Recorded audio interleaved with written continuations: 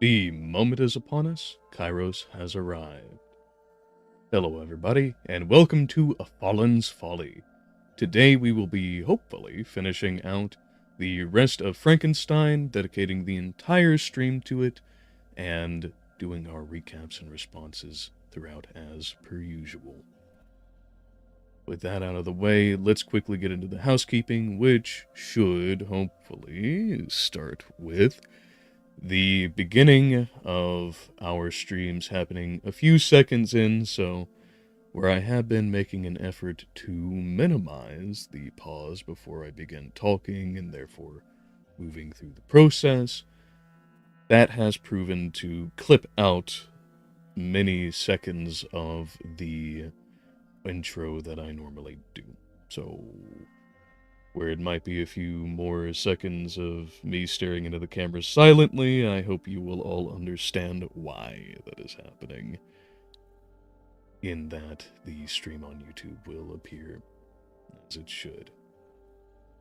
The latency is a devil, as we all know. But outside of that, I have continued to fiddle with my microphone settings after hearing the last recording, and while it wasn't bad per se, it certainly wasn't where I had it to be.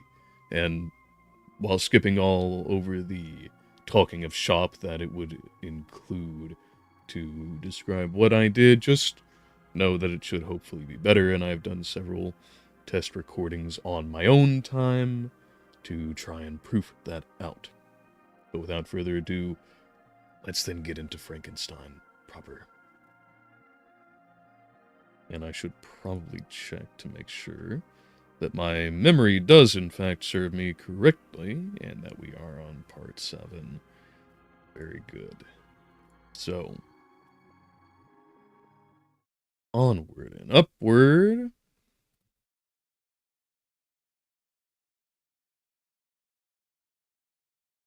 Frankenstein. Read by Kairos of the Threefold Manifold. March 25th, 2025. Part 8. Chapter 20.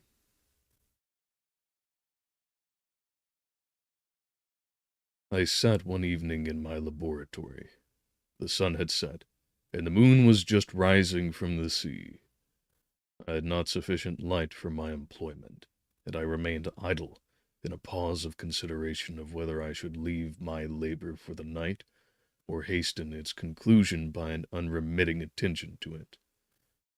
As I sat, a train of reflection occurred to me, which led me to consider the effects of what I was now doing. 3 years before, I was engaged in the same manner, and had created a fiend whose unparalleled barbarity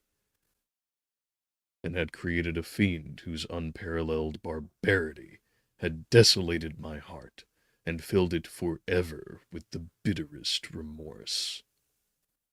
I was now about to form another being, of whose dispositions I was alike ignorant. She might become 10,000 times more malignant than her mate, and delight for its own sake in murder and wretchedness. He had sworn to quit the neighborhood of man, and hide himself in deserts, but she had not, and she, who in all probability was to become a thinking and reasoning animal, might refuse to comply with a compact made before her creation. They might even hate each other. The creature who already lived loathed his own deformity, and might he not conceive a greater abhorrence for it when it came before his eyes in the female form? She might also turn with disgust from him to the superior beauty of man. She might quit him, and he be again alone, exasperated by the fresh provocation of being deserted by one of his own species.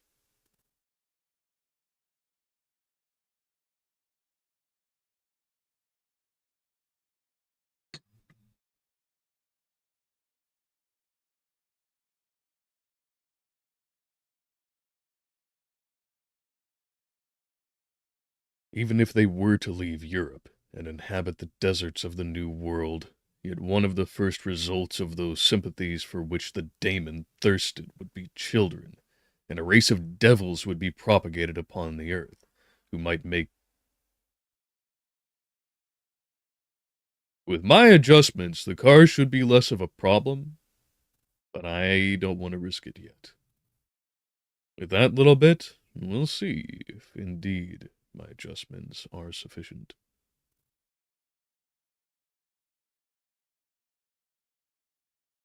And a race of devils would be propagated upon the earth, who might make the very existence of the species of man a condition precarious and full of terror. Had I right, for my own benefit, to inflict this curse upon everlasting generations? I had before been moved by the sophisms of the being I had created. I had been struck senseless by his fiendish threats. But now, for the first time,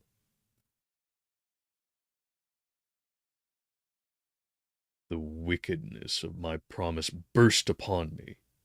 I shudder to think that future ages might curse me as their pest, whose selfishness had not hesitated to buy its own peace at the price, perhaps, of the existence of the whole human race. I trembled, and my heart failed within me, when, on looking up, I saw by the light of the moon the daemon at me. I saw by the light of the moon the daemon at the casement.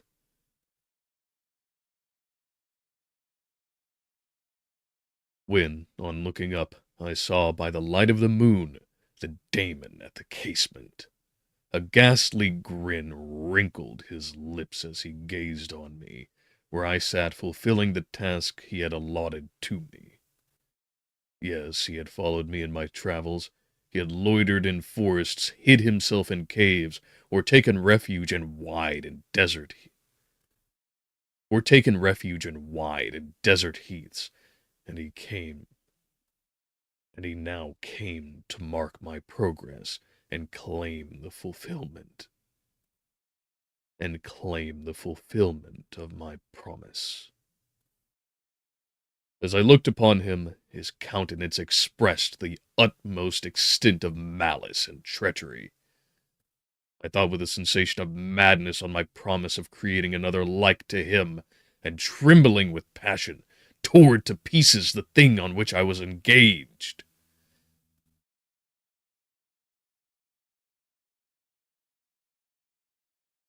The wretch saw me destroy the creature on whose future existence he depended for happiness, and, with a howl of devilish despair and revenge, withdrew. And, with a howl... Mouth noise management is something interesting today.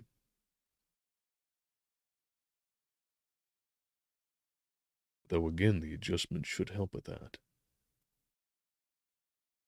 And, with a howl of devilish despair and revenge, withdrew. I left the room, and locking the door, made a solemn vow in my own heart never to resume my labors. And then, with trembling steps, I sought my own apartment. I was alone. None were near to dissipate the gloom and relieve me from the sickening oppression of the most terrible reveries. Several hours passed, and I remained near my window gazing on the sea. It was almost motionless, for the winds were hushed, and all nature reposed under the eye of the quiet moon.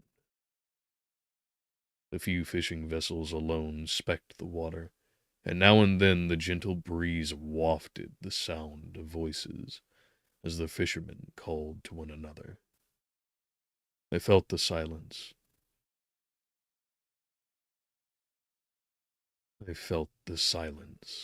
Although I was hardly conscious of its extreme profundity, until my ear was suddenly arrested by the paddling of oars near the shore, and a person landed close to my house. In a few minutes after, I heard the creaking of my door, as if someone endeavored to open it softly. I trembled from head to foot. I felt a presentiment of who it was, and wished to rouse one of the peasants who dwelt in a cottage not far from mine. But I was overcome by the sensation of helplessness, so often felt in frightful dreams, when you in vain endeavor to fly from an impending danger, and was rooted to the spot. Presently, I heard the sound. I heard the sound of footsteps along the. I heard the. I heard the sound of footsteps along the passage. The door opened, and the wretch whom I dreaded appeared.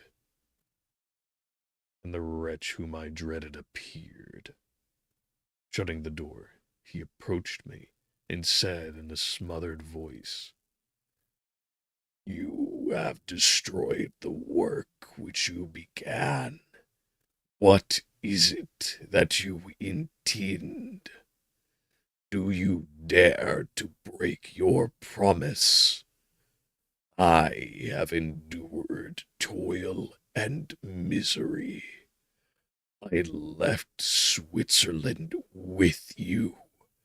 I crept along the shores of the Rhine, among its willow islands, and over the summits of its hills.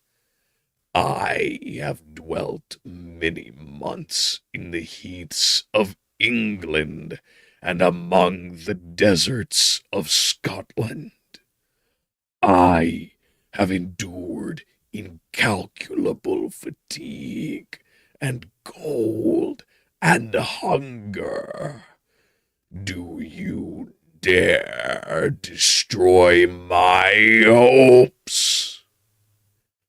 Begone!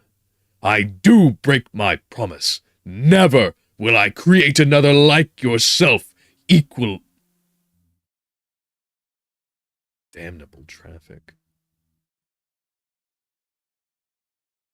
Never will I create another like yourself, equal. Reverb, man. Begone! I do break my promise. Never will I create another like yourself, equal in deformity and wickedness. Slave! I before reasoned with you, but you have proved yourself unworthy of my condescension. Remember that I have power. You believe yourself miserable, but I can make you so wretched that the light of day will be hateful to you. You are my creator, but I am your master. Obey!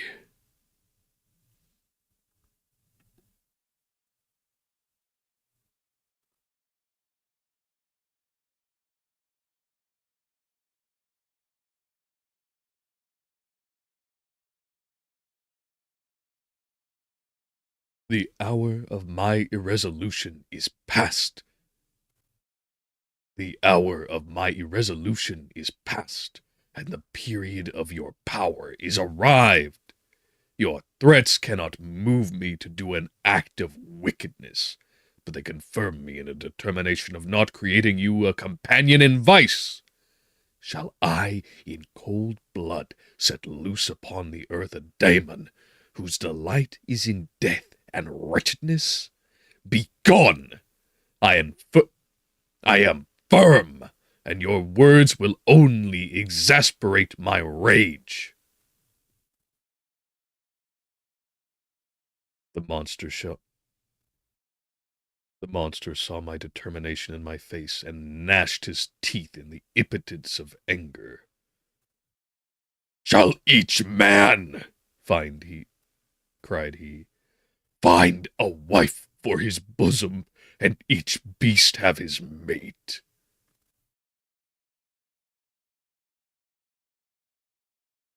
Shall each man, cried he, find a wife for his bosom, and each beast have his mate, and I be alone.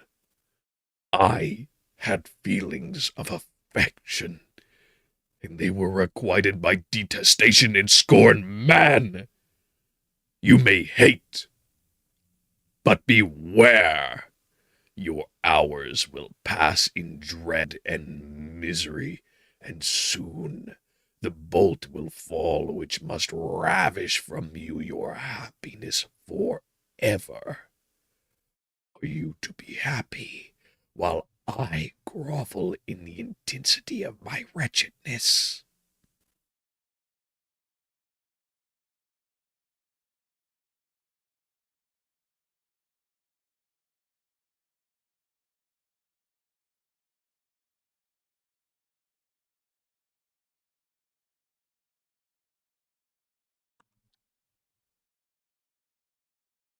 You can blast my other passions, but revenge remains. Revenge henceforth, dearer than light or food. May die, but first you, my tyrant and tormentor, shall curse the sun that gazes on your misery. Beware, for I am fearless, and therefore powerful. I will watch with the wiliness of a snake, that I may sting with its venom. Man, you shall repent of the injuries you inflict.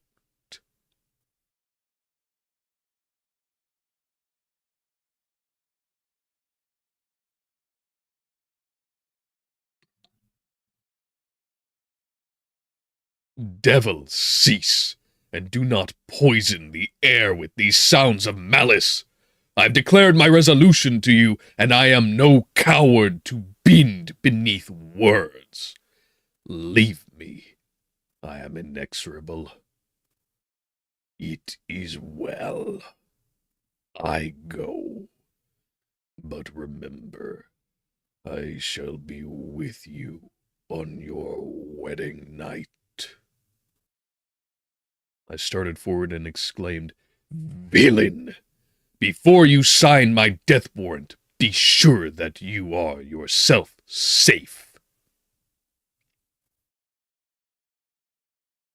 I would have seized him, but he eluded me and quitted the house with precipitation. I would have seized him, but he eluded me and quitted the house with precipitation. Again, I miss it.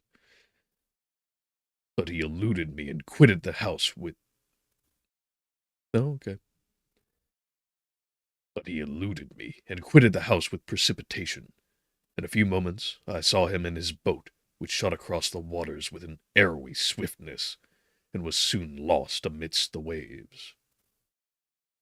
All was again silent, but his words rung in my ears.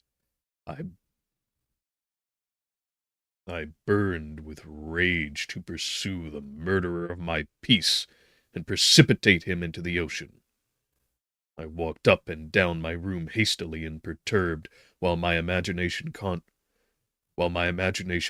up 1,000 images to torment and sting me. Why had I not followed him, and closed with him in mortal strife? But had I suffered him to depart, and he had directed his course towards the mainland? But I had suffered him to depart.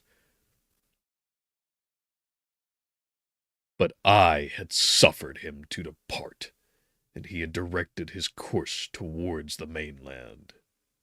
I shuddered to think who might be the next victim sacrificed to his insatiate rage.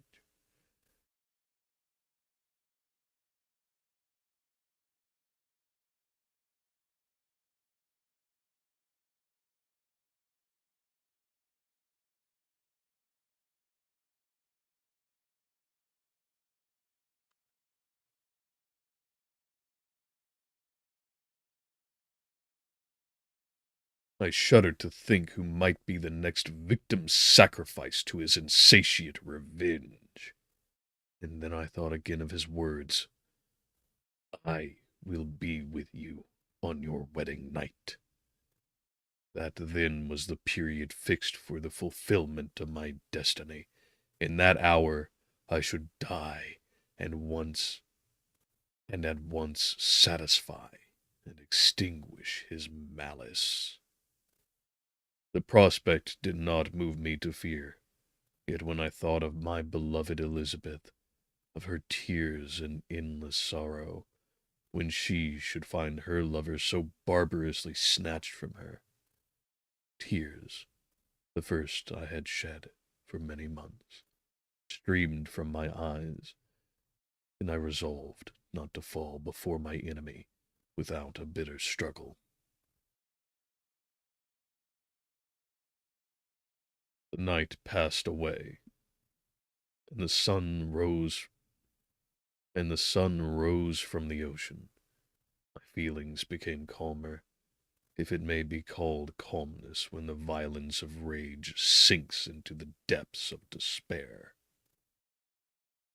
I left the house, the horrid scene of the last night's contention, walked on the beach of the sea, which I almost regarded as an insuperable barrier between me and my fellow creatures. Nay, a wish that such would prove the fact stole across me. I desired that I might pass my life on that barren rock.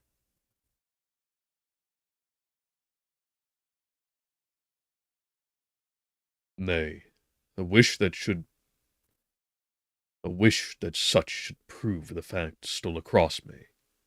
I desired that I might pass my life on that barren rock, wearily, if it is true, but uninterrupted by any sudden shock of misery. If I returned, it was to be sacrificed, or to see those whom I most loved die under the grasp of a daemon whom I had myself created. I walked about the isle like a restless spectre, separated from all it loved, and miserable in the separation. When it became noon, and the sun rose higher, I lay down on the grass, and was overpowered by a deep sleep. I had been awake the whole of the preceding night. My nerves were agitated, and my eyes inflamed by watching and misery. The sleep into which I now sunk refreshed me, and when I awoke, I again felt as if I belonged to a race of human beings like myself, and I began to reflect upon what had passed with greater composure. Yet still the words of the fiend rung in my ears like a death knell. They appeared like a dream, yet distinct and oppressive as a reality.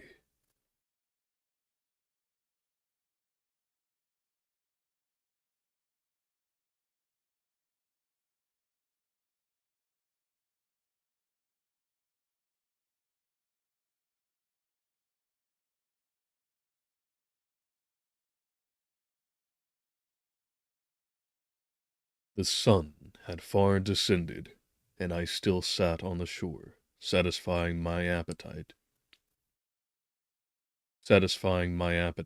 which had become ravenous, with an oaten cake, when I saw a fishing boat land close to me. One of the men brought me a packet. It contained letters from Geneva, and one from Clerval, entreating me to join him. He said that he was wearying away his time fruitlessly where he was, that letters He said that he was wearing away his time fruitlessly where he was, that letters from the friends he had formed in London desired his return to complete that letters from his friends had formed in, that letters from the friends he had formed in London desired his return to complete the negotiation they had entered into for his Indian enterprise. He could not any longer delay his departure, but as his journey to London might be followed even sooner now than he conjectured, even sooner now than he conjectured, even sooner than he now conjectured, by his longer voyage, he entreated me to bestow as much of my society on him as I could spare. He besought me, therefore, to leave my solitary isle, and to meet him at Perth, that we might proceed southwards together. This letter in a degree recalled me to life, and I determined to quit my island at the expiration of 2 days. Yet, before I departed, there was a task to perform, on which I shuddered to reflect. I must pack up my chemical instruments, and for that purpose I must enter the room which had been the scene of my odious work, and I must handle those utensils, the sight of which was sickening to me. The next morning at daybreak, I summoned sufficient courage and unlocked the door of my laboratory. The remains of the half-finished creature whom I had destroyed lay scattered on the floor, and I almost felt as if I had mangled the living flesh of a human being. I paused to collect myself, and then entered the chamber.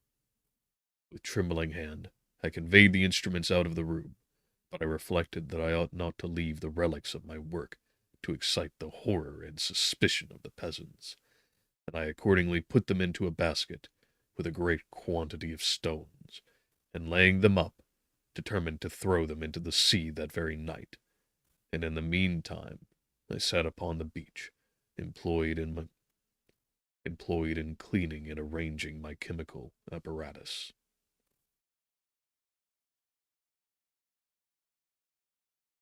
Nothing could be more complete than the alteration that had taken place in my feelings since the night of the appearance of the daemon. I had before regarded my promise with a gloomy despair, as a thing that, with whatever consequences, must be fulfilled.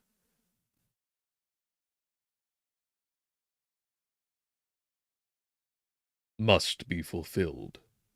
But I now felt as if a film had been taken from before my eyes, and that I, for the first time, saw clearly. The idea of renewing my labors did not for one instant occur to me. The threat I had heard weighed on my thoughts, but I did not reflect that a voluntary act of mine could avert it. I had resolved in my own mind that to create another like the fiend I had first made would be an act of the basest and most atrocious would be an act of the basest and most atrocious would be an act of the basest and most atrocious selfishness, and I banished from my mind every thought that could lead to a different conclusion.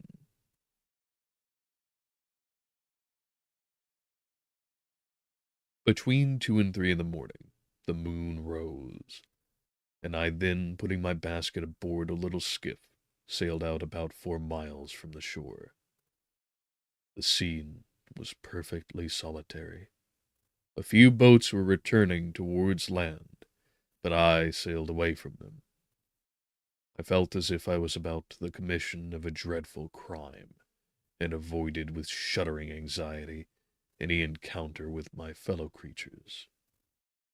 At one time, the moon, which had before been clear, was suddenly overspread by a thick cloud, and I took advantage of the moment of darkness and cast my basket into the sea.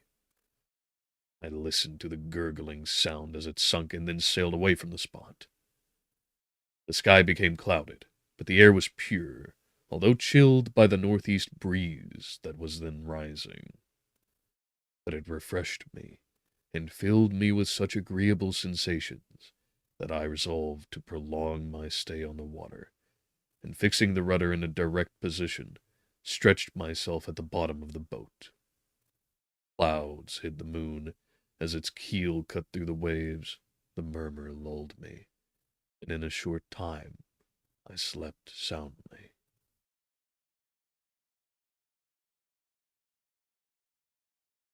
I do not know how long I remained in this situation, but when I awoke, I found that the sun had already mounted considerably.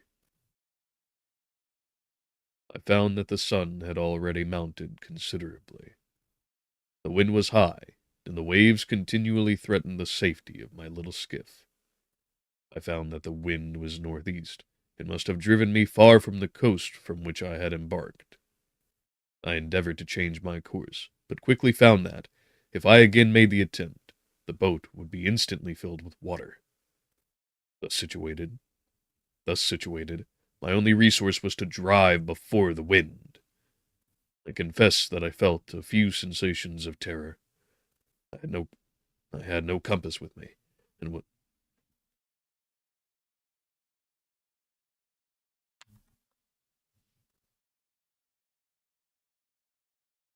I had no compass with me, and was so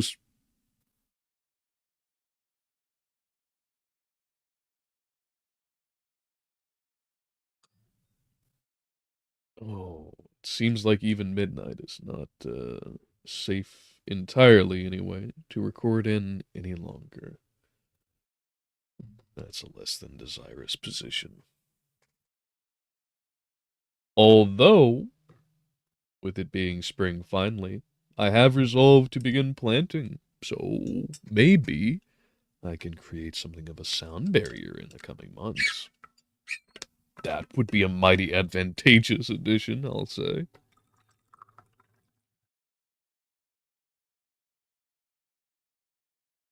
And the funny thing is that if it is in fact coming through, since I don't monitor while I'm reading, started out as a relatively small sound off in the distance.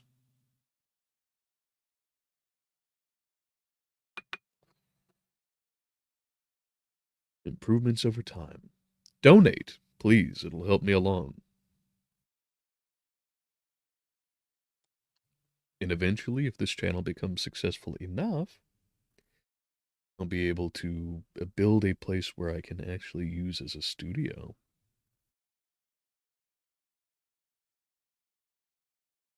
Save myself many hours of work in editing. So, so.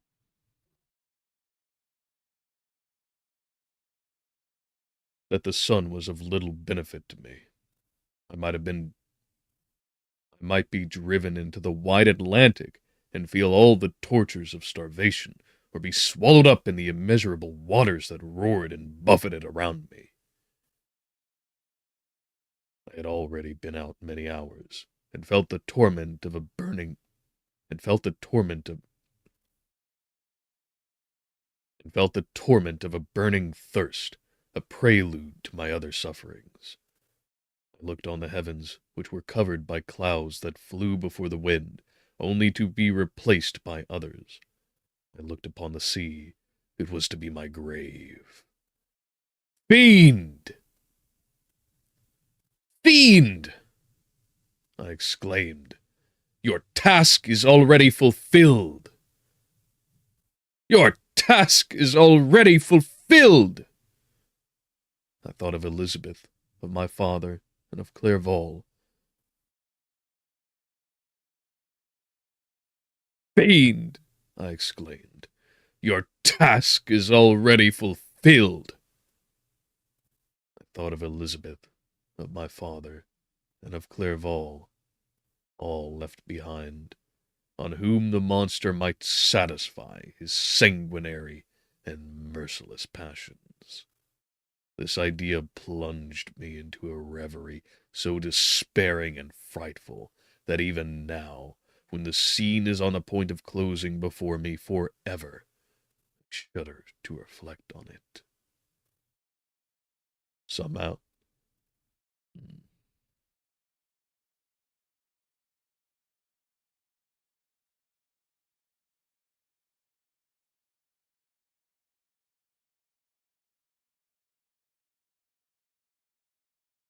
Some hours passed thus, but by degrees, as the sun declined towards the horizon, the wind died away into a gentle breeze, and the sea became free from breakers. But these gave place to a heavy swell. I felt sick, and hardly able to hold the rudder, when suddenly I saw a line of high land towards the south. I saw a line of high land towards the south. Almost spent as I was by fatigue and the dreadful suspense I endured for several hours, this sudden certainty of life rushed like almost spent as I was by fatigue and the dreadful suspense I endured for several hours. This sudden certainty of life rushed like a flood of warm joy to my heart, and tears gushed from my eyes. How mutable are our feelings, and how strange is that clinging love we have of life, even in the excess of misery! I constructed another sail with a part of my dress, and eagerly steered my course towards the land. It had a wild and rocky appearance, but, as I approached nearer, I easily perceived the traces of cultivation. I saw vessels near the shore, and found myself suddenly transported back to the neighborhood of civilized man. I carefully traced the windings of the land, and hailed a steeple, which I at length saw issuing from behind a small promontory. As I was in a state of extreme debility, I resolved to sail directly towards the town, as a place where I could most easily procure nourishment. Fortunately, I had money with me. As I turned the promontory, I perceived a small neat town and a good harbor, which I entered, my heart bounding with joy at my unexpected escape.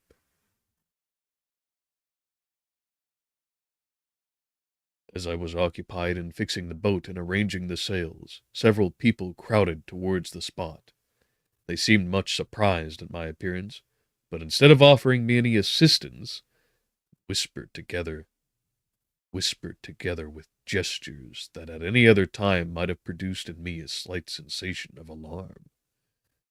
As it was, I merely remarked that they spoke English, and I therefore addressed them in that language.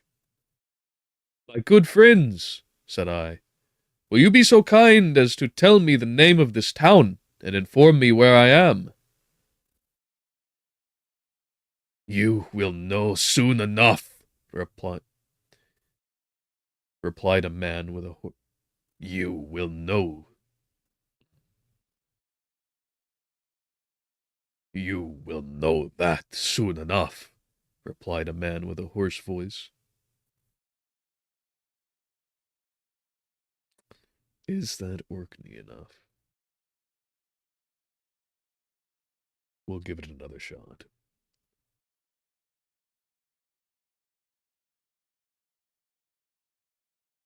You will know that.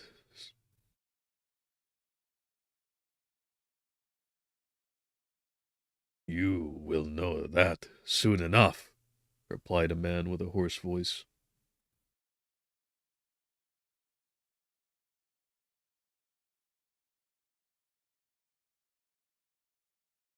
Maybe you are come to a place that will not prove much to your taste, but you will not be consulted as to your quarters, I promise you.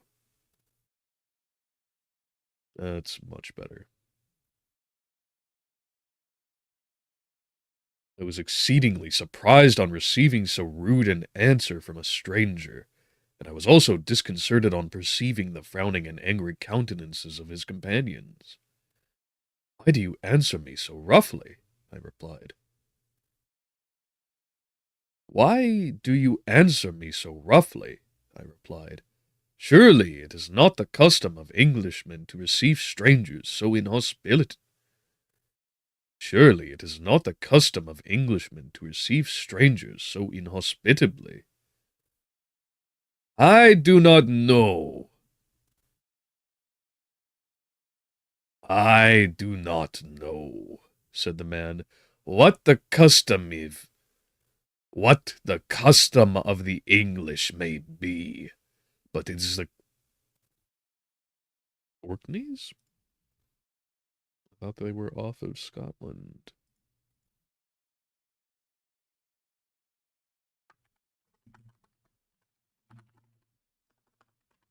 Yeah, no, okay. In Scotland. Hmm.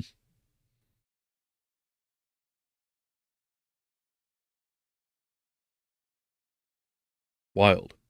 Okay, well, I can fix that. "You will know that soon enough." No, that's far too smooth. "You will know that soon en- You will know that soon enough," replied a man with a hoarse voice. Replied a man with a hoarse voice. "Maybe you are come to a place that not Maybe you are come to a place that will not prove much to your taste, but you will not be consulted as to your quarters, I promise you." Oh, that's still far too high timbre.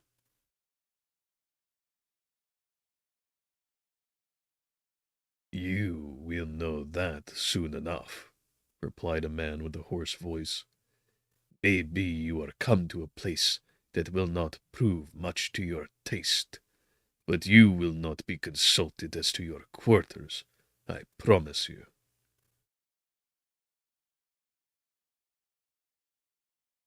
I was exceedingly surprised on receiving so rude an answer from a stranger, and I was also disconcerted on perceiving the frowning and angry countenances of his companions. "Why do you answer me so roughly?" I replied. "Surely it is not the custom of Englishmen to receive strangers so inhospitably."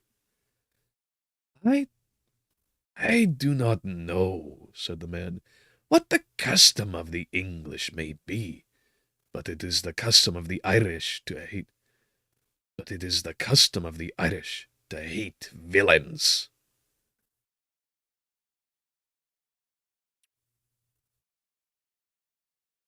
Oh, that's far too Scottish. Still, "You will know that soon enough," replied a man with a hoarse voice. "Maybe you are come to a place that will not prove much to your taste, but you will not be consulted as to your quarters, I promise you."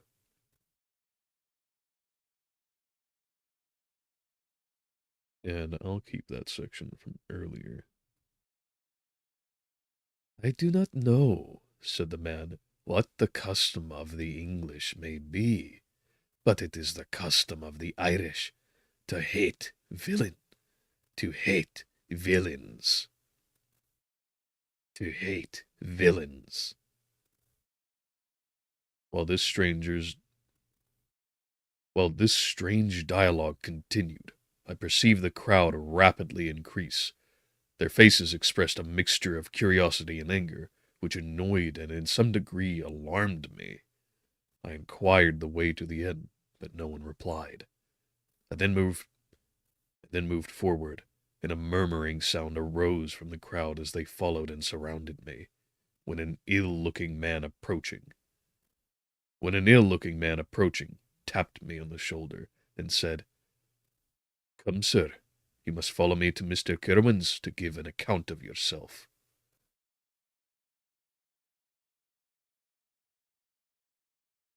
"You must follow me to Mr. Kirwan's to give an account of yourself." Who is Mr. Kerwin? Why am I to give an account of myself? Is this not a free... Is not this a free country? Aye, sir, free enough for honest folks, but Mr. Kerwin is a magistrate, and you are to give an account of the death of a gentleman who was found murdered here last night.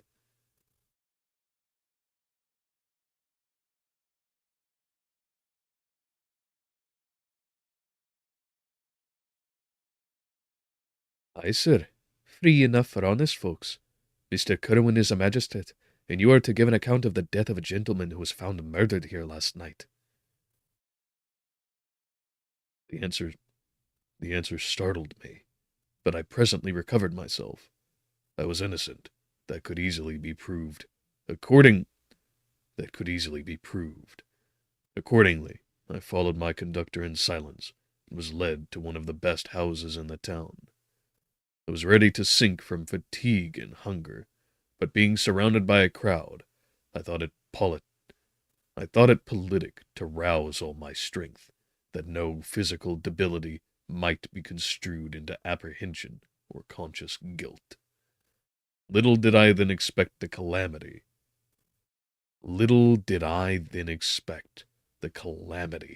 that was in a few moments to overwhelm me and extinguish in horror and despair all fear of ignominy or death. I must pause here, for it requires all my fortitude to recall the memory of the frightful events which I am about to relate in proper detail to my recollection.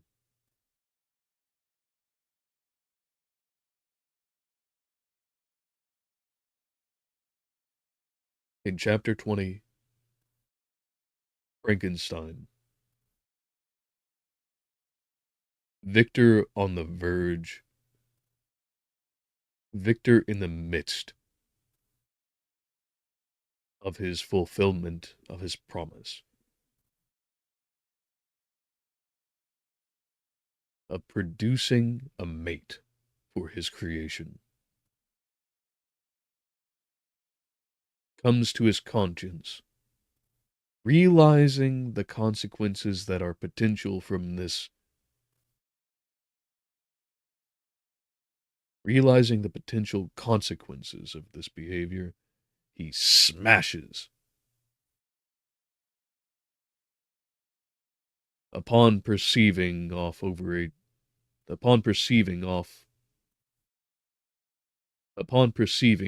cliffs, upon perceiving off at the heights out of his window that very Damon, as he so calls him,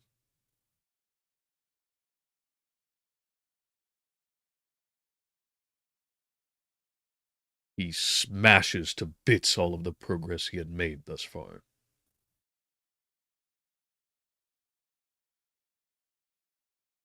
And upon facing,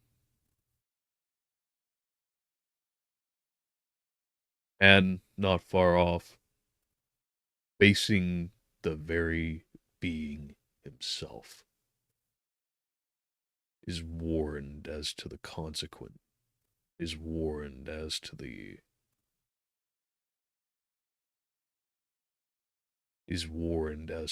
punishments that will be inflicted upon him.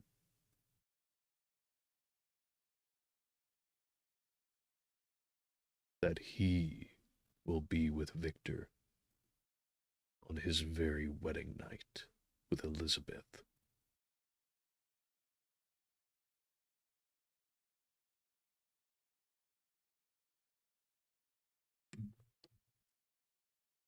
And before Victor may take him to arms, absconds.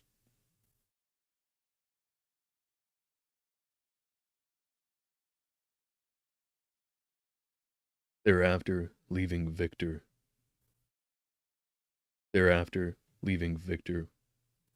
with the weight of his decision. Naturally, he comes back into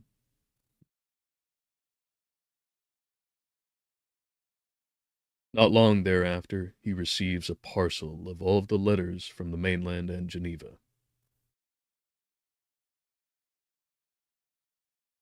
Clerval warrants him back, and his friends and family wish him home. He resolves to leave. In so doing, packing all of his equipment with him, and heading into a boat.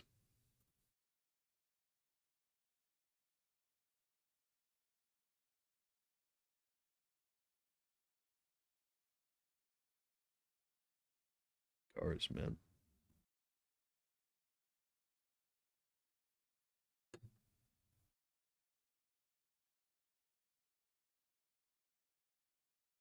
After cleaning and packing, After cleaning and preparing it all, he falls asleep and drifts off into the great Atlantic Ocean. But not too far away for him to awake, awake, and find himself back to shore. The only the only problem then being that he finds himself somewhere in Ireland. And there, not exactly in friendly territory. Rather he rather he stands accused of rather he stands accused of murdering a man and is swiftly detained.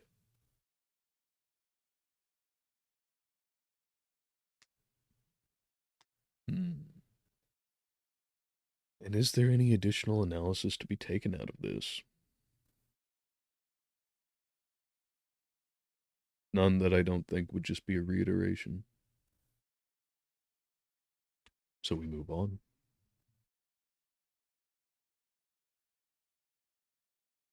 Chapter 21.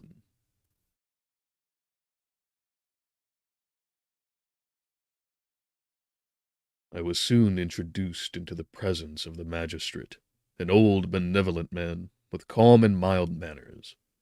He looked upon me, however, with some degree of severity, and then, turning towards my conductors, he asked who appeared as witnesses on this occasion.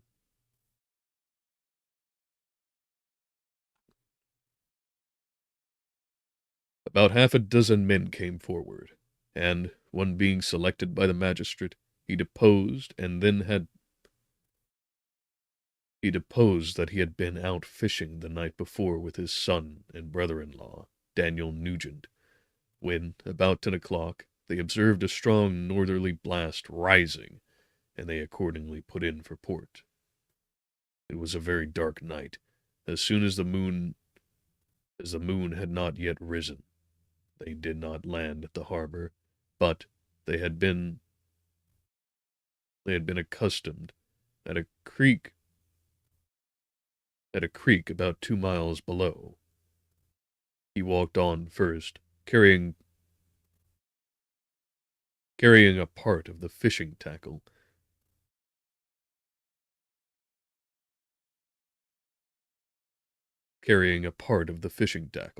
And his companions followed him at some distance. As he was proceeding along the sands, he struck his foot against something, and fell at his length on the ground.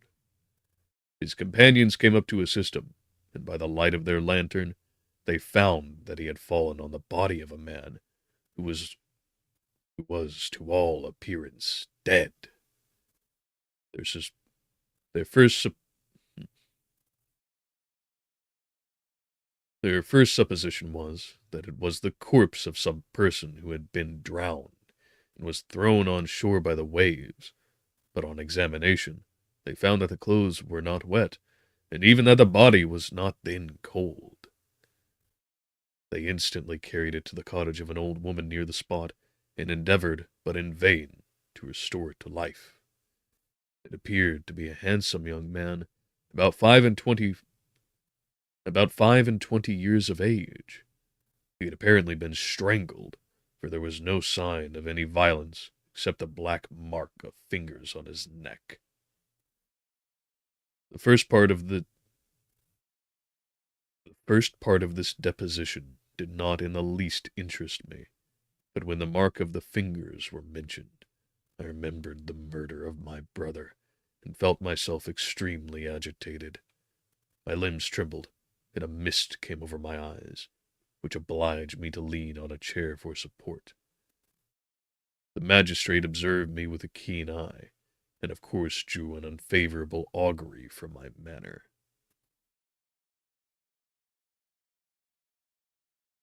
The son confirmed his father's account. The son confirmed his father's account, but when Daniel Nugent was called, he swore positively that, just before the fall of his companion, he saw a boat with a single man in it, at a short distance from the shore, and as far as he could judge by the light of a few stars, it was the same boat in which I had just landed. A woman deposed that she lived near the beach, and was standing at the door of her cottage, waiting for the return of the fisherman, about an hour before she heard of the discovery of the body, when she saw a boat, with only one man in it, push off from that part of the shore where the corpse was afterwards found.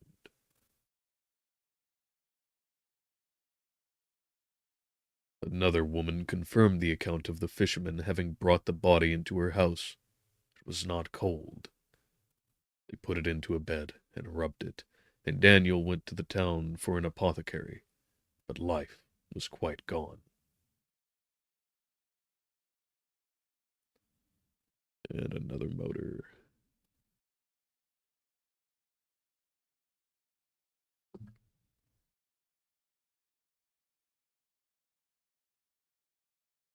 Two, in fact.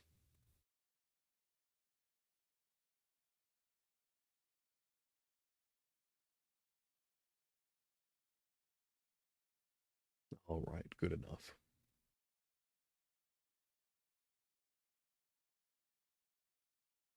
They put it into a bed and rubbed it, and Daniel went to the town for an apothecary, but life was quite gone. Several other men were examined concerning my landing, and they agreed that, with the strong north wind that had arisen during that night, with the strong north wind that had arisen during the night, it was very probable that I it was very probable that I had been it was very it was very probable that I had beaten about for many hours, and had been obliged to return nearly to the same spot from which I had departed. Besides, they observed that it appeared that I had brought the body from another place, and it was likely that as I did not appear to know the shore, I might have put into the harbor ignorant of the distance of the town.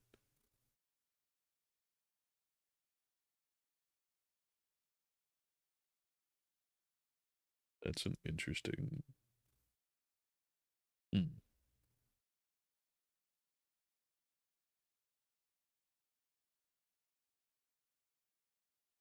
I guess I'll have to look that up.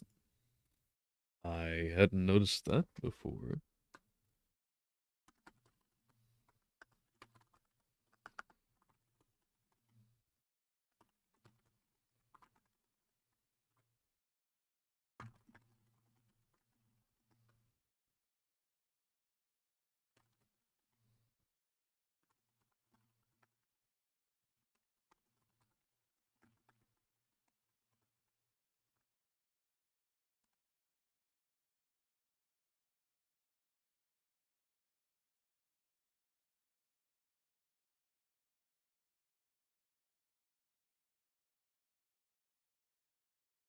Hmm.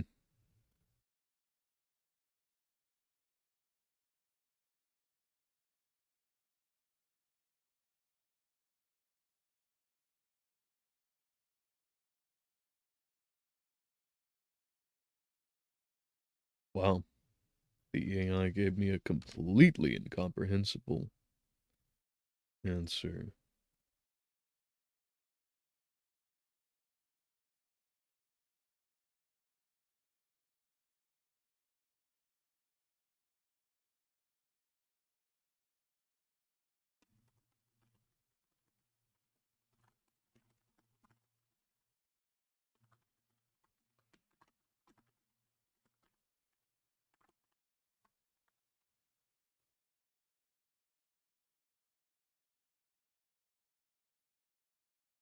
I suppose that would be birth. There's an interesting thing I've discovered with these AI assistants, in that they will either say it's a joke if they are uncertain of their answers, or they will go back to correct themselves in an endless loop. It is rather unsettling, I'll be honest, though I know why it happens.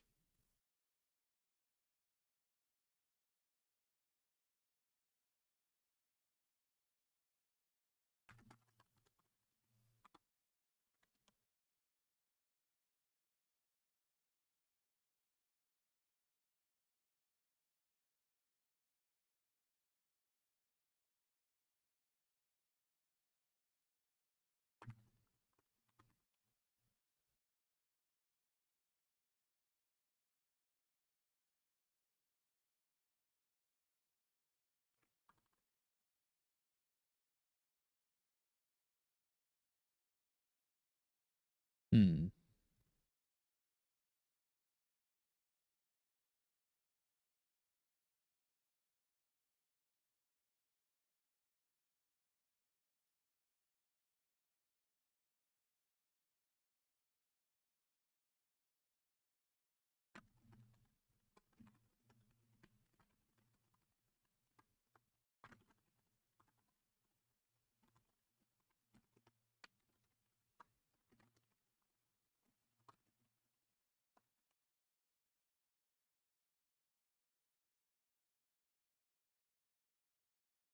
Okay.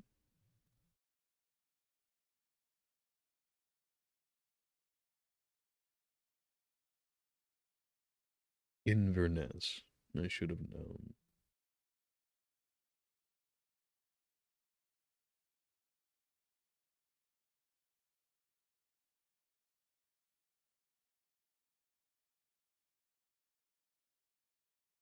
Page 188. Okay.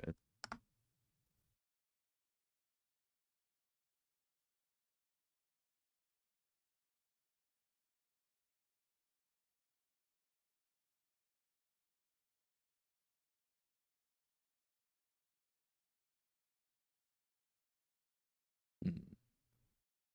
Several other men were examined concerning my landing, and they agreed that, with the strong north wind that had arisen during the night, it was very probable that I had beaten about for many hours, and had been obliged to return nearly to the same spot from which I had departed.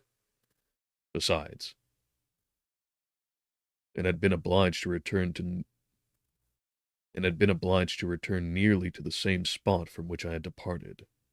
Besides, they observed that I they observed that it appeared that I had brought the body from another place. They observed that it appeared that I had brought the body from another place, and it was likely that as I did not appear to know the shore, I might have put it into the harbor ignorant of the distance of I might have put into the harbor ignorant of the distance of the town of Inverness from the place where I had deposited the corpse.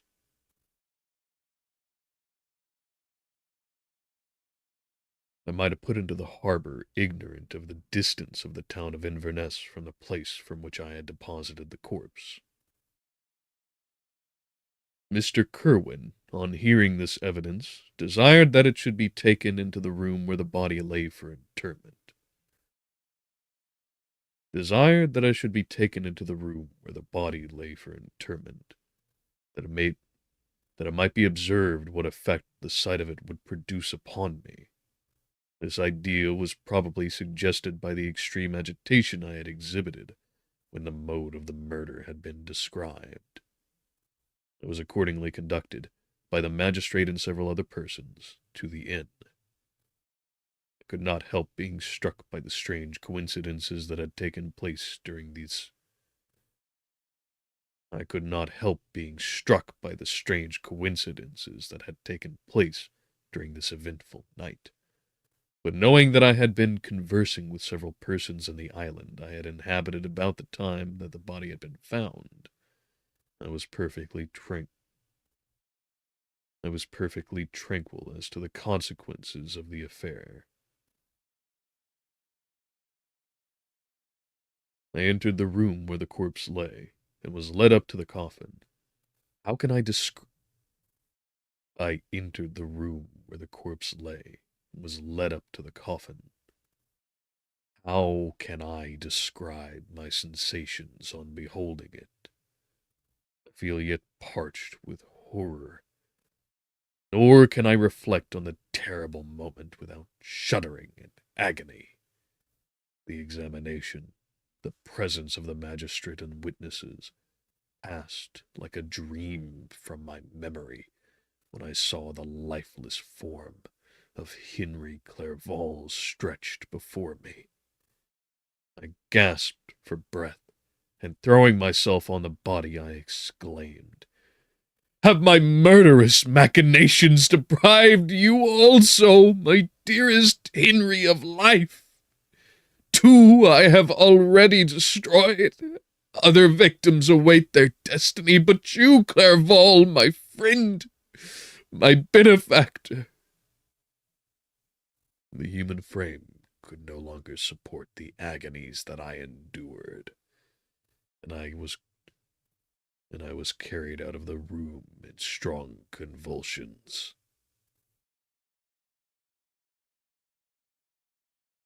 And I was carried out of the room in strong convulsions. A fever succeeded to this. I lay for 2 months on the point of death. My ravings, as I afterward heard, were frightful. I called myself the murderer of William, of Justine, and of Clerval. Sometimes I entreated my attendants to assist me in the destruction of the fiend by whom I was tormented, and at others I felt the fingers of the monster already grasping my neck, and screamed aloud with agony and terror.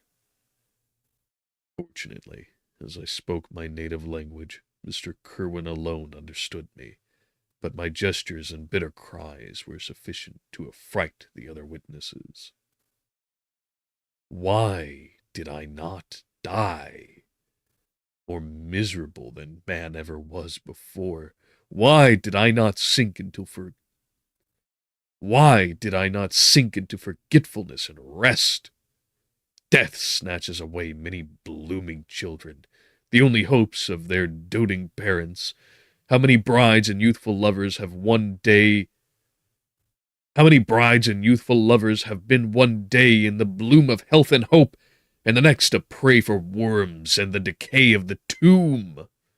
Of what materials was I made, that I could thus resist so many shocks, which, like the turning of a wheel, continually renewed the torture?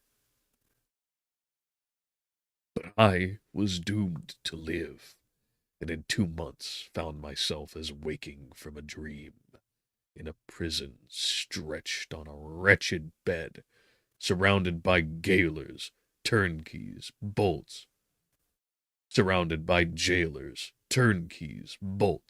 and all the miserable apparatus of a dungeon. It was morning. I remember, when I thus awoke to understanding. I had forgotten the particulars of what had happened, and only felt as if some great misfortune had suddenly overwhelmed me. But when I looked around and saw the barred windows and the squalidness of the room in which I was,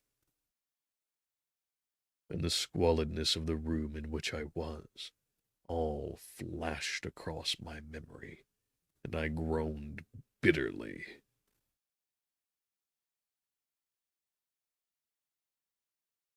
This sound disturbed an old woman who was sleeping in a chair beside me.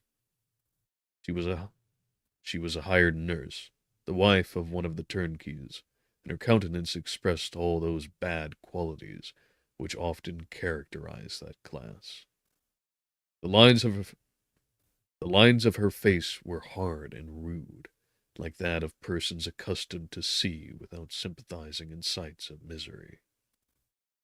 Her tone expressed her entire indifference, She addressed me in English, and the voice struck me as one that I had heard during my sufferings. "Are you better now, sir?" "Are you better now, sir?" said she. I replied in the same language, with a feeble voice. I thought I heard a card.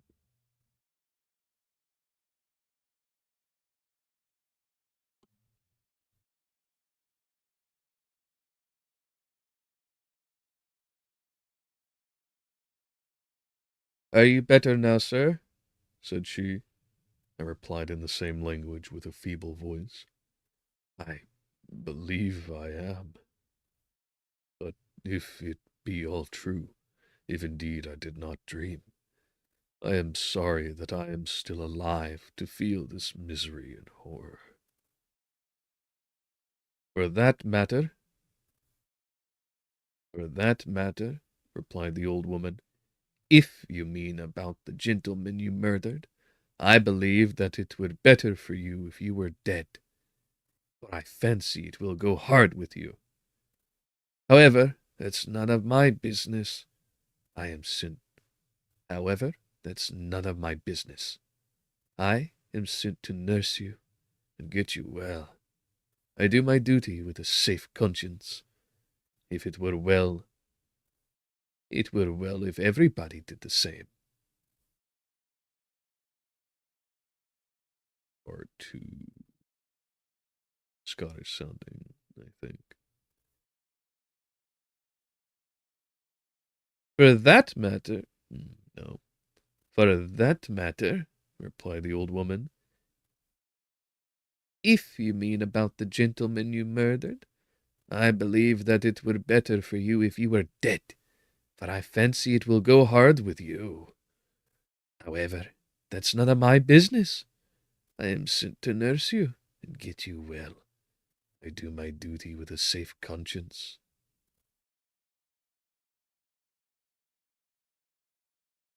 "For that matter," replied the old woman, "if you mean about the gentleman you murdered, I believe that it were better for you if you were dead, for I fancy it will go hard with you.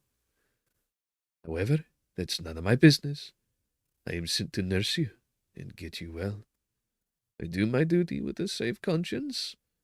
It were well if everybody did the same. It were well if everybody did the same."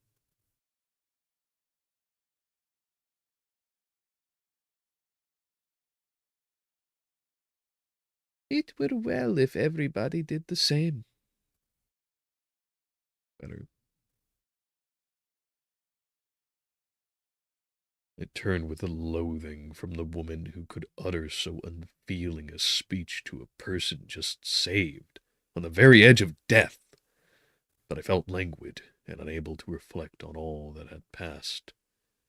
The whole series of my life appeared to me as a dream. I sometimes doubted if indeed it were all true, or it never presented itself to my mind with the force of reality. As the images that floated before me became more distinct, I grew feverish. The darkness pressed around me. No one was near who soothed me with the gentle voice of love. No dear hand supported me. The physician came and prescribed medicines, and the old woman prepared them for me.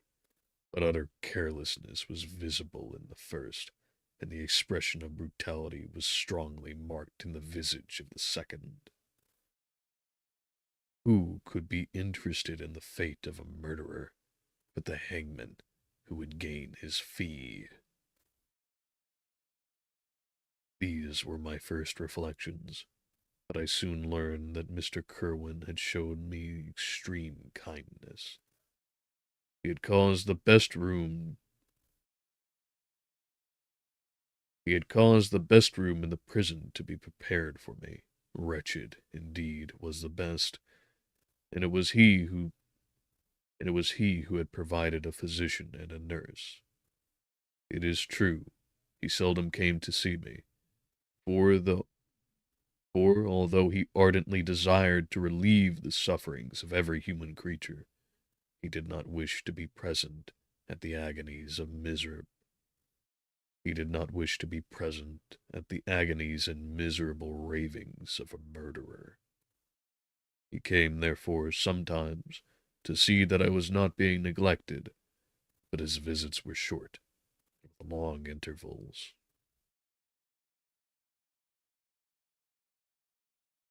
One day, while I was gradually recovering, I was seated in a chair, my eyes half open, and my cheeks livid like those in death. I was overcome by gloom and misery, and often reflected I had better seek death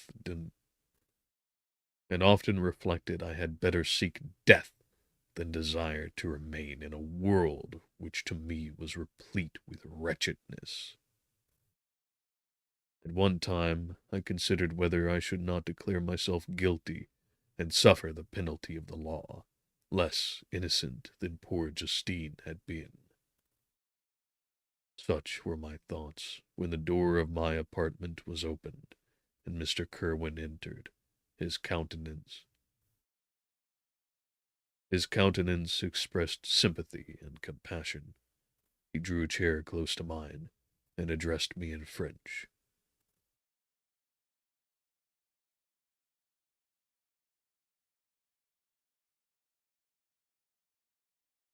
An Irishman speaking French is going to be something.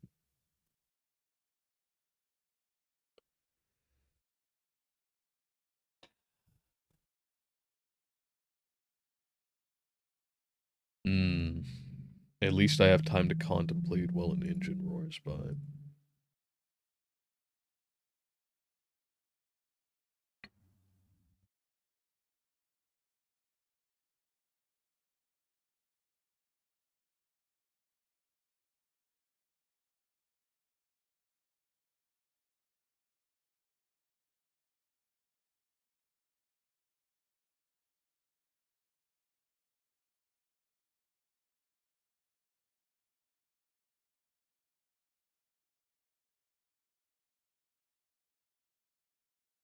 I fear that this place is very shocking to you.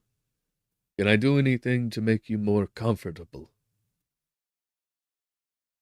I thank you, but all that you mention is nothing to me.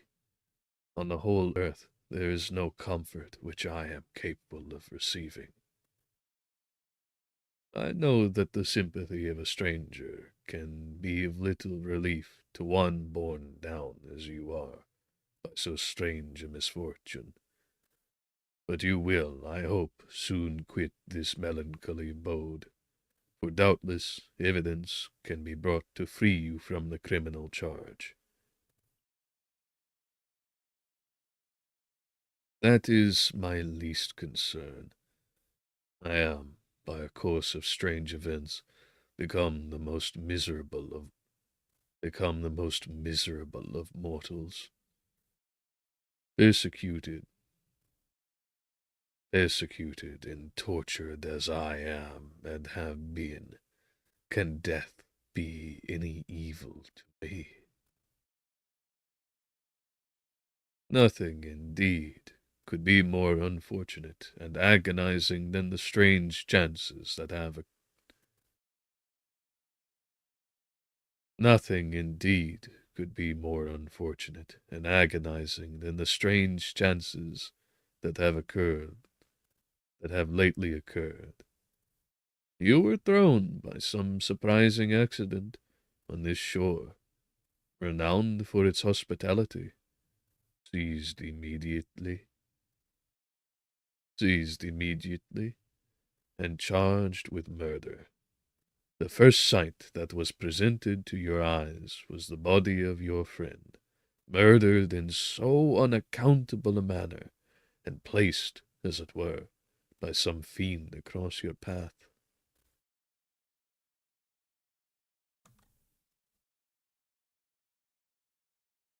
As Mr. Kerwin said this, Notwithstanding the agitation I endured on this retrospect of my sufferings, I also felt considerable surprise at the knowledge he seemed to possess concerning me.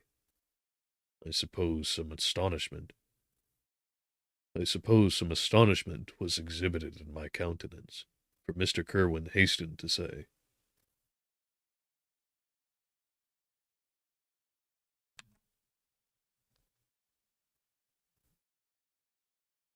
Immediately, immediately upon your being taken ill, all the papers that were on your person were brought me, and I examined them, that I might discover some trace by which I could send to your relations an account of your misfortune and illness. I found several letters, and among others, one which I discovered from its commencement to be your father. I instantly wrote to Geneva, nearly I instantly wrote to Geneva, nearly 2 months. I instantly wrote to Geneva. Nearly 2 months have elapsed since the departure of my letter. But you are very ill. Even now you tremble. You are unfit for agitation of any kind. This suspense is a thousand This suspense is 1,000 times worse than the most horrible event. Tell me what new scene of death. This suspense is 1,000 times worse than the most horrible event. Tell me what new scene of death has been acted, and whose murder I am now to lament. Your family is perfectly well. Your family is perfectly well? Said Mr. Kerwin with Your family is perfectly well, said Mr. Kerwin with gentleness. And someone, a friend, is come to see you, is come to visit you. I know not by what chain of thought the idea presented itself, but it instantly darted into my mind that the murderer had come to mock at my misery, and taunt me with the death of Clerval, as a new incitement for me to comply with his hellish desires. I put my hand before my eyes, and cried out in agony, "Oh, take him away! I cannot see him! For God's sake, do not let him enter!" Mr. Kerwin regarded me with a troubled countenance. He could not help regarding my exclamation as a presumption of my guilt, and said in a rather severe tone,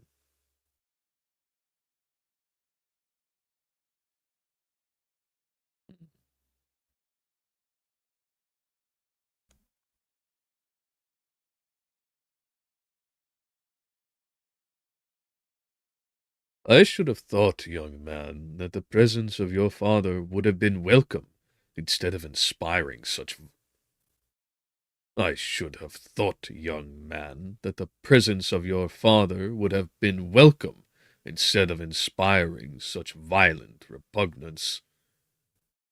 My father! Cried I, while every feature and every muscle was relaxed from anguish to pleasure. Is my father indeed come? How kind! How very kind! But where is he? Why does he not hasten to me? My change of manner surprised and pleased the magistrate. Perhaps he thought that my former exclamation was a momentary return of delirium, and now he instantly resumed his former benevolence. He rose and quitted the room with my nurse, and in a moment my father entered it. Nothing, at this moment, could have given me greater pleasure than the arrival of my father. I stretched out my hand to him, and cried, "Are you safe, then? Are you then safe? And Elizabeth, and Ernest?" My father calmed me with assurances of their welfare, and endeavored, by dwelling on these subjects so interesting to my heart, to raise my desponding spirits. but he soon felt that a prison cannot be the abode of cheerfulness. What a place is this that you inhabit, my son? Said he, looking mournfully at the barred windows and wretched appearance of the room. You traveled to seek happiness, but a fatality seems to pursue you. And poor Clerval. The name of my unfortunate and murdered friend. The name of my unfortunate and murdered friend was an agitation too great to be endured in my weak state. I shed tears. Alas, yes, my father, replied I. Some destiny of the most horrible kind hangs over me, and I must live to fulfill it. Surely I should have died on the coffin of Henry. We were not allowed to converse for any length of time, for the precarious state of my health rendered every precaution necessary that could ensure tranquillity. Mr. Kerwin came in and insisted that my strength should not be exhausted by too much exertion, but the appearance of my father was to me like that of my good angel, and I gradually recovered my health. As my sickness quitted me, I was absorbed by a gloomy and black melancholy that nothing could dissipate. The image of Clerval was forever before me, ghastly and murdered. More than once the agitation into which these reflections threw me made my friends dread a dangerous relapse. Alas! Why did they preserve so miserable and detested a life? It was surely that I might fulfill my destiny, which is now drawing to a close. Soon, oh, very soon, will death extinguish these throbbings and relieve me from the mighty weight of anguish that bears me to the dust, and in executing the award of justice, I shall also sink to rest.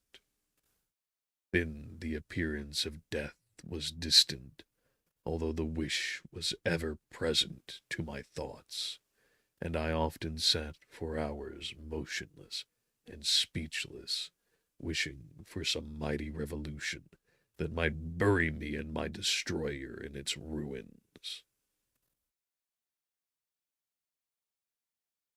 That might bury me and my destroyer in its ruins.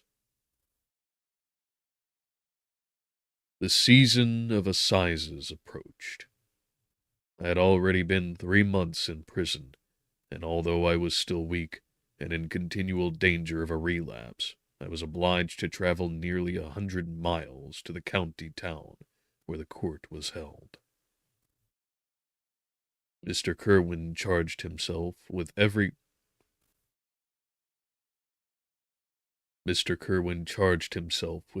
care of collecting witnesses and arranging my defense.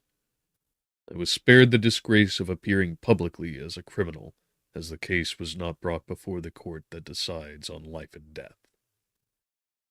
The grand jury rejected the bill, on its being proved that I was on the Orkney Islands. On its being proved that I was on the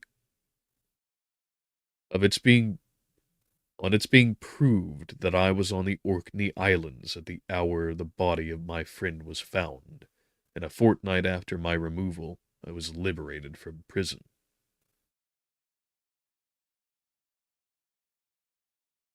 My father was enraptured on finding me freed from the vexations of a criminal charge, that I was again allowed to breathe the fresh atmosphere, and permitted to return to my native country.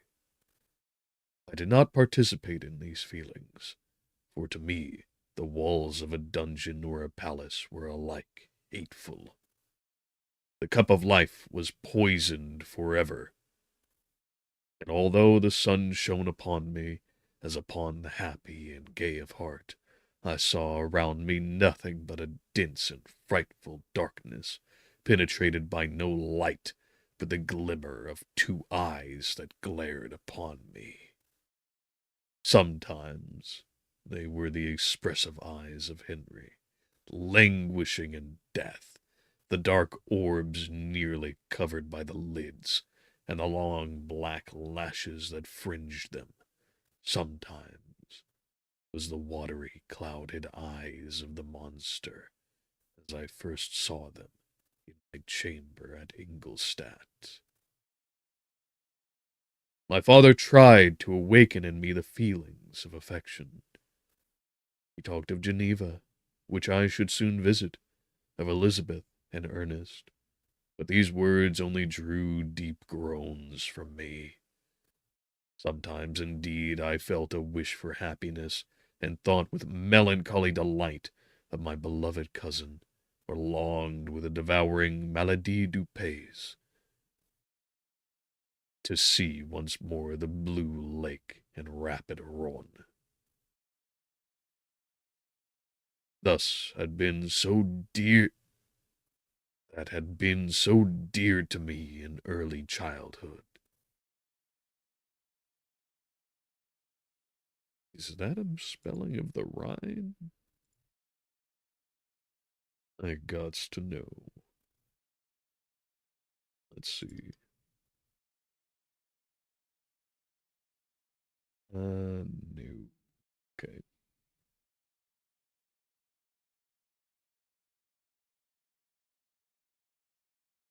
Okay. Or longed with a devouring maladie du pays to see once more the blue lake and rapid Rhone that had been so dear to me in early childhood. But my general state of feeling was a torpor, in which a prison was as welcome a residence as the divinest scene in nature, and these fits were seldom interrupted but by paroxysms of anguish and despair. At these moments I often endeavored to put an end to the existence I loathed, and it required unceasing attendance and vigilance to restrain me from committing some dreadful act of violence. Yet one duty remained to me,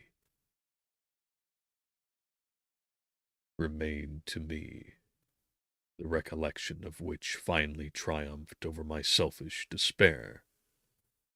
It was necessary that I should return without delay to Geneva, there to watch over the lives of those I so fondly loved, and to lie in wait for the murderer, that if any chance led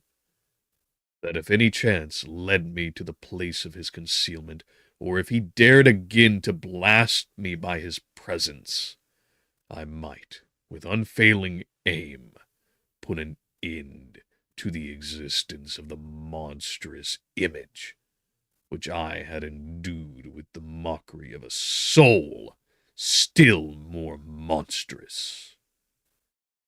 My father still my father still delayed my father still del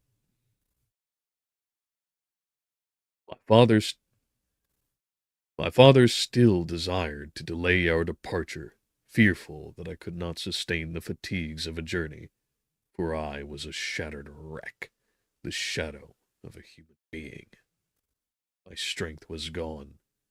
I was a mere skeleton, and fever night and day preyed upon my wasted frame.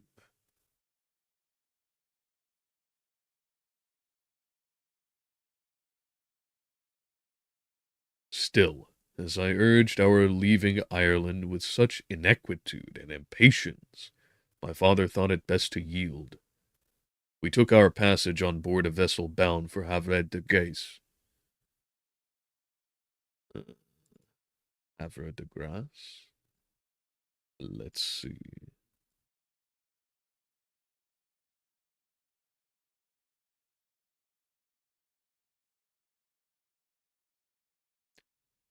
Havre de Grace.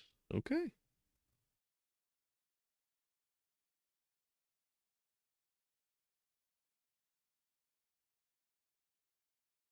We took our passage on board a vessel bound for Havre de Grace, and sailed with a fair wind from the Irish shores.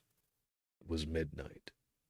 I lay on the deck, looking at the stars and listening to the dashing of the waves. I hailed the darkness that shut Ireland from my sight, and my pulse beat with a feverish joy when I reflected that I should soon see Geneva.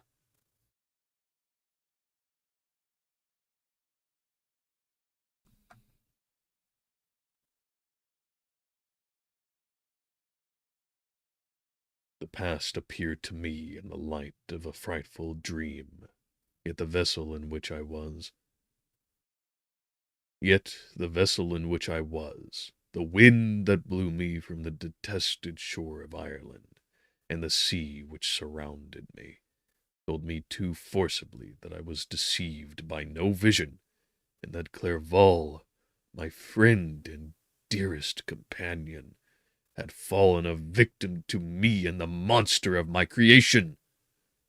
I repassed in my memory my whole life, my quiet happiness while residing with my family in Geneva, the death of my mother, and my departure for Ingolstadt. I remembered, shuddering, the mad enthusiasm that hurried me on to the creation of my hideous enemy, and I called to mind the night in which he had first lived. I was unable to pursue the train of thought. A thousand feelings, a thousand feelings pressed upon me, and I wept bitterly.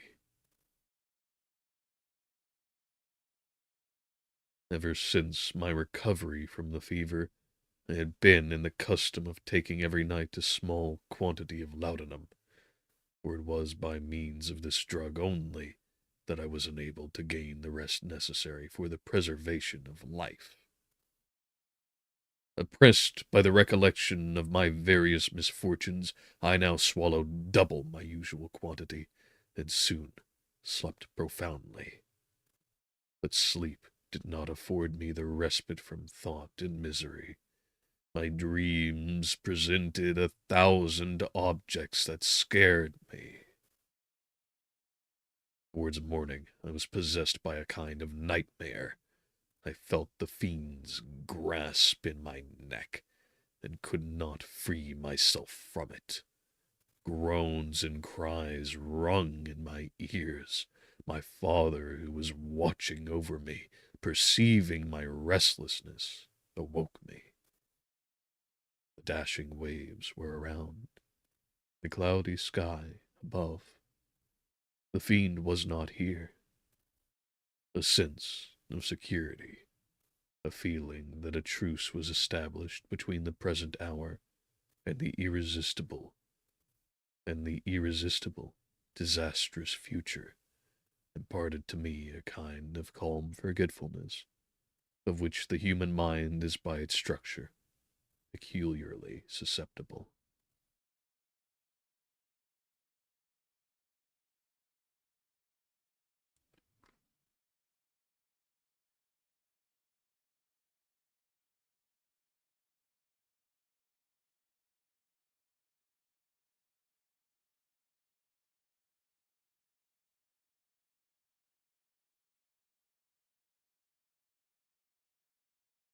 Chapter 21 tells of Victor's experience in the deepest of guilt, grief, despair, misery. He is held prisoner until such a time that his court date can be until such a point that he can be seen in court, whereupon he is dismissed.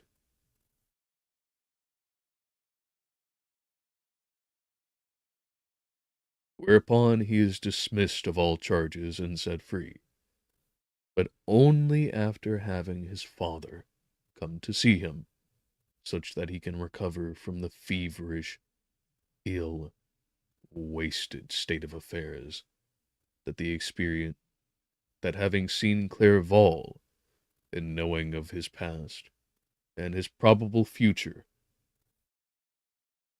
after committing after committing the grievous act of breaking his promise to his creation, left him in.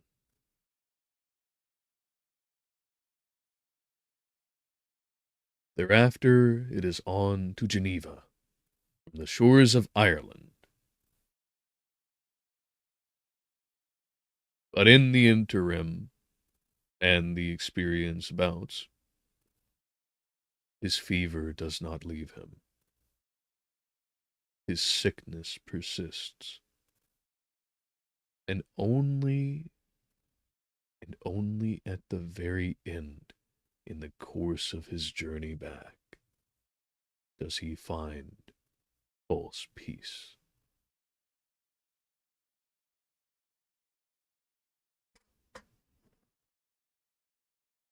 And now, contrary to several other chapters, this does have much to say.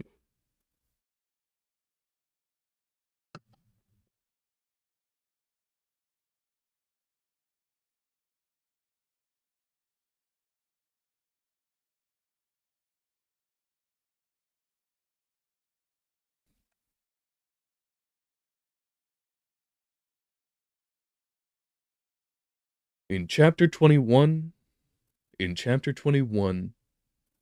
true horror is put forth.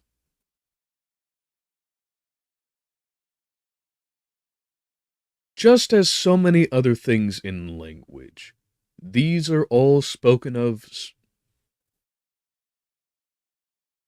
Many ascriptions are spoken of so equivocally that any precision, any semantic,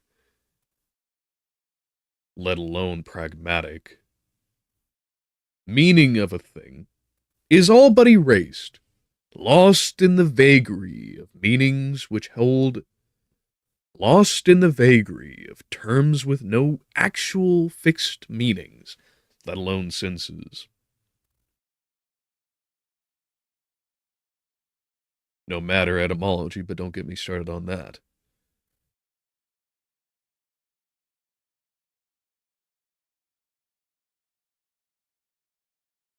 This whole chapter, while it might seem like just a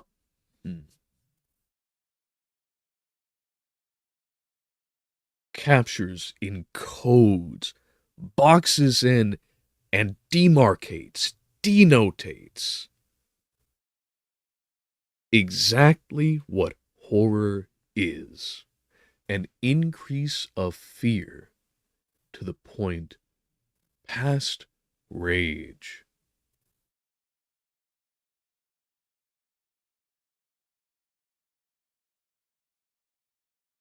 Tension,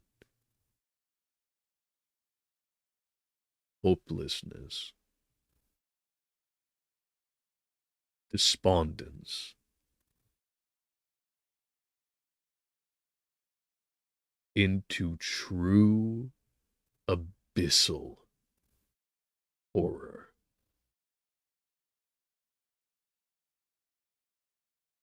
To be so afflicted that life itself is actual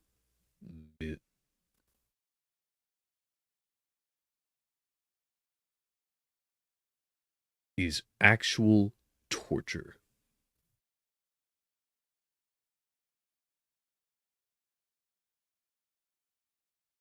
As the monster himself said, that the light of day, which is seen as so much grace to the men of earth, will be as the sharpest malediction to you. And while this has uses and while this has great linguistic value in and of itself, for those who aspire to craft stories, worlds, characters,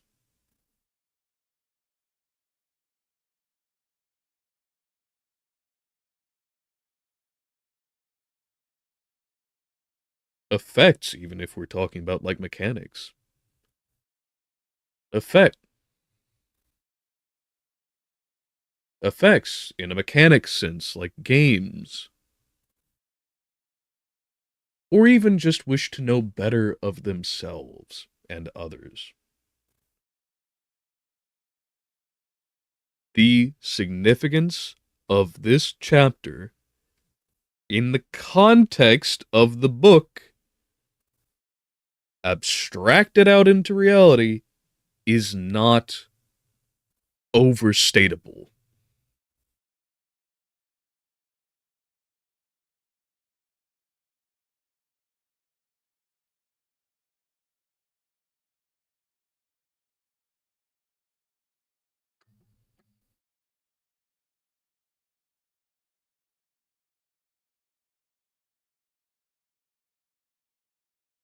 Chapter 22. The voyage came to an end. We landed and proceeded to Paris. I soon found that I had overtaxed my strength, and that I must repose before I could continue my journey. My father's care and attentions were indefatigable, but he did not know the origin of my sufferings, and sought erroneous methods to remedy the incurable ill. He wished me to seek amusement in society.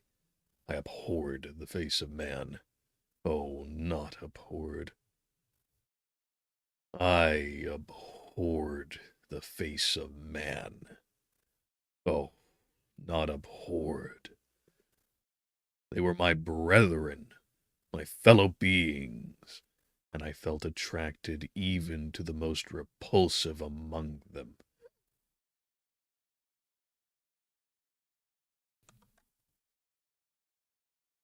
As to the creatures of an angelic nature and celestial mechanism, but I felt that I had no right to share their intercourse. I had unchained an enemy among them, whose joy it was to shed their blood and to revel in their groans. How they would each and all abhor me and hunt me from the world, did they know my unhallowed acts, and the crimes which had their source in me. My father yielded at length to my desire to avoid society, and strove by various arguments to banish my despair. Sometimes he thought that I felt deeply the degradation of being obliged to answer a charge of murder, and he endeavored to prove to me the futility of pride. Alas, my father! Alas, my father, said I, how little do you know me. Human beings, their feelings and passions, would indeed be degraded if such a wretch as I felt pride. Justine, poor unhappy Justine, was as innocent as I, and she suffered the same charge. She died for it, and I am the cause of this. I murdered her. William, Justine, and Henry, they all died by my hand. My father had often, during my imprisonment, heard me make the same assertion. When I thus accused myself, he sometimes seemed to desire an explanation, and at others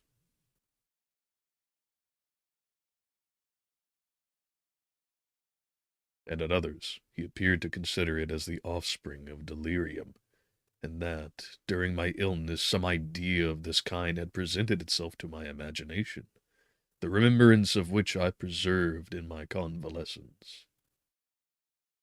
I avoided explanation and maintained a continual silence concerning the wretch I had created. I had a persuasion that I should be supposed mad, and this in itself would forever have chained my tongue. But besides, I could not bring myself to disclose a secret which would fulfill which would fill my hearer with consternation, and make fear and unnatural horror the inmates of his breast. I checked, therefore, my impatient thirst for sympathy, and was silent when I would have given the world to have confided the fatal secret. Yet still words like those I have recorded would burst uncontrollably from me. I could offer no explanation of them, but their truth in part revealed the burden of my mysterious woe.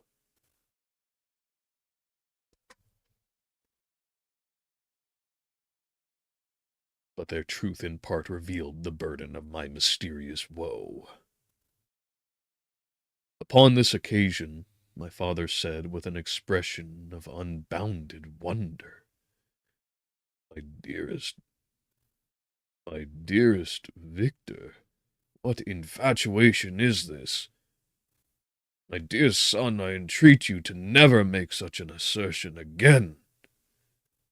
I am not mad, I cried energetically. The sun and the heavens, who have viewed my operations, can bear witness of my truth. I am the assassin of those most innocent victims. They died by my machinations. 1,000 times would I have shed my own blood, drop by drop, to have saved their lives. But I could not, my father, indeed, I could not sacrifice the whole human race. The conclusion of this speech convinced my father that my ideas were deranged, and he instantly changed the subject of our conversation, and endeavored to alter the course of my thoughts.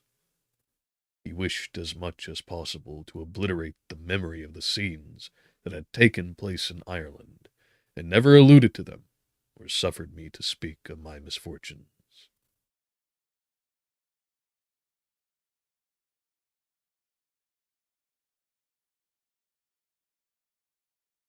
As time passed away, I became more calm.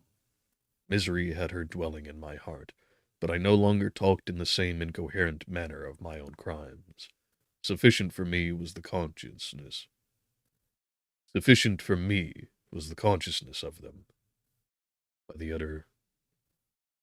the utmost self-violence, I curbed the imperious voice of wretchedness,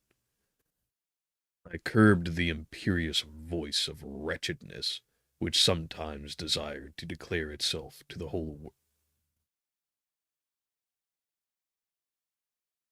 And another car to interrupt the flow.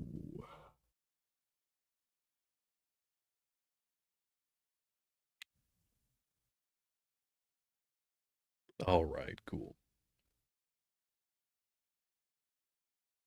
By the utmost self-violence, I curbed the imperious voice of wretchedness, which sometimes desired to declare itself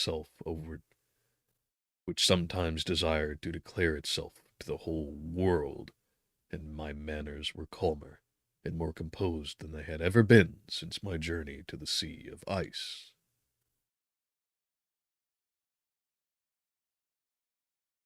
A few days before we left Paris on our way to Switzerland, I received the following letter from Elizabeth. My dear friend, it gave me the greatest pleasure to receive a letter from my uncle dated at Paris. You are no longer at a formidable distance, and I may hope to see you in less than a fortnight. My poor cousin, how much you must have suffered! I expect to see you looking even more ill than when you quitted Geneva. This winter has been passed most miserably, tortured as I have been by anxious suspense. Yet I hope to see peace in your countenance, and to find that your heart is not totally void of comfort and tranquillity. Yet I fear that the same feelings now exist that made you so miserable a year ago, even perhaps augmented by time.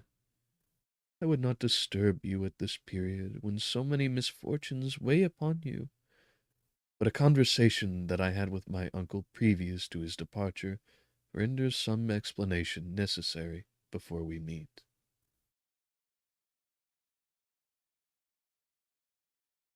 Explanation, you may possibly say? You may possibly say? What can Elizabeth have to explain? What can Elizabeth have to explain? If you really say this, my questions are answered, and all my doubts satisfied. But you are distant from me, and it is possible that you may dread, and yet be pleased with this explanation, and in a probability of this being the case, I dare not any longer postpone writing what, during your absence, I have often wished to express to you, but have never had the courage to begin. You well know, Victor, that our union had been the favorite plan of your parents ever since our infancy. We were told this when young, and taught to look forward to it as an event that would certainly take place. We were affectionate playfellows during childhood, and, I believe, dear and valued friends to one another as we grew older. But as brother and sister often entertain a lively affection towards we But as brother and sister often entertain a lively affection towards each other, without desiring a more intimate union, may not such also be our case? Tell me, dearest Victor, answer me, I conjure you, by our mutual happiness with simple truth. Do you not love another? Do you not love another? You have travelled. You have spent several years of your life at Ingolstadt, and I confess to you, my friend, that when I saw you last autumn so unhappy, flying to solitude from the society of every creature,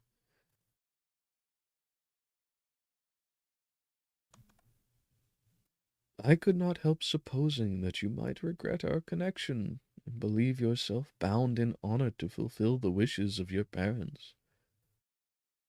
And believe yourself bound in honor to fulfill the wishes of your parents, although they oppose themselves to your inclinations. But this is false reasoning. I confess to you, my friend, that I love you, and that in my airy dreams of futurity with and that in my airy dreams of futurity you have been my constant friend and companion. But it is your happiness I desire, as well as my own, when I declare to you that our marriage would render me entirely miserable, un- unless it were the dictate of your own free choice. Unless it were the dictate of your own free choice. Even now, I re I weep to think that, borne down as you are by the cruelest misfortunes, may stifle by the word honor all hope that love and happiness would alone restore you to yourself.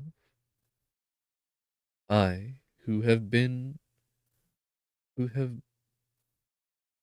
I, who have so disinterested an affection for you, may increase your miseries tenfold by being an obstacle to your wishes. Victor, be assured that your cousin and playmate has too sincere a love for you not to be made miserable by this supposition. Not to be made miserable by this supposition. Be happy, my friend, and if you obey me in this one request, remain satisfied that nothing on earth will have the power to interrupt my tranquillity. Do not let this letter disturb you. Do not answer tomorrow, or the next day, or even until you come. If it will give you pain. My uncle will send me news of your health, and if I see but one smile on your lips when we meet, occasioned by this or any other exertion of mine, I shall need no other happiness. Elizabeth Lavenza, Geneva, May 18th, 17.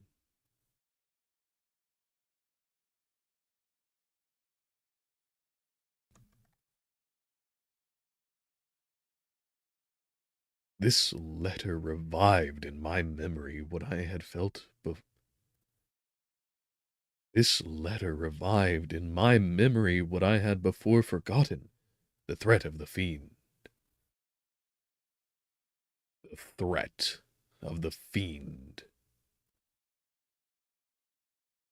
This letter revived in my memory what I had before forgotten, the threat of the fiend.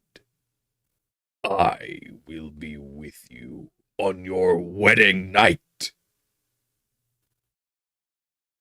Such was my sentence, and on that night would the daemon employ every art to destroy me, and tear me from the glimpse of happiness which promised partly to console my sufferings. On that night he had determined to consummate his crimes by my death. Well, be it so! A deadly... Well, be it so! A deadly struggle would then assuredly take place, in which if he were victorious I should be at peace, and his power over me be at an end. If he were vanquished, I should be a free man. Alas, what freedom! Such as the peasant enjoys when his family have been massacred before his eyes, his cottage... Let's try that again. Well, be it so. A deadly struggle would then assuredly take place, in which if he were victorious I should be at peace, and his power over me at last, and his power over me be at an end. If he were vanquished, I should be a free man. Alas, what freedom! Such as the peasant enjoys when his family have been massacred before his eyes, his cottage burnt, his lands laid waste, and he is turned adrift, homeless, penniless, and alone, but free. Such would be my liberty, except that in Elizabeth I possessed a treasure, alas, balanced by those horrors of remorse and guilt, which would pursue me until death. Sweet and beloved Elizabeth! I read and reread her letter, and some softened feeling stole into my heart, and dared to whisper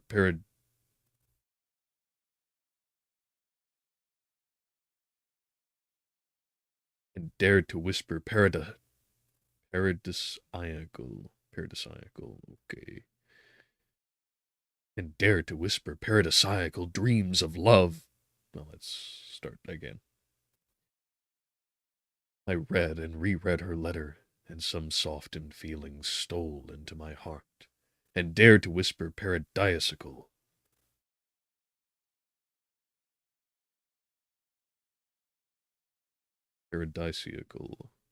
Okay. I read and reread her letter, and some softened feelings stole into my heart, and dared to whisper paradisiacal dreams of love and joy. But the apple was already eaten, and the angel's arm bared to drive me from all hope. Yet I would die to make her happy. If the monster executed his threat, death was inevitable.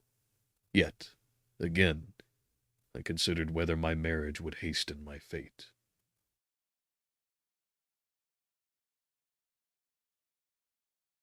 If the monster executed his threat, death was inevitable. Yet again I considered whether my marriage would hasten my fate. My destruction might indeed arrive a few months sooner, but if my torturer should suspect that I postponed it, influenced by his menaces, he would surely find another, and perhaps more dreadful, means of revenge. He had vowed to be with me on my wedding night, yet he did not consider that threat as binding him to peace in the meantime.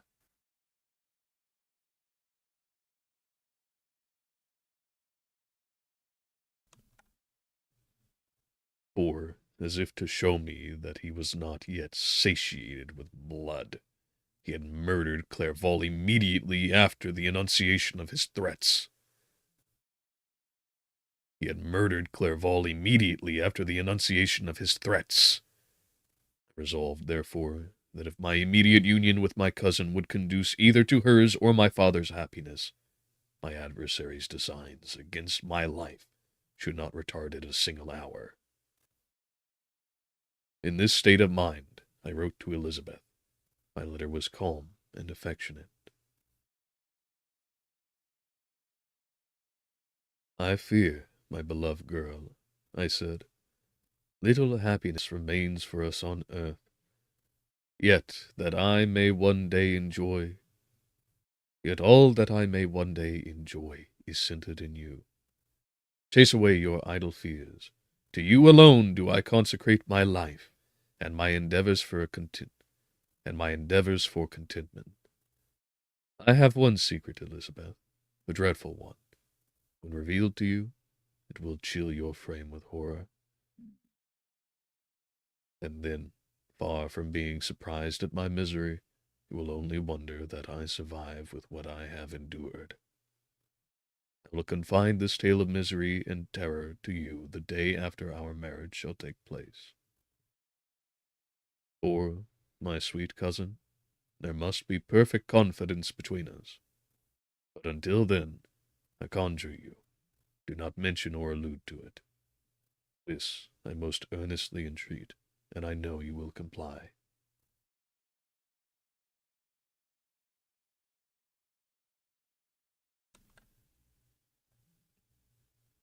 In about a week after the arrival of Elizabeth's letter, we returned to Geneva. The sweet girl In about a week after the arrival of Elizabeth's letter, we returned to Geneva. The sweet girl welcomed me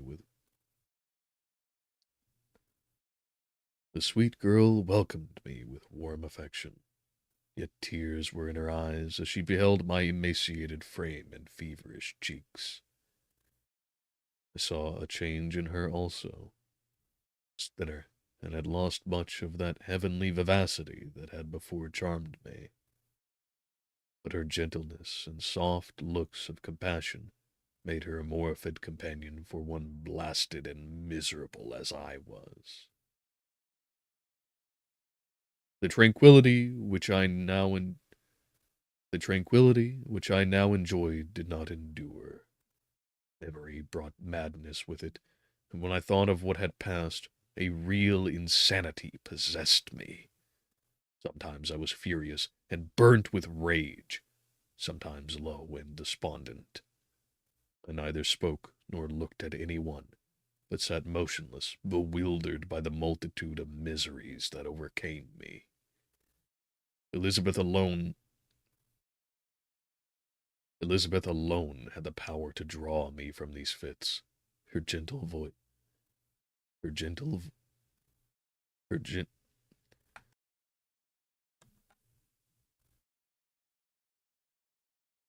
her gentle voice would soothe me when transported by passion, and inspire me with human feelings when sunk in torpor.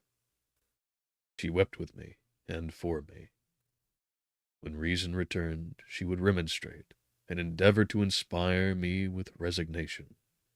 Ah, it is well for the unfortunate to be resigned, but for the guilty there is no peace. Ah, it is well for the unfortunate to be resigned, but for the guilty there is but for the guilty there is there there is no peace. The agonies of remorse poison the luxury that is otherwise sometimes found in indulging the excess of grief. Soon after my arrival, my father spoke of my immediate happiness.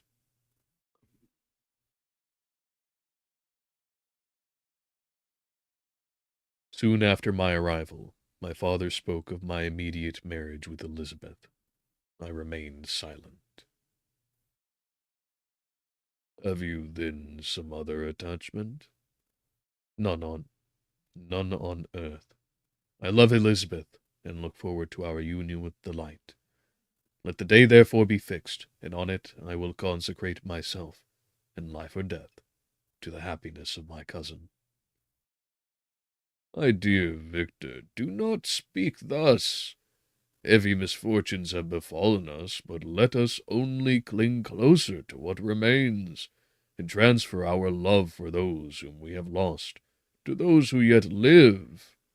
Our circle will be small, but bound close by the ties of affection, or and mutual misfortune.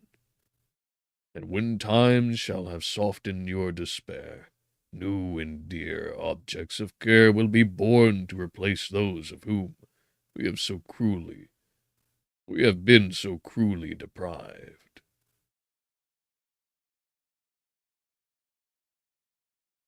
Such were the lessons of my father. But to me the remembrance of the threat returned, nor can you wonder that, omnipotent as the fiend had yet been in his deeds of blood, I should almost regard him as invincible, and that when he pronounced the words,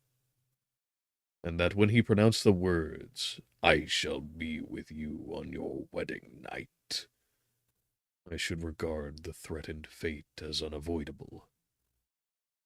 But death was no evil to me, if the loss of Elizabeth were balanced with it. "I shall be with you on your wedding night," I should regard the threatened fate. Ugh.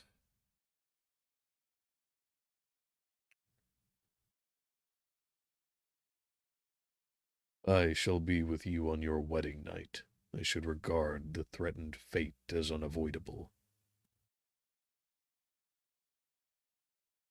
One after another.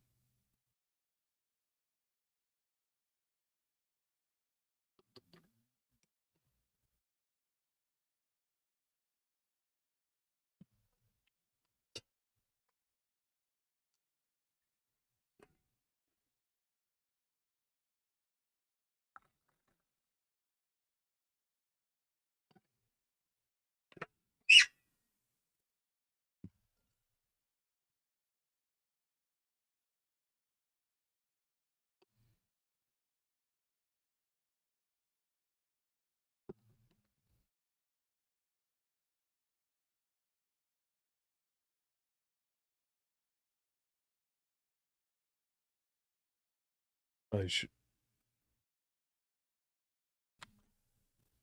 I should regard the threatened fate as unavoidable. But death was no evil to me, if the loss of Elizabeth were balanced with it, and I therefore with a contented and even cheerful countenance agreed with my father that if my cousin would consent, the ceremony should take place in 10 days, and thus put, as I imagined, the seal to my fate. Great God!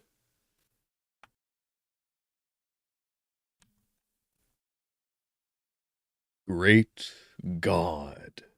If for one instant I had thought what might be the hellish intention of my fiendish adversary, I would rather have banished myself forever from my native country and wandered a friendless outcast over the earth than have consented to this miserable marriage.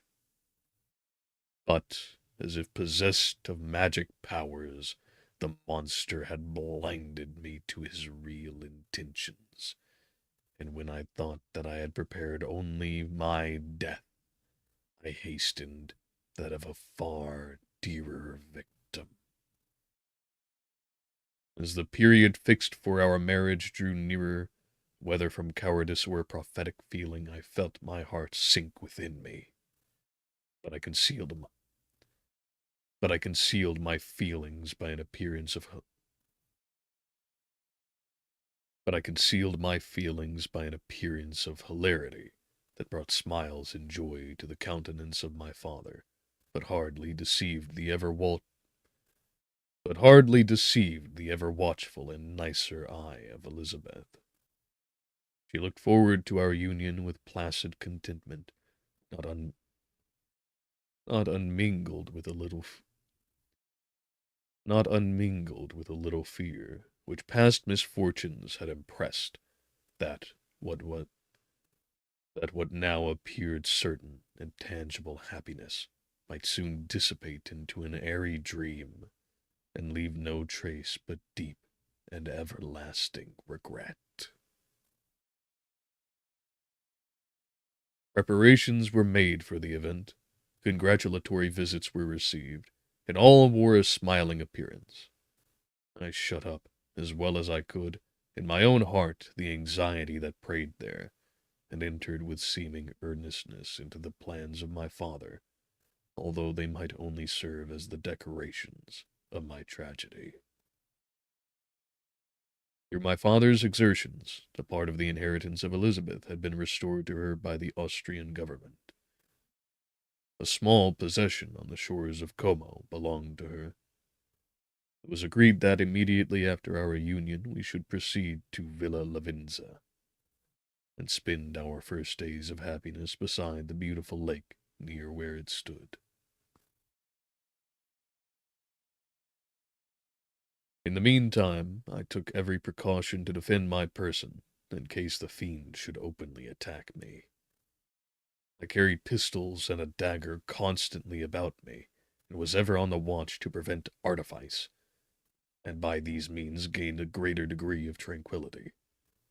Indeed, as the period approached, the threat appeared more as a delusion, not to be regarded as worthy to disturb my peace, while the happiness I hoped for in my marriage wore a greater appearance of certainty. While the while the happiness I hoped for in my marriage wore a greater appearance of certainty, as the day fixed for its solemnization drew nearer, and I heard it continually spoken of as an occurrence which no accident could possibly prevent. Elizabeth seemed happy. My tranquil demeanor contributed greatly. Elizabeth seemed happy. My tranquil demeanor contributed greatly to calm her mind. But on the day that was to fulfill my wishes and my destiny, she was melancholy, and a presentiment of evil pervaded her. Perhaps also she thought of the dreadful secret which I had promised to reveal to her on the following day. My father was in the meantime overjoyed, and in the bustle of preparation, only recognized in the melancholy of his niece the diffidence of a bride.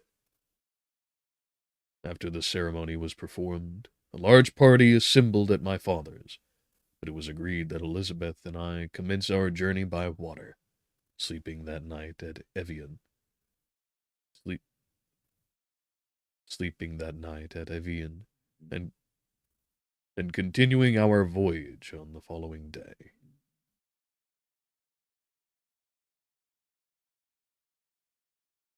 The day was fair, the wind favorable. All smiled on our nuptial embarkation.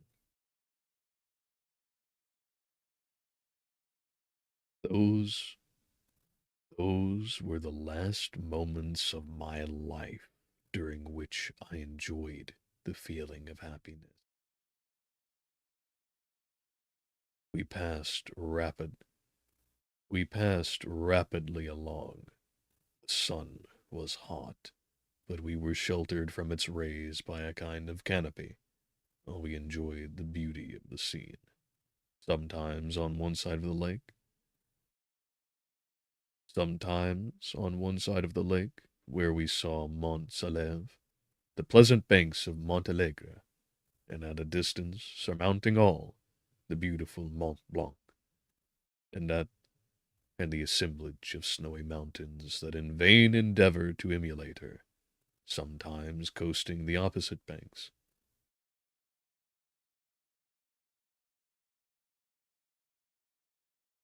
Sometimes, coasting the opposite banks, we saw the mighty Jura.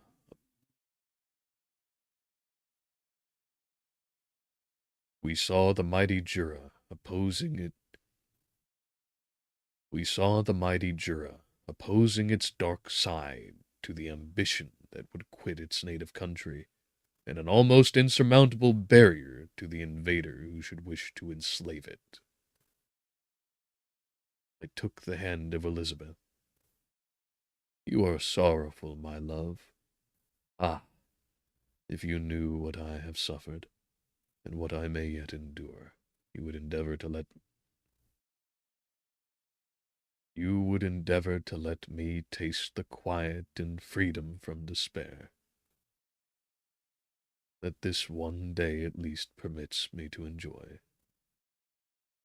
Be happy, my dear Victor, replied Elizabeth. There is, I hope, nothing to distress you. There is, I hope, nothing to distress you, and be assured that if a lively joy is not painted in my face, my heart is contented. Something whispers to me not to depend too much. Something whispers to me not to depend too much on the prospect that has opened up before us. But I will not listen to such a sinister voice.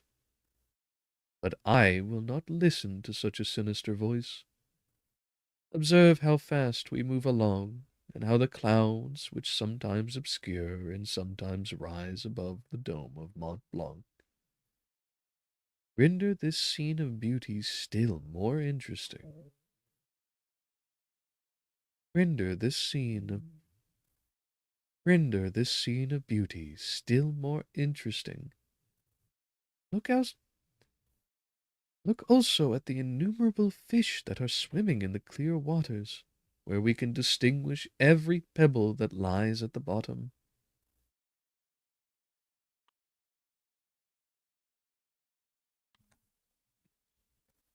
What a divine day! How happy and serene all nature appears! How happy and serene all nature appears! Thus Elizabeth endeavored to divert her thoughts and mine from all reflection upon melancholy subjects. But her temper was fluctuating. Joy for a few instants shone in her eyes, but it continually gave place to distraction and reverie. The sun sunk lower in the heavens. We passed the river Drance.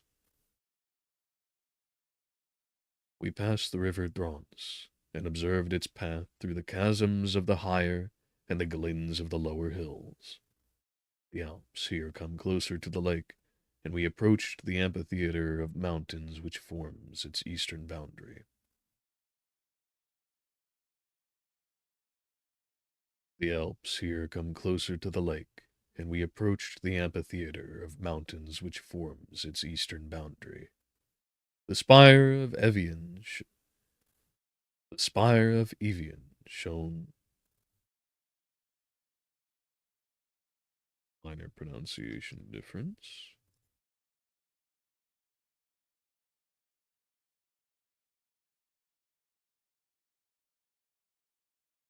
The spire of Evian shone under the woods that surrounded it.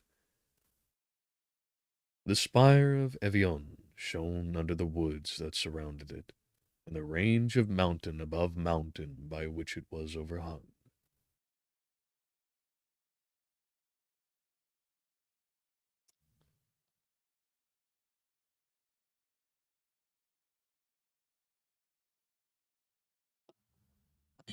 Oh man, there I go spilling things.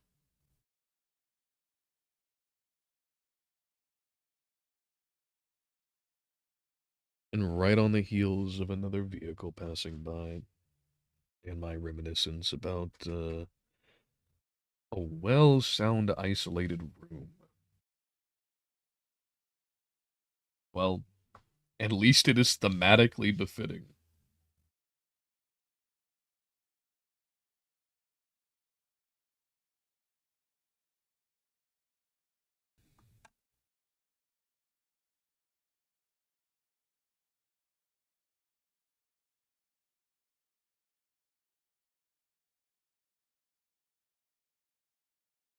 The wind, which had hitherto carried us along with amazing rapidity, sunk at sunset to a light breeze. The soft air just ruffled the water, and caused a pleasant motion among the trees as we approached the shore, from which it wafted the most delightful scent of flowers and hay. The sun shrunk beneath the horizon as we landed, and as I touched the shore, I felt those cares and fears revive, which soon were to clasp me,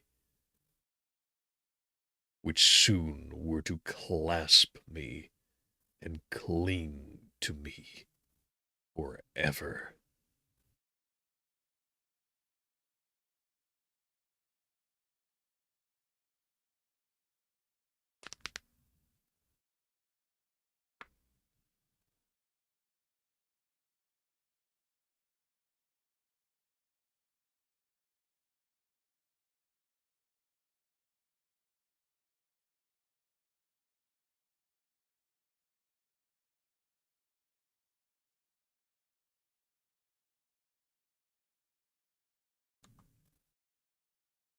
Oop,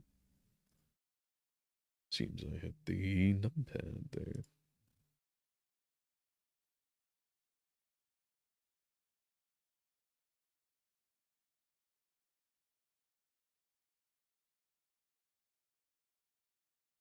We will soon be upon the end here.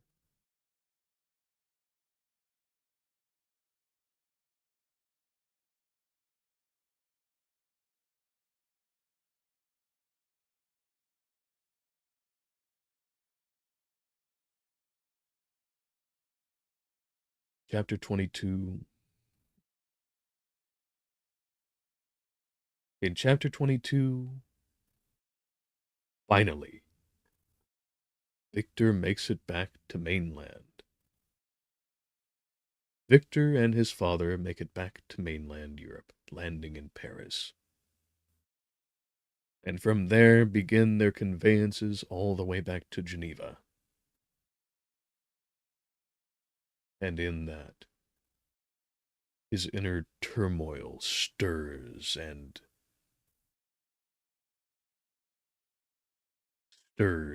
maelstrom. The weight of his history, what he has done, and of what is to come, what is to befall him. The fight that he must yield, the fight that he must render. In hanging in the balance, the fate and happiness of Elizabeth.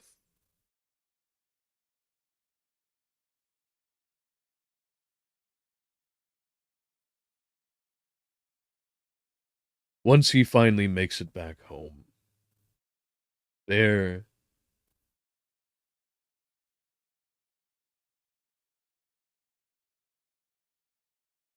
in the course of it, he receives a letter from Elizabeth,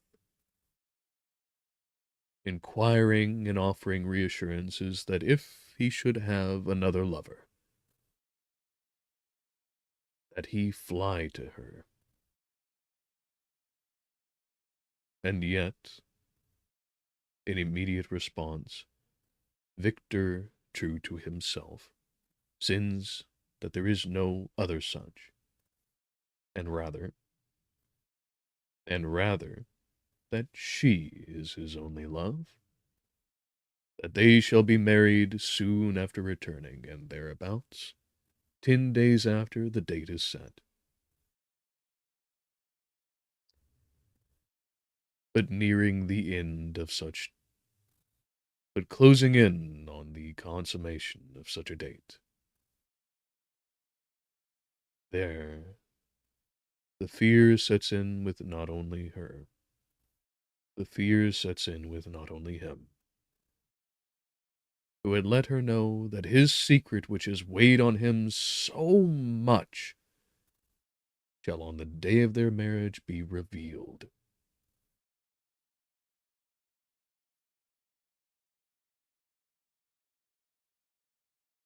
The burden finally shared.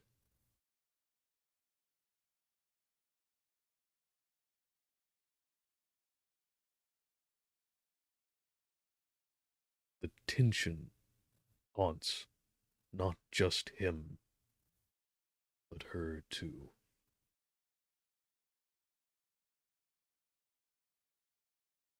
And in the end, they soon, they soon commence.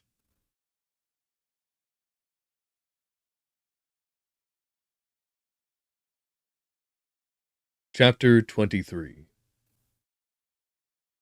It was 8 o'clock when we landed. It was 8 o'clock when we landed.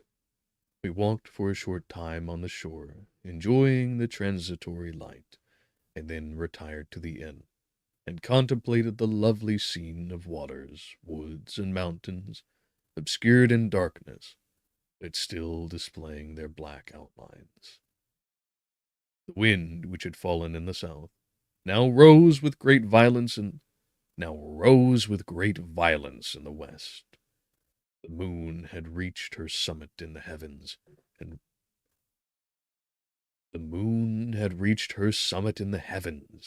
was beginning to descend. The clouds swept across it swifter than the flight of the vulture, and dimmed her rays, while the light reflected the scene of the busy heavens, rendered still busier by the restless waves that were beginning to rise. Suddenly, a heavy storm of rain descended. I had been calm during the day, but so soon as night obscured the shapes of objects, 1,000 fears arose in my mind. I was anxious and watchful, while my right hand grasped a pistol which was hidden in my bosom. Every sound terrified me, but I resolved that I would sell my life dearly, and not shrink from the conflict until my own life, or that of my adversary, was extinguished. Elizabeth observed my agitation for some time in timid and fearful silence. There was something in my glance which communicated terror to her, and trembling, she asked, "What is it that agitates you, my dear Victor? What is your fear? What is your fear?" "Oh, peace, peace, my love," replied I. "This night and all will be safe, but this night is dreadful, very dreadful." I passed an hour in this state of mind, when suddenly I reflected how fearful the combat which I momentarily expected would be to my wife, and I earnestly entreated her to retire, resolving not to join her until I had obtained some knowledge as to the situation of my enemy. She left me, and I continued some time walking up and down the passages of the house, and inspecting every corner that might afford a retreat to my adversary. But I discovered no trace of him, and was beginning to conjecture that some fortunate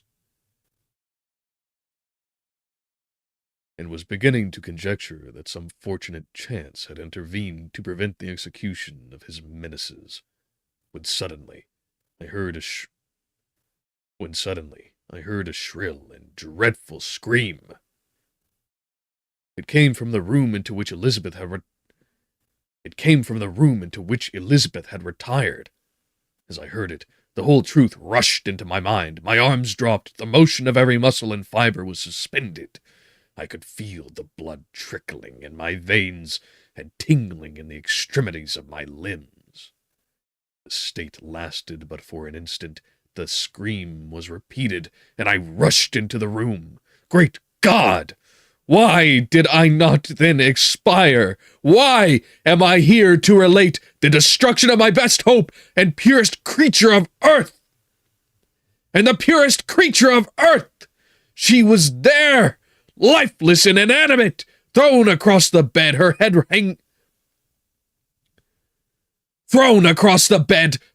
hanging down, and her pale and distorted features half covered and her pale and distorted features half covered by her hair. Everywhere I turn, I see the same figure, her bloodless arms and relaxed form.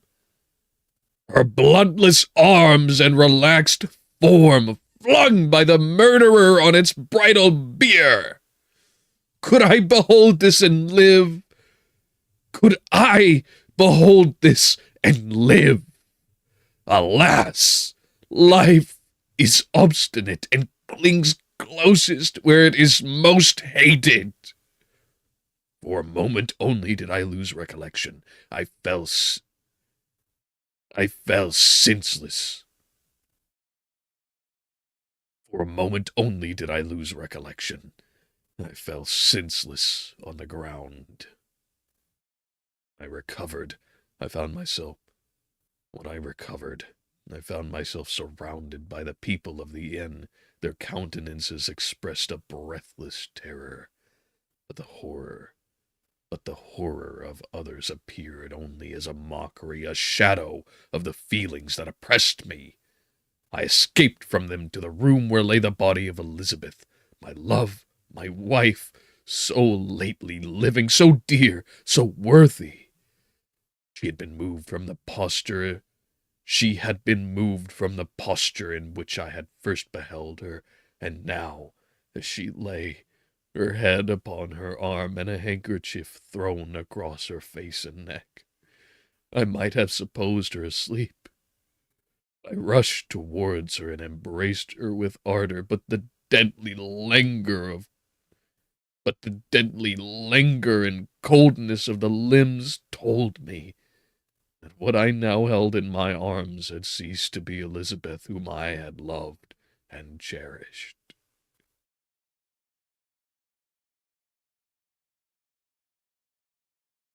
She had been moved from the posture in which I had first beheld her, and now as she lay head upon her She had been moved from the posture in which I had first beheld her, and now, as she lay her head upon her arm, and a handkerchief thrown across her face and neck, I might have supposed her asleep. I rushed.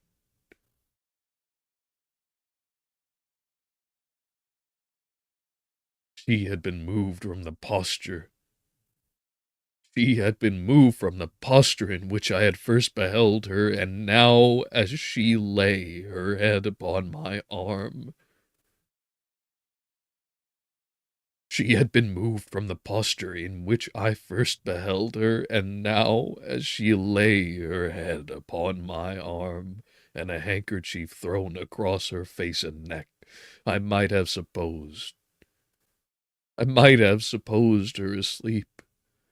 I rushed towards her and embraced her with ardor, but the deadly languor and coldness of the limbs told me that what I now held in my arms had ceased to be the Elizabeth whom I had loved and cherished. The murderous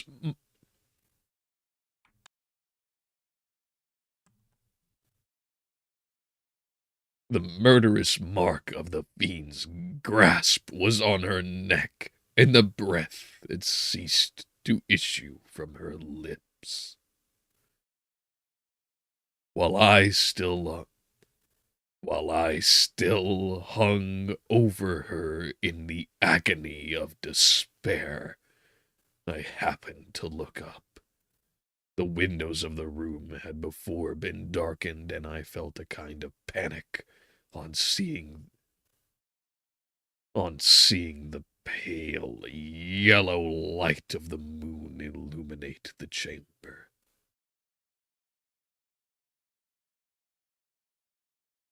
The windows of the room had before been darkened, and I felt a kind of panic on seeing the pale yellow light of the moon illuminate the chamber. The shutters had been thrown back, and with a sensation of horror not to be described, I saw at the open window a figure.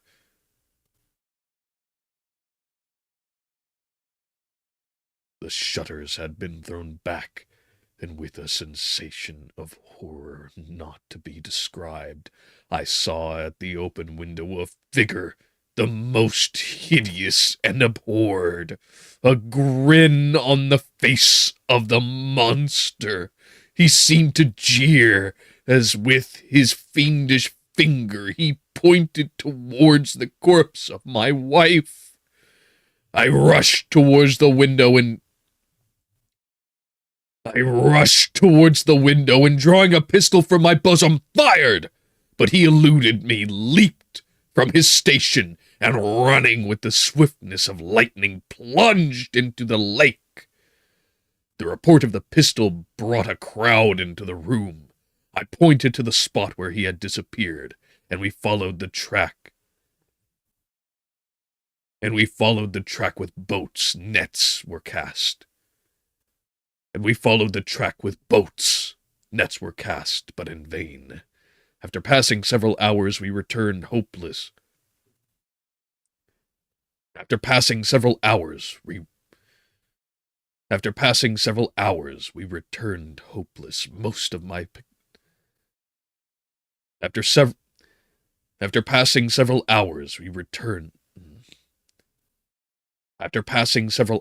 returned hopeless. Most of my companions believing it to have been a form conjured up by my fancy. After having landed, they proceeded to search the country, parties going in different directions among the woods and vines. I attempted to accompany them, and proceeded a short distance from the house, but my head whirled round. My steps were like those of a drunken man. I fell at last in a state of utter exhaustion. A film covered my eyes, and my skin was parched with the heat of fever.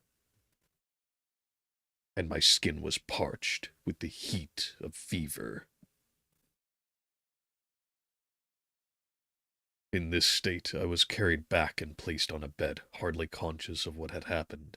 My eyes wandered round the room as if to seek something that I had lost. After an interval, I arose, and as if by instinct crawled into the room where the corpse of my beloved lay. There were women weeping around. I hung over it, and joined my sad tears to theirs. All this time, no distinct idea presented itself to my mind.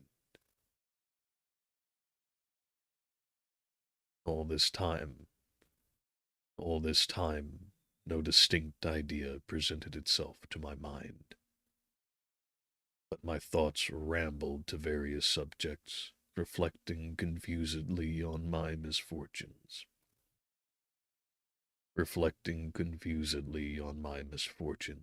And their cause. I was bewildered in a cloud of wonder and horror. The death of William, the execution of Justine, the murder of Clerval, and lastly,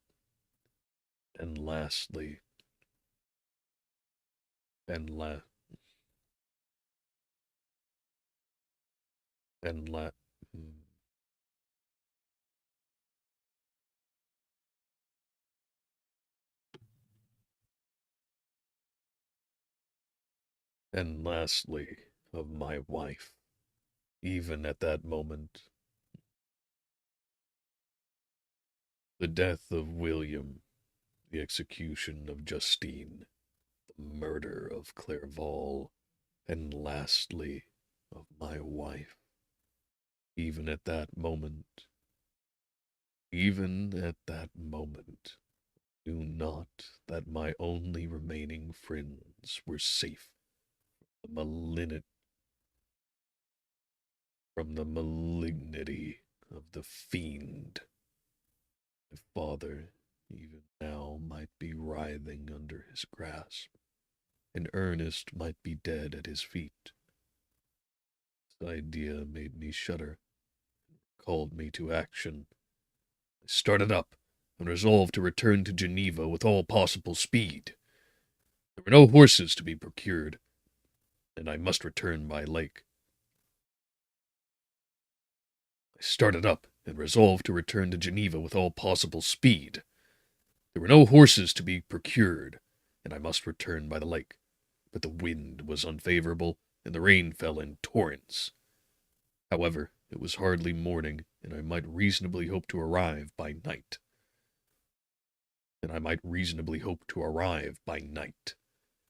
I hired men to row, and took an oar myself, for I had always experienced relief from mental torment and bodily exercise.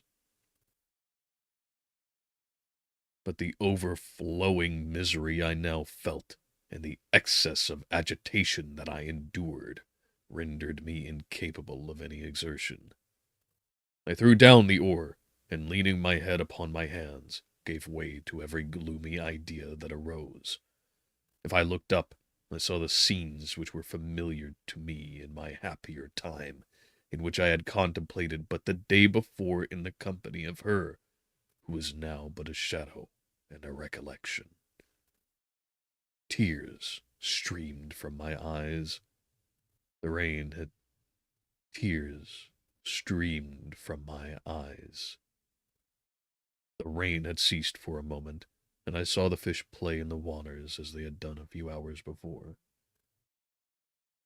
The rain had ceased for a moment, and I saw the fish play in the waters as they had done a few hours before. They had been observed by Elizabeth.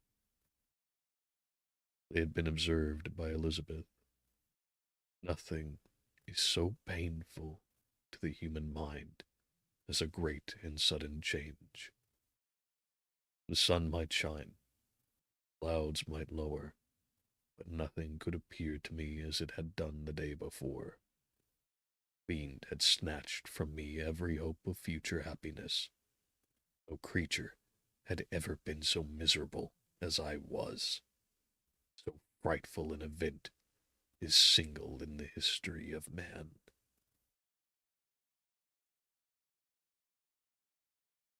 So frightful an event is single in the history of man. But why should I dwell upon the incidents that followed this last overwhelming event? Mine has been a tale of horrors. I have reached their acme, and what I must now relate can but be tedious to you. Know that, one by one, my friends were snatched away. I was left desolate. My own strength is exhausted, and I must tell, in a few words, what remains of my hideous narration. I arrived at Geneva. My father and Ernest yet lived, but the former sunk under the tidings that I bore. I see him now, excellent and venerable old man. His eyes wandered in vacancy, for they had lost their charm and their delight. His Elizabeth, his more than daughter, whom he doted on with all that affection which a man feels who in the decline of life, having few affections, clings more earnestly to those that remain.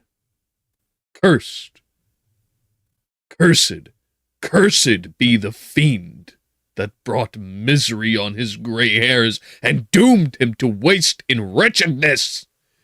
He could not live under the horrors that were accumulated around him.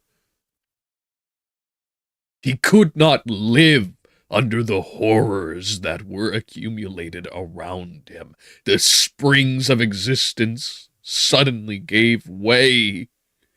He was unable to rise from his bed, and in a few days he died in my arms.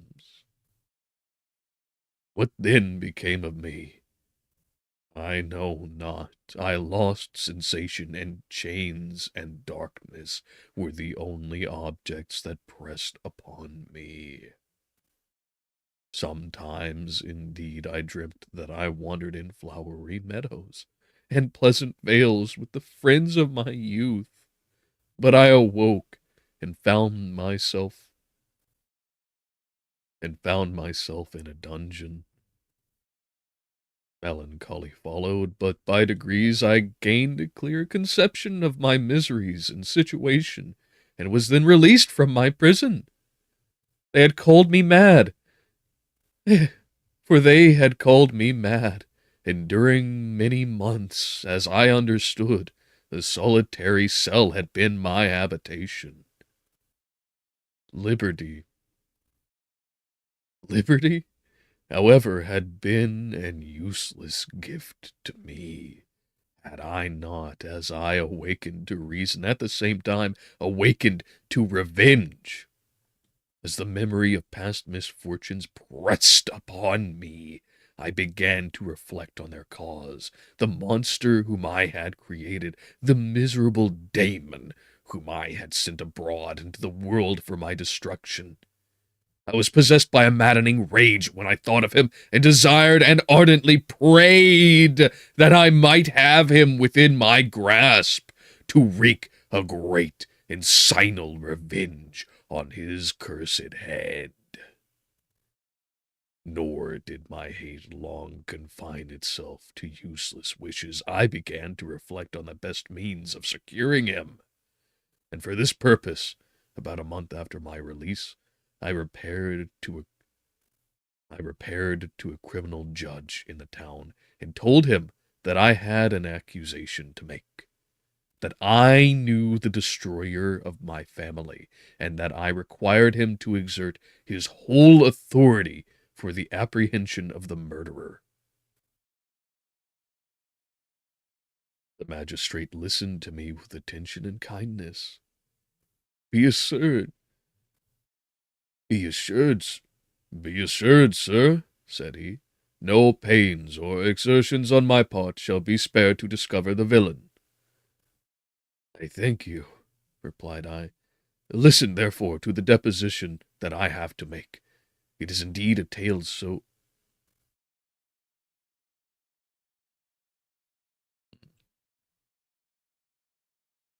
I thank you, replied I. Listen, therefore, to the deposition that I have to make. It is indeed a tale so strange that I should fear you would not credit it, were there not something in truth which, however wonderful, forces conviction. Story is too connected to be mistaken for a dream, and I have no motive for falsehood. My manner, as I thus addressed him, was impressive but calm. I had formed in my own heart a resolution to pursue my destroyer to death, and this purpose quieted my agony, and for an interval reconciled me to life. I now related my history, briefly, but with firmness and precision, marking the dates with accuracy, and never deviating into invective or exclamation. The magistrate appeared at first perfectly incredulous, but as I continued, he became more attentive and interested. I saw him sometimes shudder with horror, at others a lively surprise unmingled with disbelief was painted on his countenance. When I concluded my narration, I said, This is the being whom I accuse, and for whose seizure and punishment I call upon you to exert your whole power. It is your duty as a magistrate, and I believe and hope that your feelings as a man will not revolt from the execution of those functions on this occasion. This address caused a considerable change in the physiognomy of my own auditor. He had heard my story with that half kind of belief that is given to a tale of spirits and supernatural events. But when he was called upon to act officially in consequence, the whole tide of his incredulity returned. He, however, answered mildly, I would willingly afford you every aid in your pursuit, but this creature of whom you speak appears to have powers which would put all my exertions to defiance. Who can follow an animal? Who can follow an animal which can traverse the sea of ice and inhabit caves and dens where no man would venture to intrude? Besides, some months have elapsed since the commission of his crimes, and no one can conjecture to what place he has wandered, or what regions he may now inhabit. I do not doubt that he hovers near the spot which I inhabit, and if he has indeed taken refuge in the Alps, he may be hunted like the chamois, and destroyed as a beast of prey. But I perceive your thoughts. You do not? But I perceive your thoughts. You do not credit my narrative, and do not intend to pursue my enemy with the punishment which is his desert. As I spoke, rage sparkled in my eyes. The magistrate was intimidated. You are mistaken, said he. You are mistaken, said he. You are mistaken, said he. I will exert myself. You are mistaken, said he. I will exert myself, and if it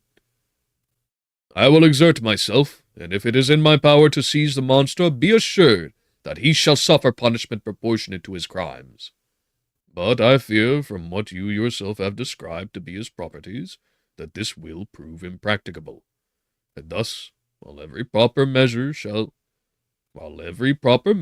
pursued, you should make up your mind to disappointment.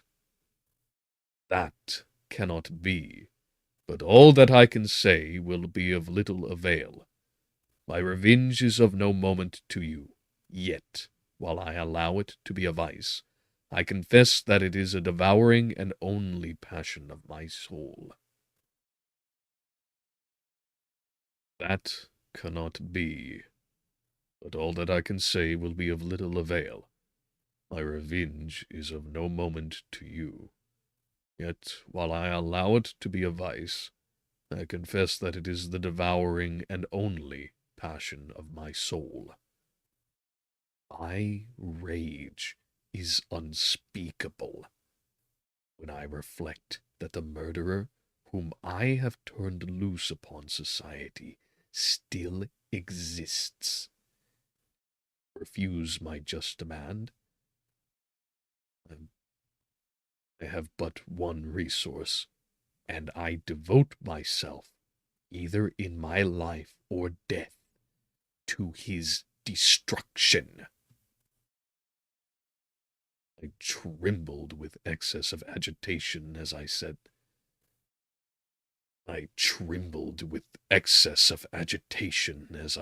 this. There was a frenzy in my manner, and something, I doubt not, of that haughty fierceness which the martyrs of old are said to have possessed. But to a Genevan magistrate, whose mind was occupied by far other ideas than those of devotion and heroism, this elevation of mind had much the appearance of madness. He endeavored to soothe me as a nurse does a child, and reverted to my tale as the effects of delirium. Man, I cried, how ignorant art thou in thy pride of wisdom! Cease! You know not what it is you say. I broke from the house, angry and disturbed, and retired to meditate on some other mode of action. We are so close. Last chapter. Oh boy. And how many pages is it? Wow, almost none. From 217 to 239. We are getting it done, boys and girls. Okay. Let's get a quick sip.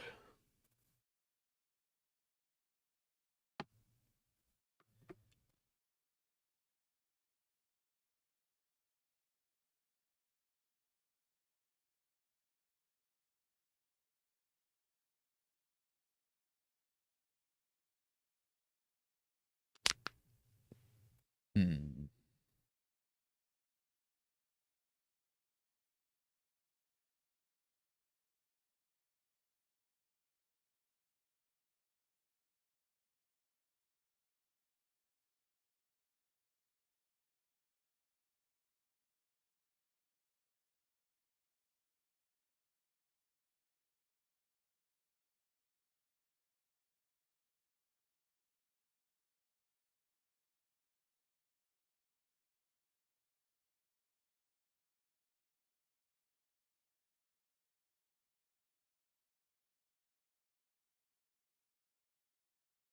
Chapter 23.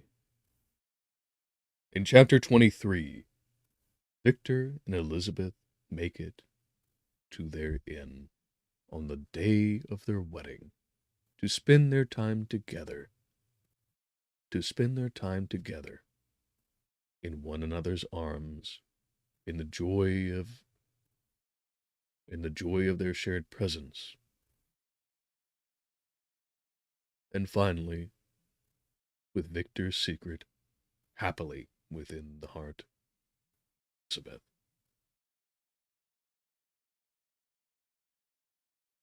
And yet, as promised,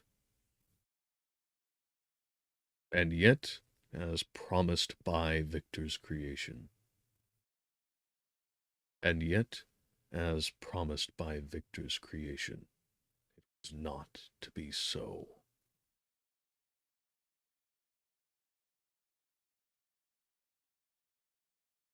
Victor's agitation carrying on throughout the night, prepared for combat, strapped with pistol and sword, braced for the events to come, thrust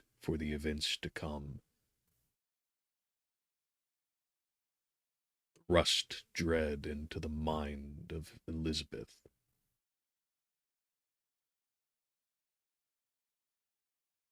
And as such, anticipating that his monster would come for him,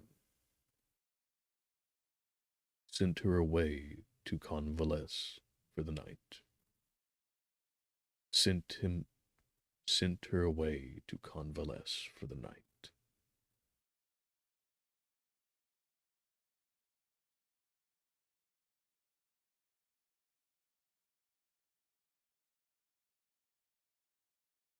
And not long after she did,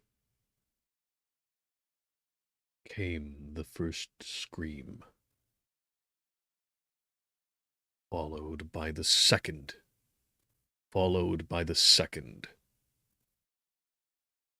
where her life, just as the others before, was cut short.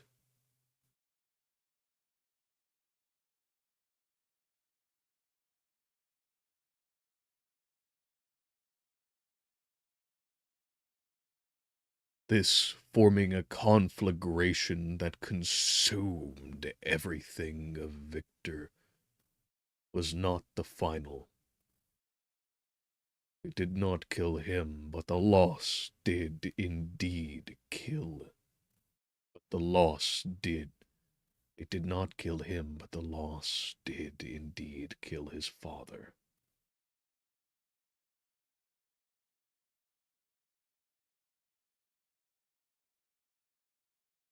And finally, this pushed his fever. And finally, this fever pushed him. And finally, his fever rejoined and rekindled him again, sending him into a delirium that would require his imprisonment. And thereafter, his reasserted quest of naught else, but of naught else, but the of naught else, but the end of his creation.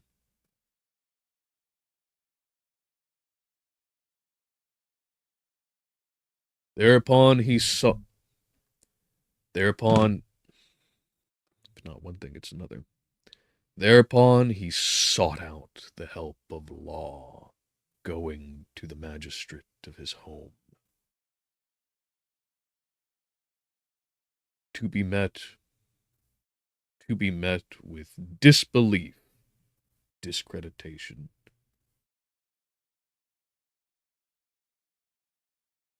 And yet after convincing him, only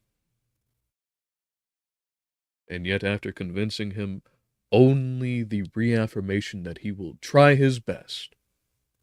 But to Victor, this would not be enough. And so finally, he retreats to find his own means and methods.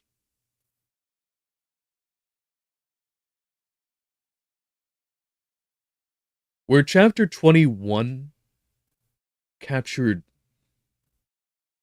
encapsulated horror, chapter 23 embraces, isolates, and takes and shows us the shape of vengeance, of revengeance.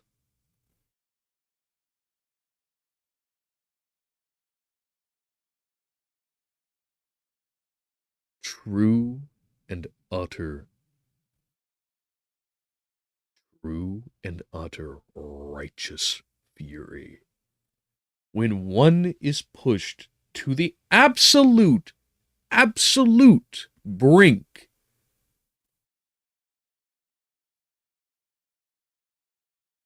of what defines them, being ripped asunder by one with intent and malice.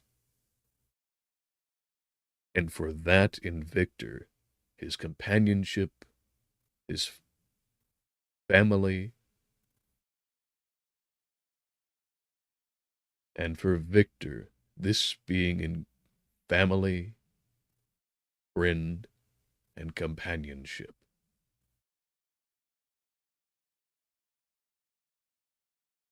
This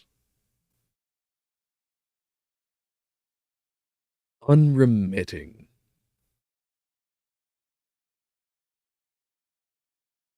invincible, ceaseless,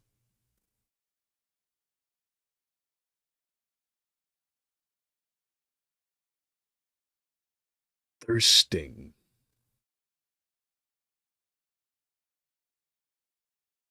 unquenchable drive to act, not just in a flurry of haste,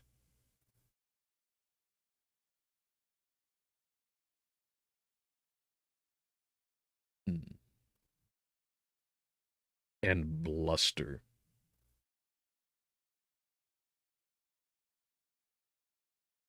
but sincere and unerring cold heat. That is the magic of this chapter, and the magic of what has been captured here, and of what Mary Shelley has captured here. In any story where horror will not suffice, it is not the flow of things. There are many responses that can be taken, but if the subjects to such horror are to truly stand against the source, it must be with no less than revengeance. Okay, and now finally,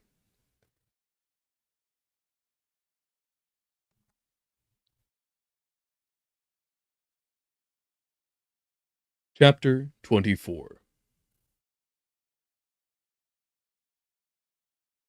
My present situation was one in which all voluntary thought was swallowed up and lost. I was hurried away by fury. Revenge alone endowed me with strength and composure. It molded my feelings and allowed for me to be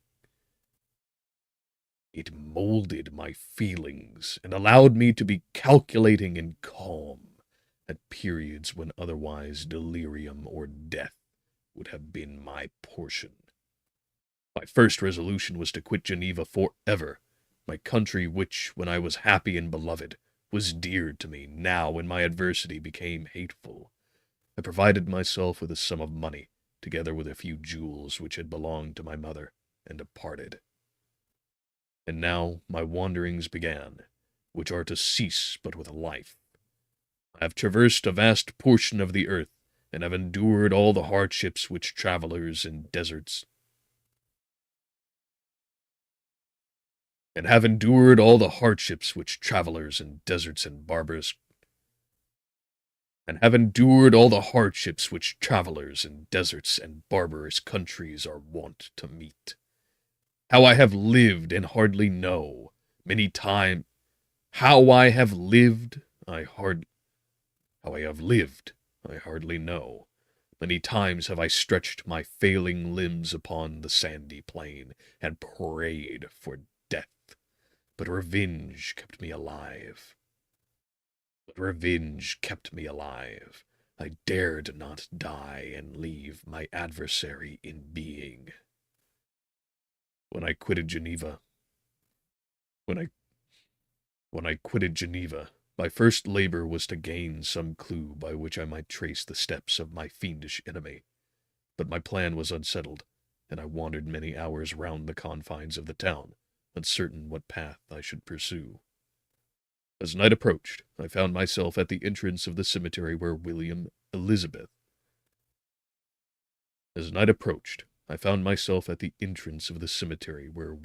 Elizabeth and my father reposed. I entered it, and approached the tomb which marked their graves. Everything was silent, except the leaves of the trees, which were gently agitated by the wind. The night was nearly dark, and the scene would have been solemn and affecting even to an uninterested observer. The spirits of the departed seemed to flit around, and to cast a shadow, which was felt but not seen, around the head of the mourner. The deep grief which this scene had at first excited quickly gave way to rage and despair. They were not dead. They were dead, and I lived. Their murderer also lived. And to destroy him, I must drag out my weary existence. I knelt on the grass and kissed the earth, and with quivering lips exclaimed, By the sacred earth on which I kneel, by the shades that wander near me, by the deep and eternal grief that I feel, I swear, and by thee, O night, and the spirits that preside over thee, to pursue the daemon who caused this misery, until he or I shall perish in mortal conflict. For this purpose I will preserve my life. To execute this dear revenge will I again behold the sun, and tread the green herbage of earth, which otherwise should vanish from my eyes forever. And I call on you, spirits of the dead, on you, wandering ministers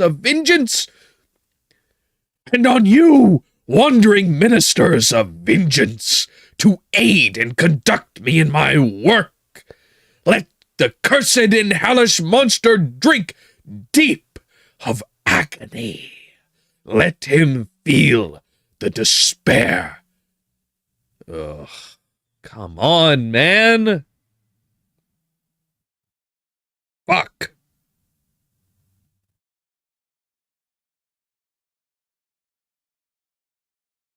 Let the cursed and hellish monster drink deep of agony.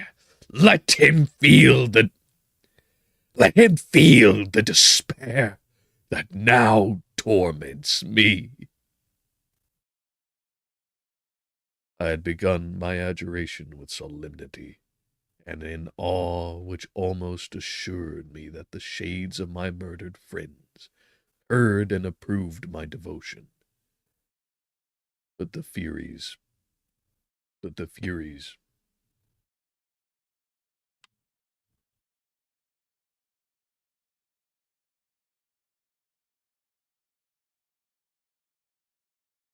hmm.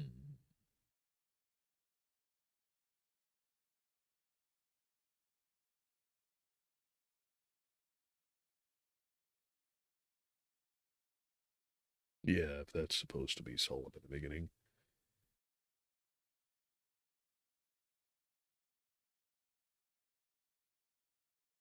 By the sacred earth on which I kneel, by the shades that wander near me, by the deep and eternal grief that I feel, I swear, and by thee, O night, and the spirits that preside over thee, to pursue the daemon who caused this misery until he or I shall perish in mortal conflict.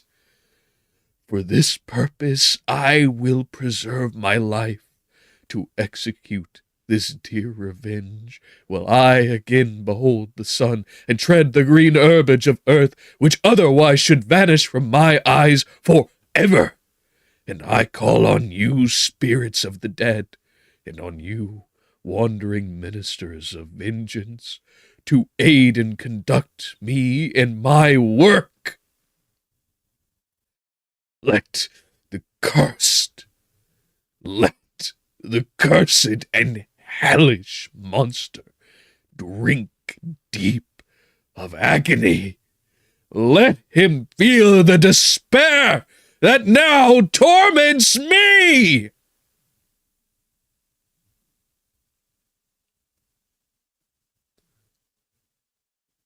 I had begun my adjuration with solemnity, and an awe which almost assured me that the shades of my murdered friends heard and approved my devotion. But the Furies possessed me as I concluded, and rage choked my utterance. I was unanswered through the stillness of night.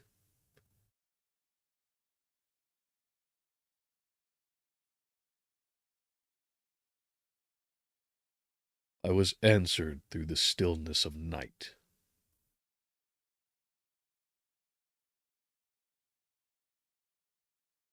And I'm glad at least I'm almost finished with it so that I can not deal with interruptions for a while.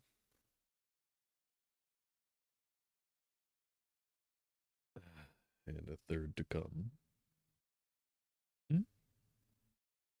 Hey, at least it wasn't during the last intonations. I would have hated to have to start again.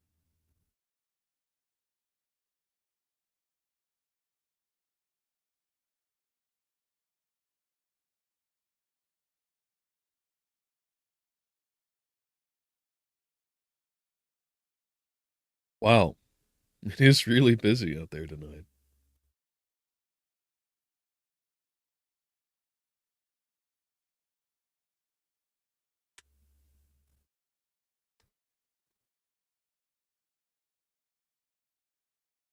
All right, we might yet have a moment.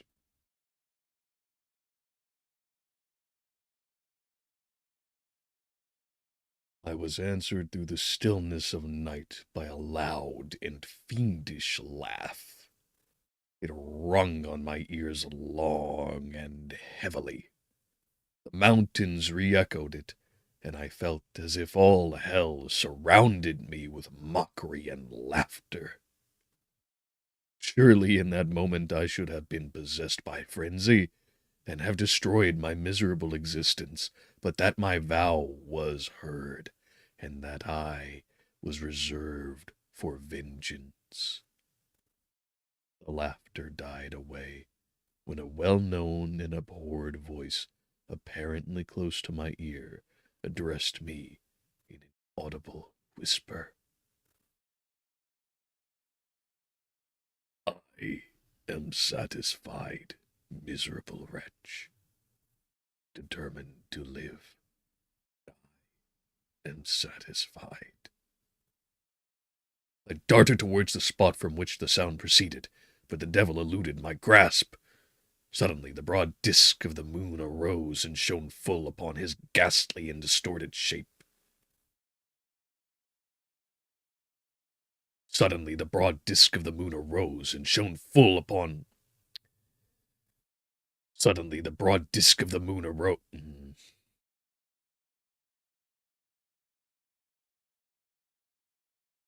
Suddenly the broad disk of the moon arose and shone full upon his ghastly and distorted shape, as he fled with more than mortal speed. I pursued him, and for many months I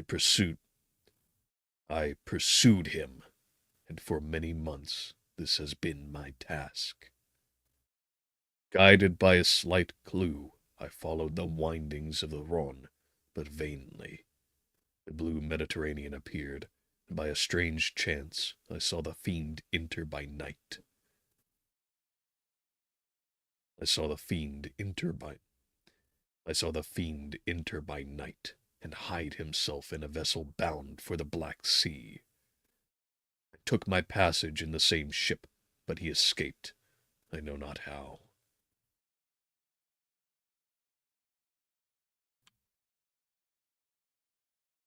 Amidst the wilds of Tartary and Russia, although he still evaded me, I have ever followed in his track. Sometimes the peasants, scared by this horrid apparition, informed me of his path. Sometimes he himself, who feared that if I lost all trace of him, I should despair and die, left some mark to guide me. The snows descended on my head, and I saw the print of his huge step on the white plain. To you first entering on life,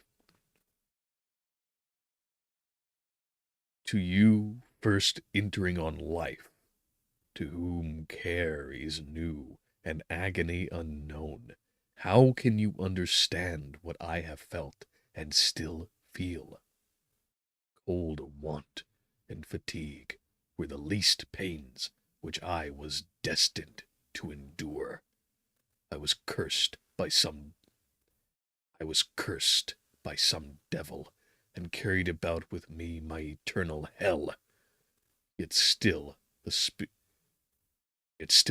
of good followed and directed my steps, and when I most murmured, would suddenly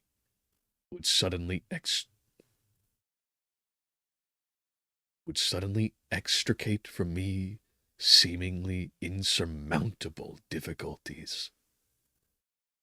Sometimes, when nature, overcome by hunger, sunk under the exhaustion, a repast was prepared for me in the desert that restored and inspirited me. The fare was indeed coarse, such as the peasants of the country ate, but I will not doubt that it was set there by the spirits that I had invoked to aid me.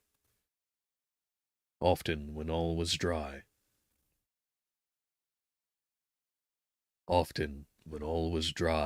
the heavens cloudless, and I was parched by thirst, a slight cloud would bedim the sky, shed the few drops that revived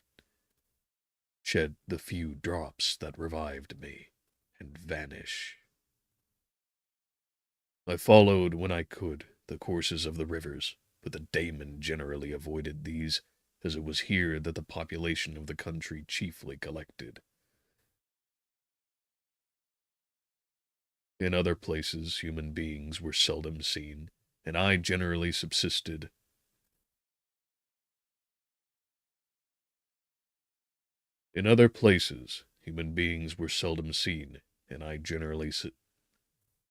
and and I generally subsisted on the wild animals that crossed my path. I had money with me, and gained the friendship of the villagers by distributing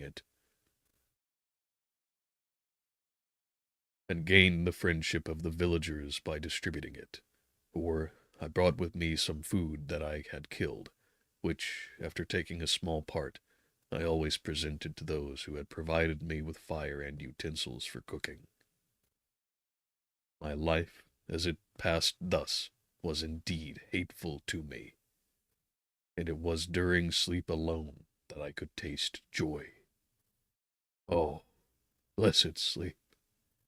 Often, when most miserable, I sank to repose, and my dreams lulled me even to rapture.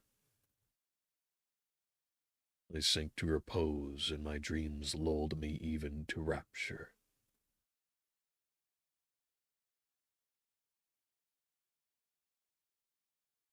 The spirits that guarded me had provided these moments, or rather hours, of happiness.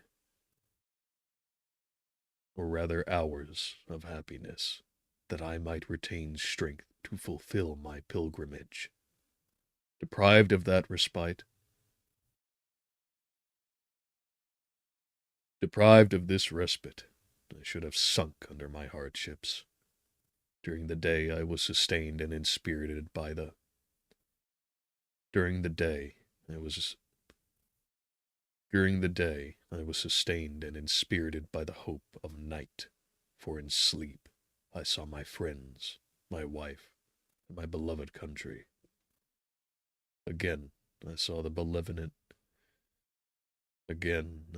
benevolent countenance of my father, heard the silver tones of my Elizabeth's voice, and beheld Clerval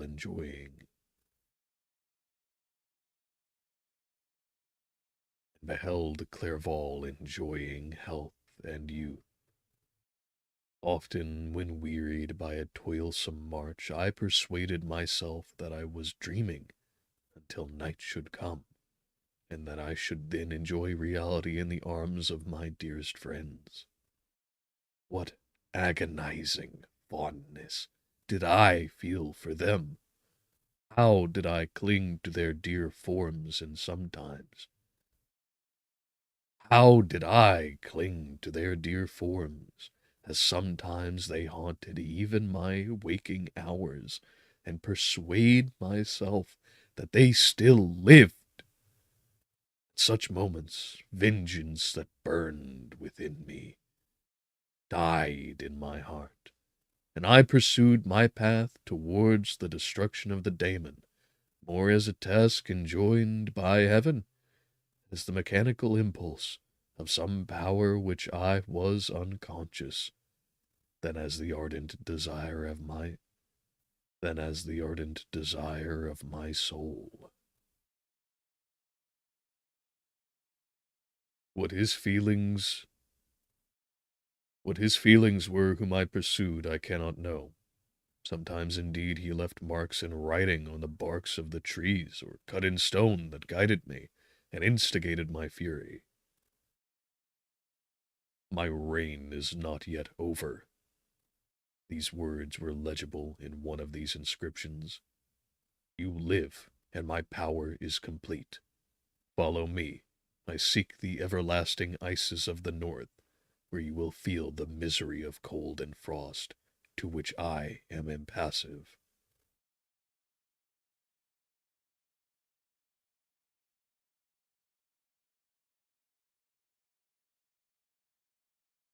Follow me.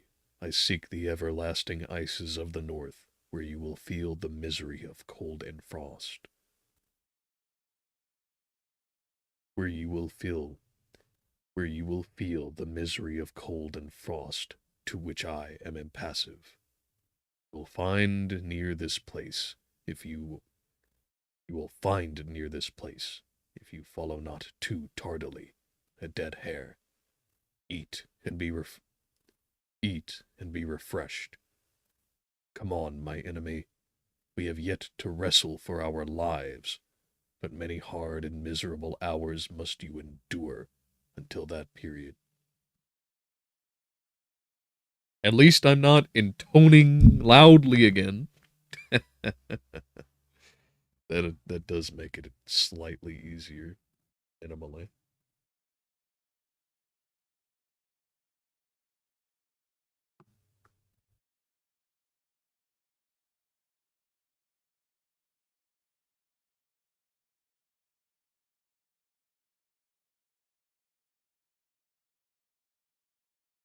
Come on, my enemy.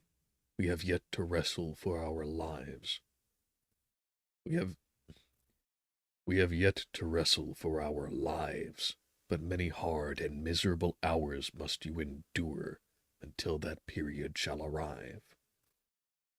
Scoffing devil! Again do I vow vengeance. Again do I devote thee, miserable fiend, to torture and death. Never will I give up my search until he or I perish, and then with what ecstasy, and, and then with what ecstasy shall I join my Elizabeth and my departed friends, who even now prepare for me the reward of my tedious toil and horrible pilgrimage. And horrible pilgrimage. As I still pursued my journey to the northward, the snows thickened. The snows thickened, and the cold increased in a degree almost too severe to support. The peasants were shut up in their hovels, and only a few of the most hardy ventured forth to seize the animals, whom starvation had forced from their hiding places to seek for prey. The rivers were covered with ice, and no fish could be procured, and thus I was cut off from my chief article of maintenance. The triumph of my the triumph of my enemy. The triumph of my enemy increased with the difficulty of my labors. And another passer. Awesome.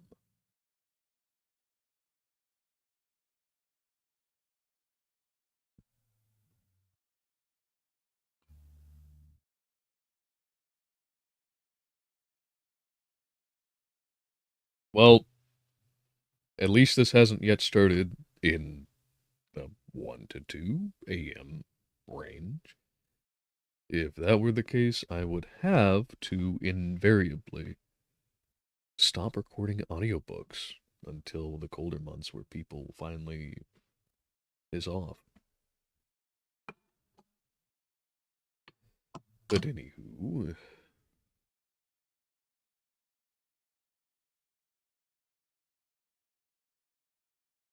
the triumph of my enemy increased with the difficulty of my labors. An inscription that he left was in these words: Prepare, your toils only begin. Wrap yourself in furs and provide food, for we shall soon enter upon a journey where your sufferings will satisfy my everlasting hatred.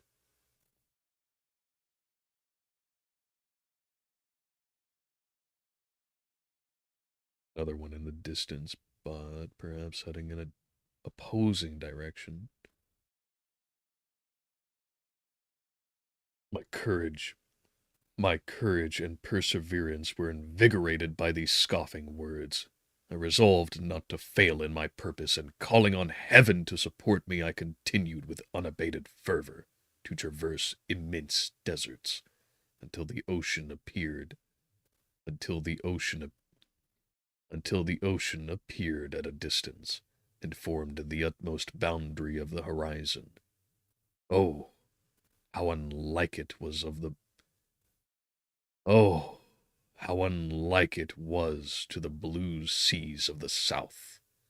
Covered with ice, it was only to be distinguished from land by its superior wilderness. Covered with ice, it was only to be distinguished from land by its superior wildness and ruggedness. The Greeks wept for joy when they beheld the Mediterranean from the hills of Asia, and hailed with rapture the boundary of their toils. I did not weep. But I knelt down, and with a full heart thanked my guiding spirit for conducting me in safety to the place where I hoped, notwithstanding my adversary's jib.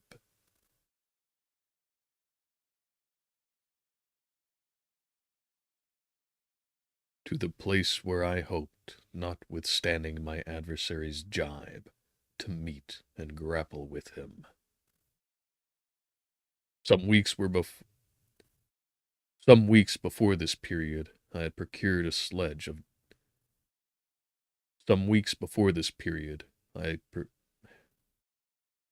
Some weeks before this period, I had procured a sledge and dogs. I had procured a sledge and dogs. I had procured a sledge and dogs, and thus traversed the snows with inconceivable speed. I know not whether the fiend possessed the same advantages, but I found that, as before I had daily lost ground in the pursuit, I now gained on him, so much so that when I first saw the ocean, he was but 1 day's journey in advance, and I hoped to intercept him before he should reach the beach. With new courage, therefore, I pressed on, and in 2 days arrived at a wretched hamlet on the seashore. I inquired of the inhabitants concerning the fiend, and gained accurate information. A gigantic monster, they said. A gigantic monster, they said, had arrived the night before, armed with a gun and many pistols, putting to flight the inhabitants of a solitary cottage.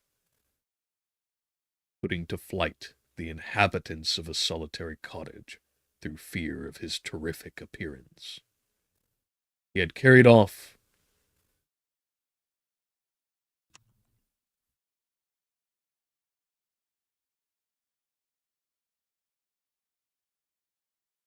Where were we?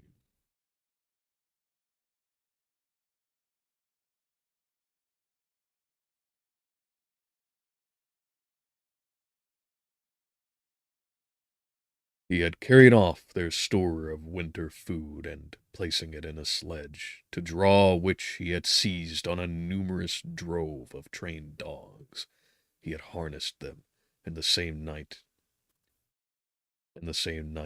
to the joy of the horror-struck villagers, had pursued his journey across the sea in a direction that led to no land, and they conjectured that he must speedily be destroyed by the breaking of the ice, or frozen by the eternal frosts. On hearing this information, I suffered a temporary access of despair. He had escaped me, and I must commence a destructive and almost endless journey across the mountainous ices of the ocean, amidst cold that few of the inhabitants could long endure, and which I, the native of a genial and sunny climate, could not hope to survive. Yet at the idea that the fiend should re- Yet at the idea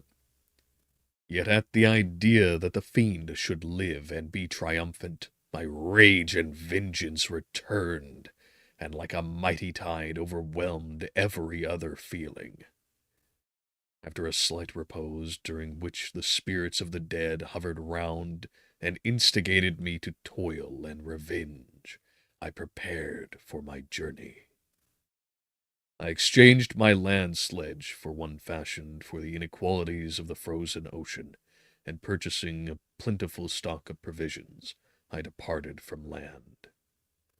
I cannot guess how many days have passed since then, but I have endured a misery which nothing but the eternal sentiment of a just retribution burning within my heart could have enabled me to support.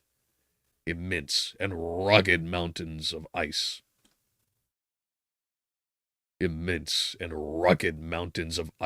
often barred up my passage, and I often heard the thunder of the ground sea, which threatened my destruction. But again the frost came, and made the paths of the sea secure. By the quantity of provisions which I had consumed, I should guess that I had passed 3 weeks in this journey, and the continual protection of hope returning back upon the heart often wrung bitter drops of despondency and grief from my eyes. Despair had indeed almost secured her prey, and I should soon have sunk beneath this misery. Once, after the poor animals that conveyed me had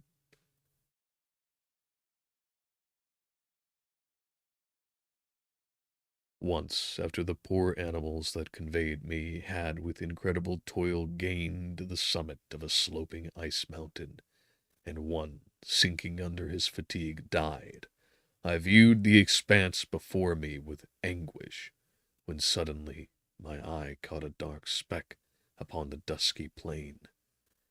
I strained my sight to discover what it could be, and uttered a wild cry of ecstasy when I distinguished a sledge and the distorted proportions of a well-known form. Within.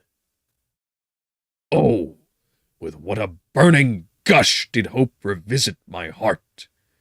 Warm tears filled my eyes, which I hastily wiped away, that they might not intercept the view I had of the daemon, but still my sight was dimmed by the burning drops, until, bloody hell!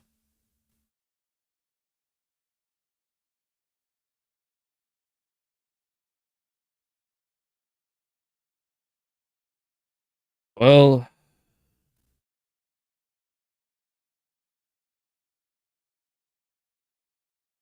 at least I can refine my place while someone bumbles by.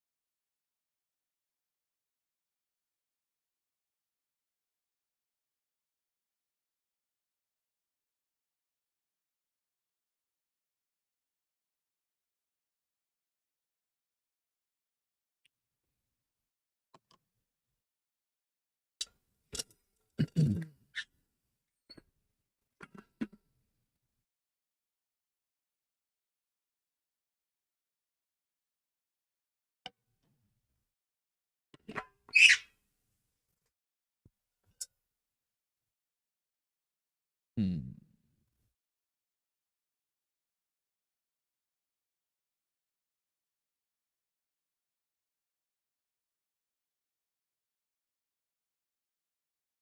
We're a little too full this time.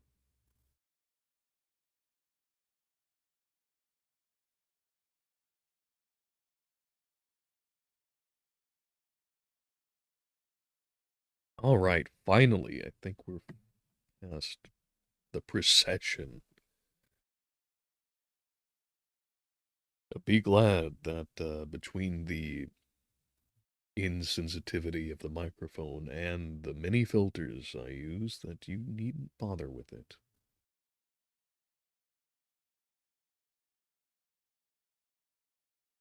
Okay. And there is immediately another. Awesome.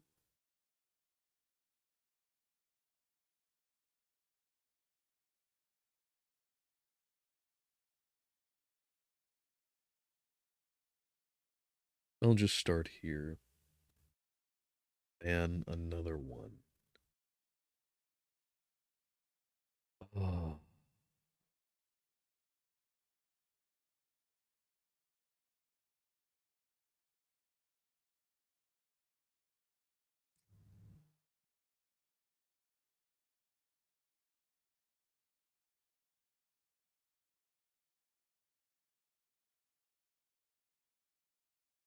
And another to follow.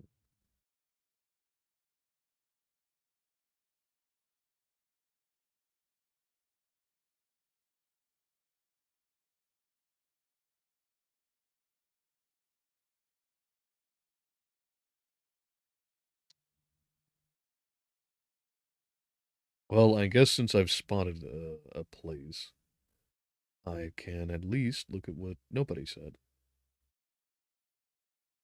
Just got home, threw in a frozen pizza, and chilling with you reading while it cooks. Well, I'm happy to have you. And despite the continual interruptions, which seem to be ceaseless in their harrying of our efforts here, it is good to see a familiar face, anyhow.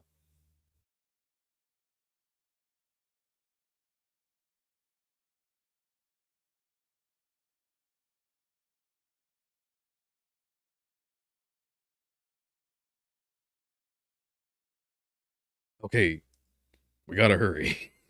We have a temporary pause. Never mind.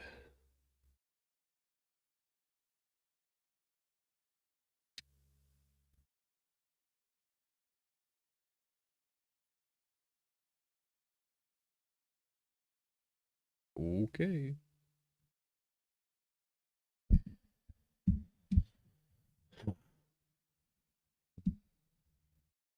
All right, go, go, go.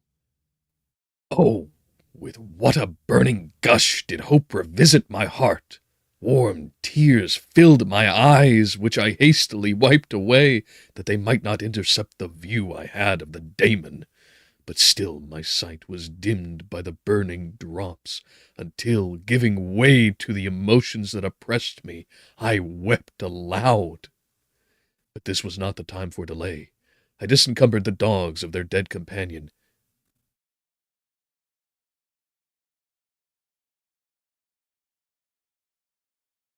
Well, okay.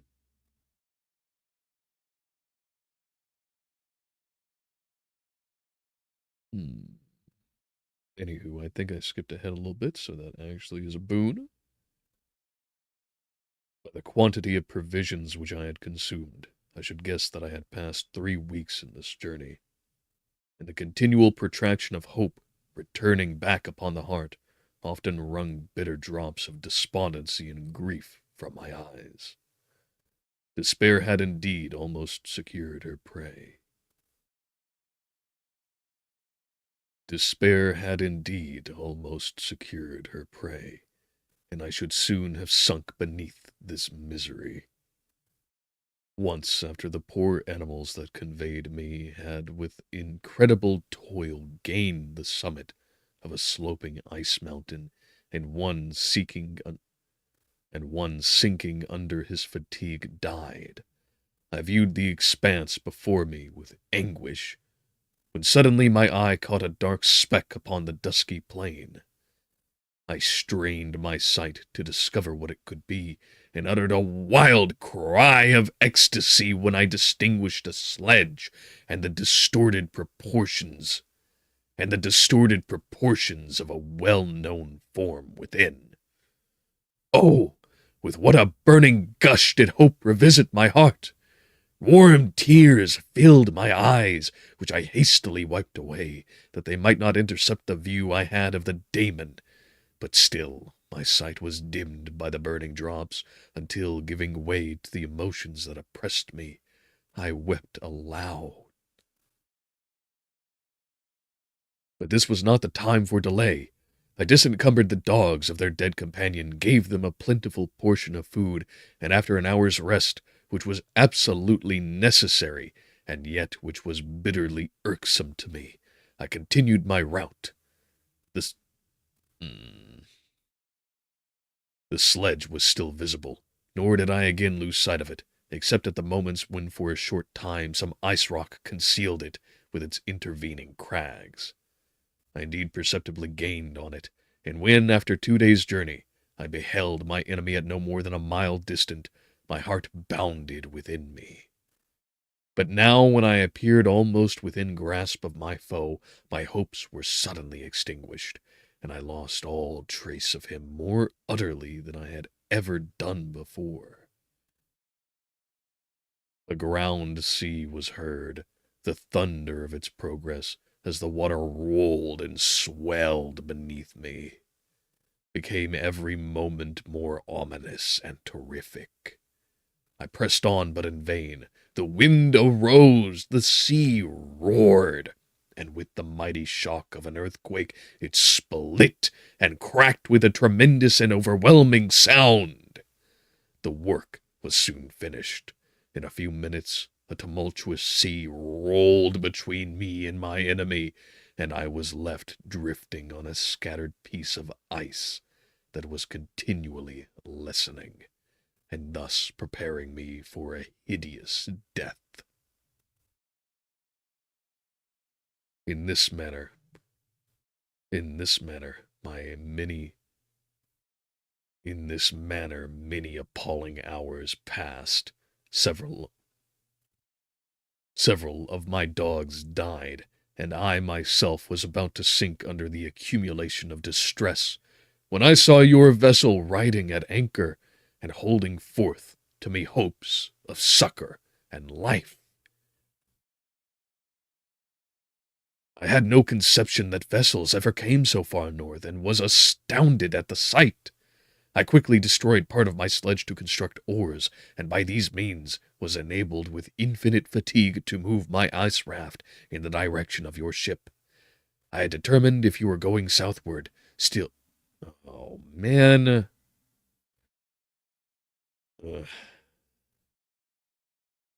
I determined, if you were going southward, still to trust myself to the mercy of the seas rather than abandon my purpose.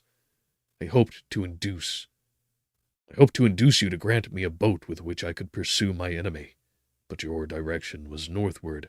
You took me on board when my vigor was exhausted, and I should soon have sunk under my multiplied hardships into a death which I still dread, for my task is unfulfilled. Oh, when will my guiding spirit in conducting me to the Daemon allow me to rest? When will the guiding spirit in conducting me to the Daemon allow me the rest I so much desire? Or must I die and he yet live? If I do, swear to me, Walton, that he shall not escape, that you will seek him and satisfy my vengeance in his death. That you will seek him and satisfy my vengeance in his death. And do I dare to ask of you to undertake my pilgrimage, to endure the hardships that I have undergone? No, I am not so selfish. Yet, when I am dead, if he should appear, if the ministers of vengeance should conduct him to you, swear that he shall not live, swear that he shall not triumph over my accumulated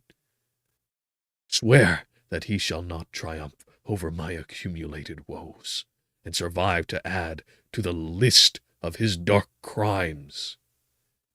He is eloquent and persuasive, and once his words had even power over my heart. But trust him not. His soul is as hellish as his form, full of treachery and fiend-like malice. Hear him not. Call on the manes of William, Justine, Clerval, Elizabeth, my father, and of the wretched Victor, and thrust your sword into his heart. I will hover near and direct the steel aright.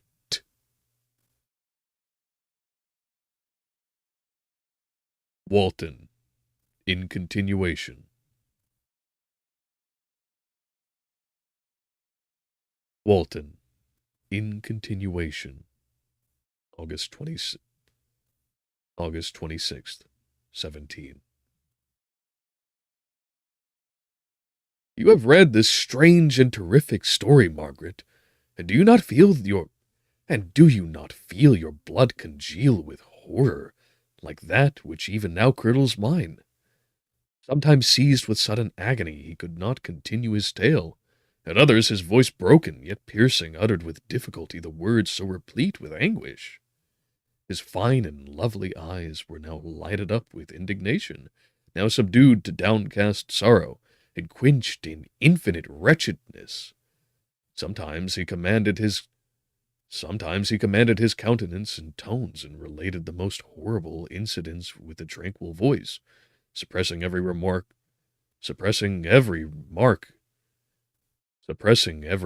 of agitation. Then, like a volcano bursting forth, his face would suddenly change to an expression of the wildest rage, as he shrieked out imprecations on his persecutor. His tale is connected and told with an appearance of the simplest truth. Yet I own to you that the letters of Felix and Safie, which he showed me, and the apparition of the monster seen from our ship, brought to me a greater conviction of the truth of his narrative than his asseverations, however earnest and connected. Such a monster has then really existence. I cannot doubt it, yet I am lost in surprise and admiration. Sometimes I endeavored to gain from Frankenstein the particulars of his creation's formation, but on this point he was impenetrable. "Are you mad, my friend?" said he. "Or whither does your senseless curiosity lead you?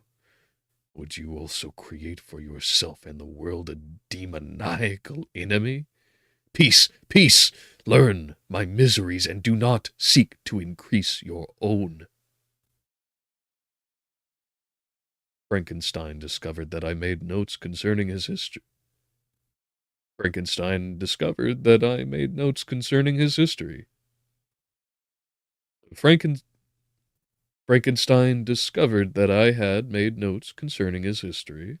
He asked to see them, and then himself corrected and augmented them in many places, but principally in giving the life and spirit to the conversations he held with his enemy. Since you have preserved my narration," said he, I would not that a mutilated one should go down to posterity." Thus has a week passed away, while I have listened to the strangest tale that ever imagination formed. My thoughts and every feeling of my soul have been drunk up by the interest for my guest, which this tale and his own elevated and gentle manners have created. I wish to soothe him, yet can I counsel one so infinitely miserable, so destitute of every hope of consolation, to live? Oh, no. The only joy that he can now know will be when he composes his shattered spirit to peace and death. Yet he enjoys one comfort, the offspring of solitude and delirium. He believes that when in dreams he holds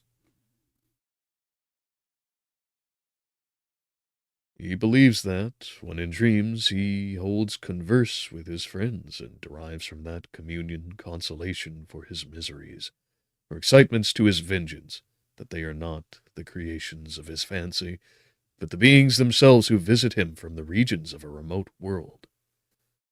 His faith gives a solemnity to his reveries that render them to me almost as imposing and interesting as truth. Our conversations are not always confined to his own history and misfortunes. On every point of general literature he displays unbounded knowledge and a quick and piercing apprehension. His eloquence is forcible and touching, nor can I hear him when he relates a pathetic incident, or endeavors to move the passions of pity or love, without tears. What a glorious creature must he have been in the days of his prosperity!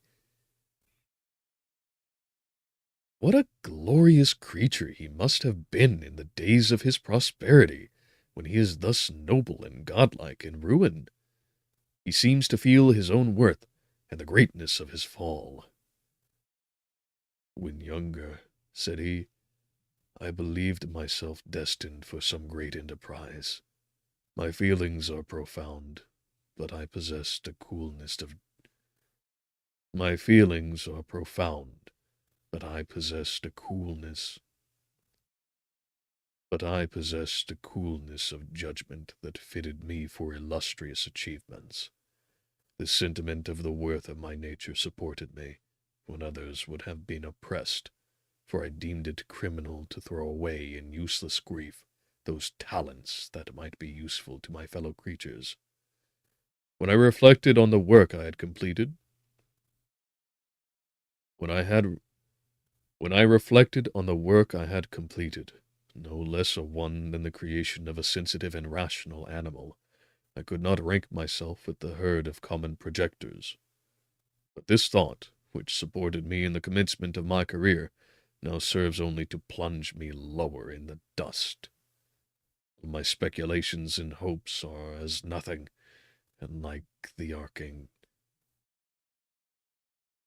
all my speculations and hopes are as nothing, and like the archangel who aspired to omnipotence, I am chained in an eternal hell. My imagination was vivid, yet my... awesome. And, like the archangel who aspired to omnipotence, I am chained in an eternal hell. My imagination was vivid, yet my powers of analysis and application were intense. By the union of these qualities, I conceived the idea and executed the creation of a man. Even now I cannot recollect without passion my reveries while the work was incomplete. I trod heaven in my thoughts, now exulting in my powers, now burning with the idea of their effects. From my infancy, I was imbued with high hopes and a lofty ambition. But how I am sunk! Oh, my friend! Oh, my friend! If you had known me as I once was, you would not recognize me in this state of degradation. Despondency rarely visited my heart.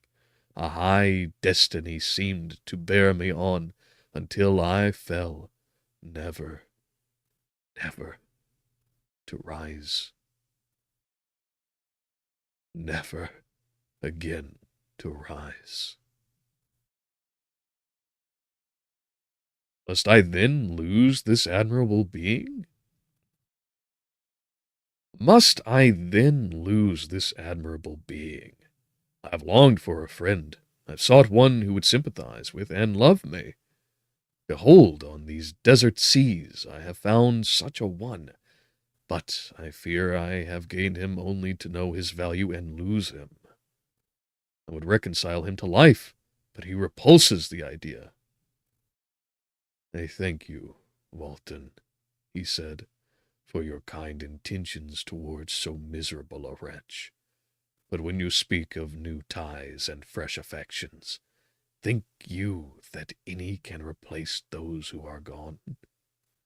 Can any man be to me as Clerval was, or any woman another Elizabeth? Even where the affections are not strongly moved by any superior excellence, the companions of our childhood always possess a certain power over our minds, which hardly any later friend can obtain. They know our infantine dispositions, which, however they may be judged,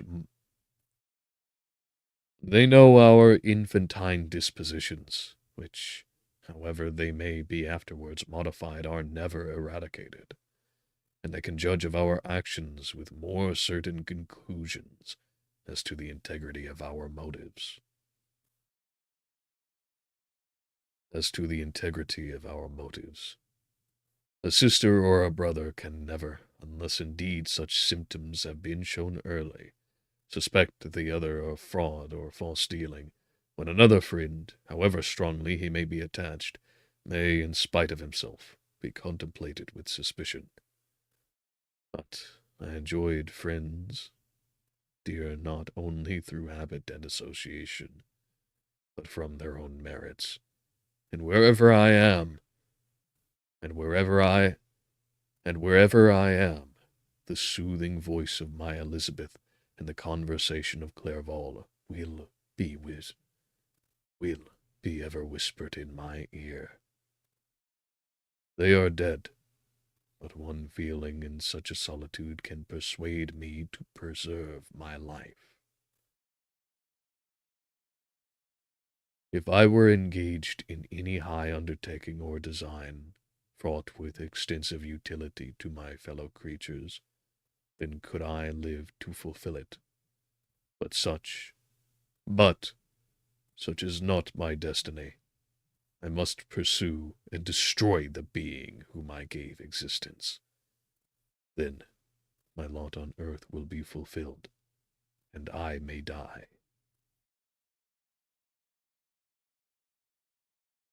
September 2nd. My beloved sister, I write to you encompassed by peril and ignorant whether I write to you encompassed by peril and ignorant whether I am ever doomed to see again dear England and the dearer friends that inhabit it. I am surrounded by mountains of ice which admit of no escape, and threaten every moment to crush my vessel. The brave fellows whom I have persuaded to be my companions look towards me for aid, but I have none to bestow. There is something terribly appalling in our situation.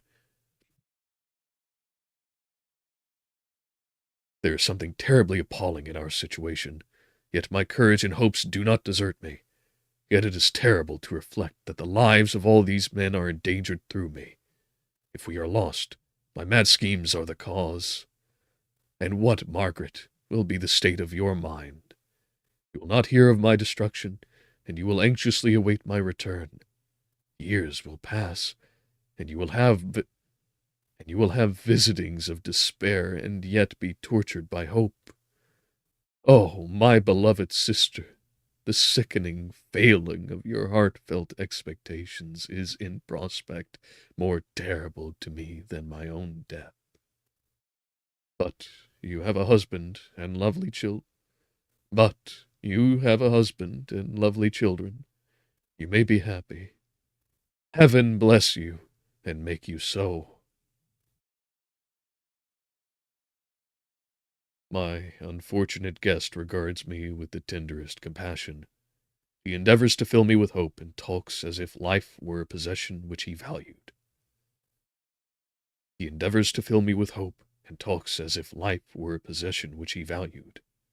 He reminds me how often the same accidents have happened to other navigators who have attempted this sea, and in spite of myself, he fills me with cheerful auguries. Even the sailors feel the power of his eloquence. When he speaks, they no longer despair. He rouses their energies, and while they hear his voice, they believe these vast mountains of ice are molehills which will vanish before the resolutions of man.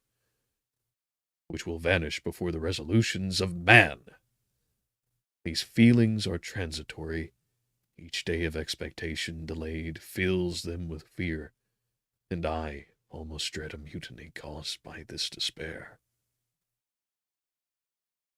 September 5th.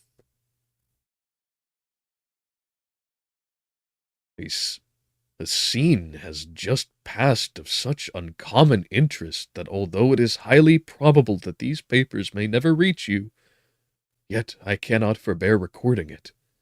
We are still surrounded by mountains of ice, still in imminent danger of being crushed in their conflict. The cold is excessive, and many of my unfortunate comrades have already found a grave amidst this scene of desolation. Frankenstein has daily declined in health. A feverish fire still glimmers in his eyes, but he is exhausted, and when suddenly roused to any exertion, he speedily sinks again into apparent lifelessness. Just in time. I mentioned in my last letter the fears I entertained of a mutiny. This morning, as I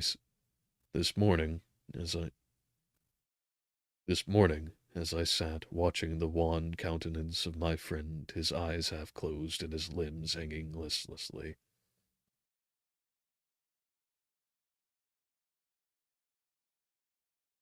I'll wait some more, that's fine.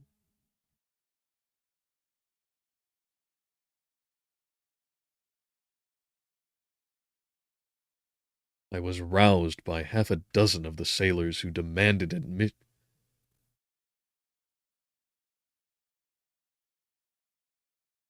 I was roused by half a dozen of the sailors who demanded admission into the cabin.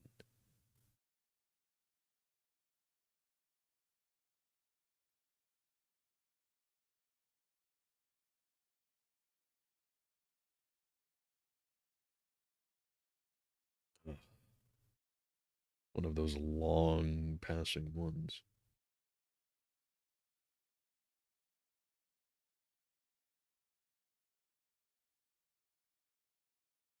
Good, good, good.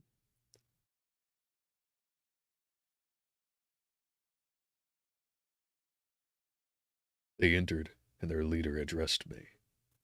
He told me that he and his companions had been chosen by the other sailors to come in deputation to me, to make a requisition, which in justice I could not refuse. We were inured. We were immured in ice, and should probably never escape. But they feared that if, as was possible, the ice should dissipate, and such a free passage be opened, I should be rash enough to continue my voyage, and lead them into fresh dangers, after which they might happily have surmounted this. They insisted instead, therefore, they insisted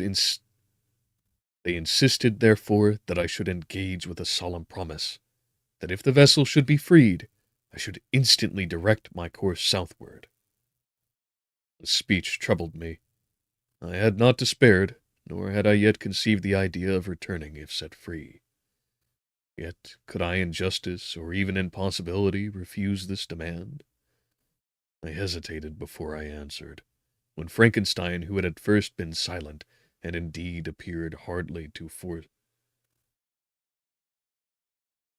I hesitated before I answered, when Frankenstein, who had at first been silent, and indeed appeared hardly to have force enough to attend, now roused himself. His eyes sparkled, and his cheeks flushed with momentary vigor. Turning towards the men, he said, "And what do you mean? What do you mean? What do you mean? What do you demand of your captain? Oh,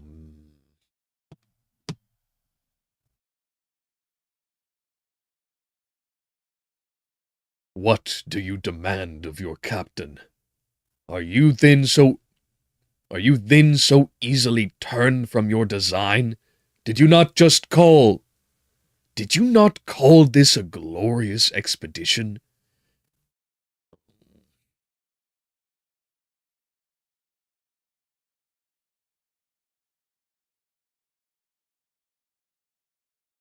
Okay.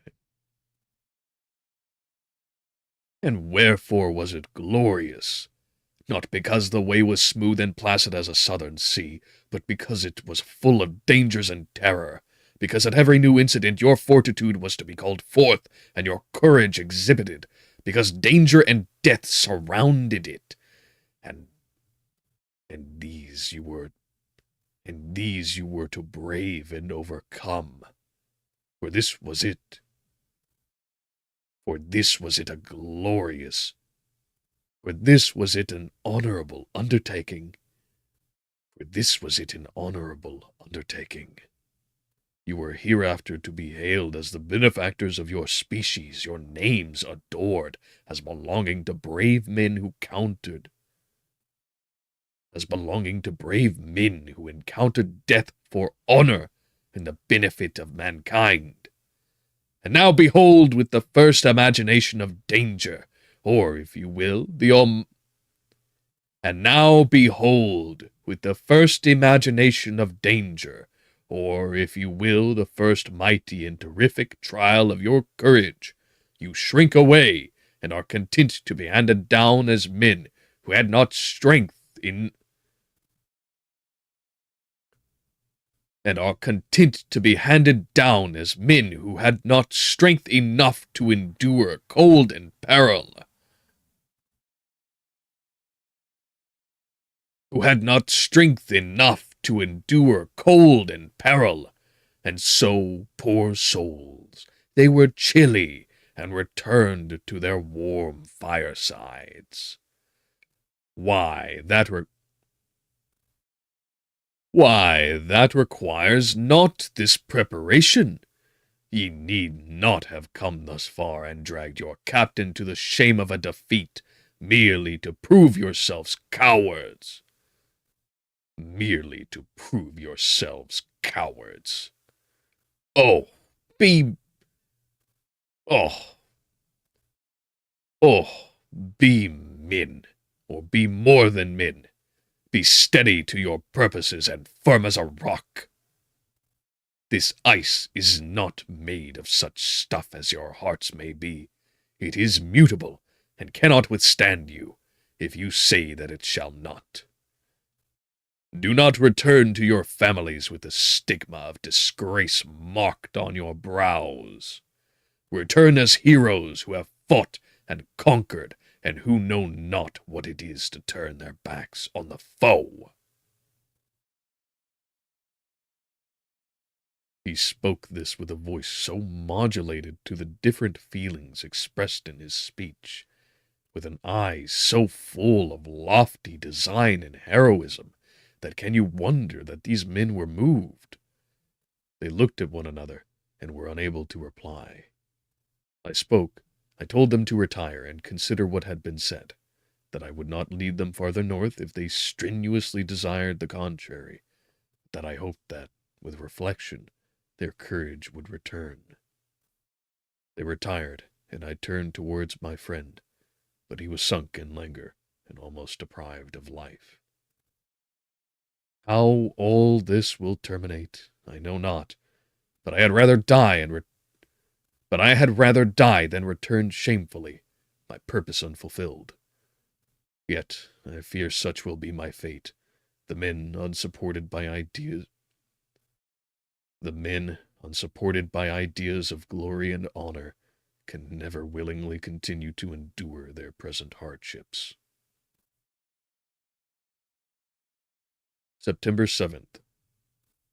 The die is cast. I have consented to return, if we are not destroyed. Thus are my hopes blasted by cowardice and indecision. I come back ignorant and disappointed. It requires more philosophy than I possess to bear this injustice with patience. September 12th. It is past. I am returning to England. I have lost my hopes of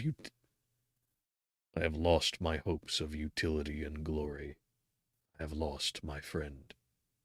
But I will endeavor to detail these bitter circumstances to you, my dear sister, and while I am wafted towards England and towards you, I will not despond. September 9th, the ice began to move, and roarings like thunder were heard at a distance, as the islands split and cracked in every direction.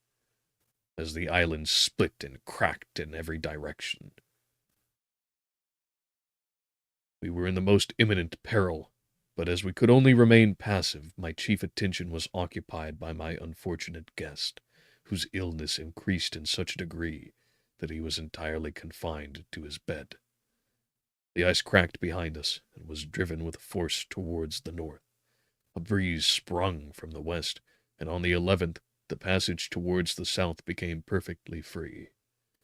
When the sailors saw this, and that their return to their native country was apparently assured, a shout of tumultuous joy broke from them, loud and long continued. Frankenstein, who was dozing, awoke and asked the cause of the tumult. "They shout," I said, "because they will soon return to England." "Do you then really return?" Alas, yes. I cannot withstand their demands. I cannot lead them unwillingly to danger, and I must return. Do so, if you will, but I will not.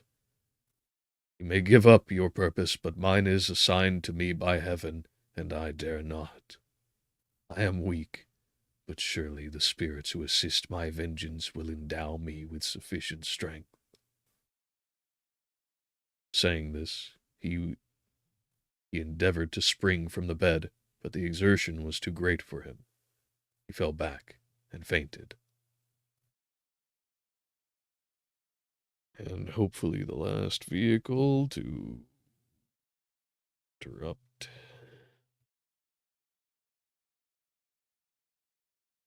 We close in anyway.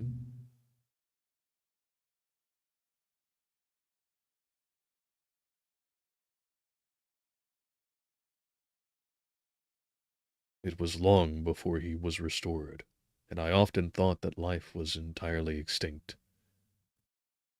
And I often thought that life was entirely extinct. At length, he opened his eyes. He breathed with difficulty and was unable to speak. The surgeon gave him a composing draught and ordered us to leave him undisturbed. In the meantime, he told me that my friend had certainly not many hours to live. His sentence was pronounced, and I could only grieve and be patient. I sat by his bed, watching him. His eyes were closed, and I thought he slept. But presently, he called to me in a feeble voice, and bidding me come near, said, "Alas, the strength I relied on is gone, that I shall soon die.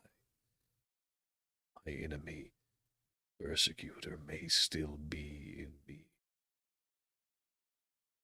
Think not, Walton, that in the last moments of my existence I feel that burning hatred, ardent desire of revenge I once expressed. But I feel myself justified in desiring the death of my adversary. During these last days, I have been occupied in examining my past conduct, nor do I find it blamable. In a fit of enthusiastic madness, I created a rational creature, and was bound towards him, to assure as far as was in my power his happiness and well-being. This was my duty. There was another still paramount to that.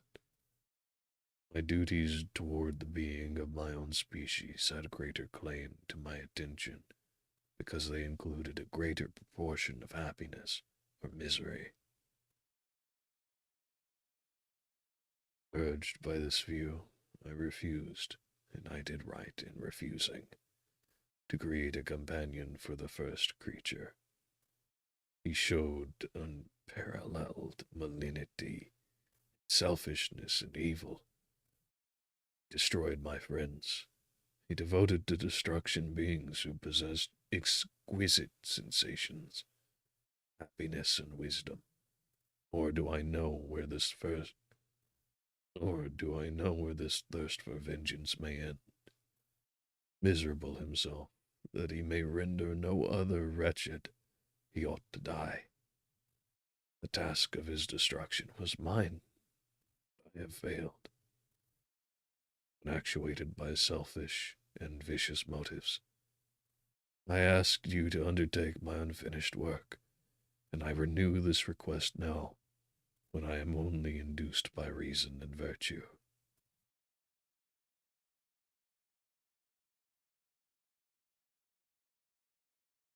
Yet I cannot ask you to renounce your country and friends to fulfill this task, and now that you are returning to England, you will have little chance of meeting with him. But the consideration of these points, and the well-balancing of what you may esteem your duties, I leave to you. My judgment and ideas are already disturbed by the near approach of death. I dare not ask you to do what I think is right, for I may still be misled by passion. That he should live to be an instrument of mischief disturbs me. In other respects, this hour, when I momentarily expect my release, is the only happy one which I have enjoyed for several years. The forms of the beloved dead flit before me, and I hasten to their arms. Farewell, Walton. Seek peace in tranquillity, and avoid ambition, even if it be only the apparent innocence. Even if it be only the apparently innocent one, distinguishing yourself in science and discoveries. Yet, why do I say this? I have myself been blasted in these hopes. Yet another may succeed.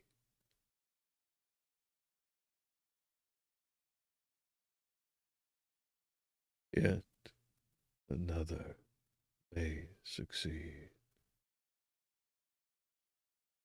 His voice became fainter as he spoke, and at length, exhausted by his effort, he sunk into silence. About half an hour afterwards he attempted again to speak, but was unable. He pressed my hand feebly, and his eyes closed forever, while the irradiation of a gentle smile passed away from his lips. Margaret, what comment can I make on the untimely extinction of this glorious spirit? What can I say that will enable you to understand the depth of my sorrow? All that I should express would be inadequate and feeble. My tears flow, my mind is overshadowed by a cloud of disappointment. But I journey towards England, and I may there find consolation. I am interrupted. What do these sounds portend? It is midnight, the breeze blows fairly, and the watch on deck scarcely stir. Again there is a sound as of a human voice, but hoarser. It comes from the cabin where the remains of Frankenstein still lie. I must arise and examine. Good night, my sister. Great God! What a scene has just taken place! I am yet dizzy with the remembrance of it. I hardly know whether I shall have the power to detail it, yet the tale which I have recorded would be incomplete without this final and wonderful catastrophe. I entered the cabin where lay the remains of my ill-fated and admirable friend. Over him hung a form which I cannot find words to describe, gigantic in stature, yet uncouth and distorted in its proportions. As he hung over the coffin, his face was concealed by long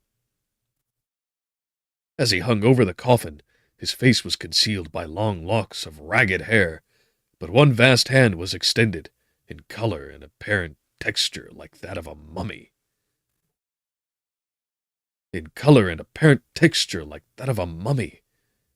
When he heard the sound of my approach, he ceased to utter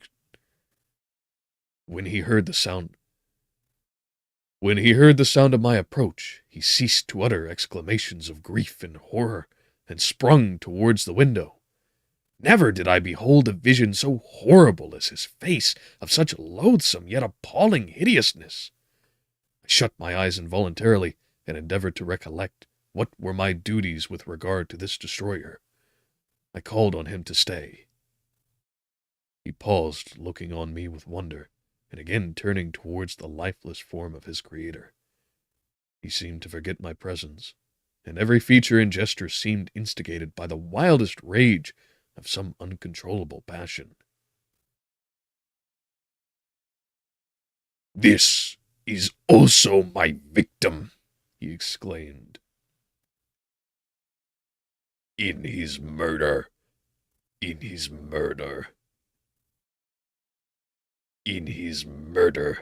my crimes are consummated. The miserable series of my being is wound to its close. Oh, Frankenstein, generous and self-devoted being, what does it avail that I now ask thee to pardon me? I, who irretrievably destroyed thee by destroying all thou lovedst. Alas, he is cold. He cannot answer me. His voice seemed suffocated, and my first impulses, which had suggested to me the duty of obeying the dying request of my friend in destroying his enemy, were now suspended by a mixture of curiosity and compassion. In the final stretch, man. Come on. We'll get through it anyway.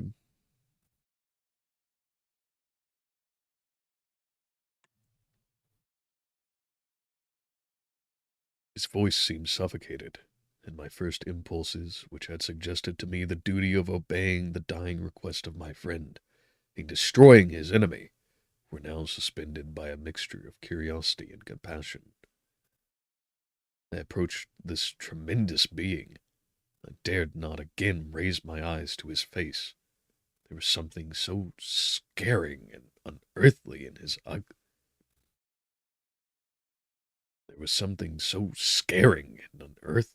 ugliness. I attempted to speak, but the words died away on my lips. The monster continued to utter wild and incoherent self-reproaches. At length, I gathered resolution to address him in a pause of the tempest of his passion. At length, I gathered resolution to address him in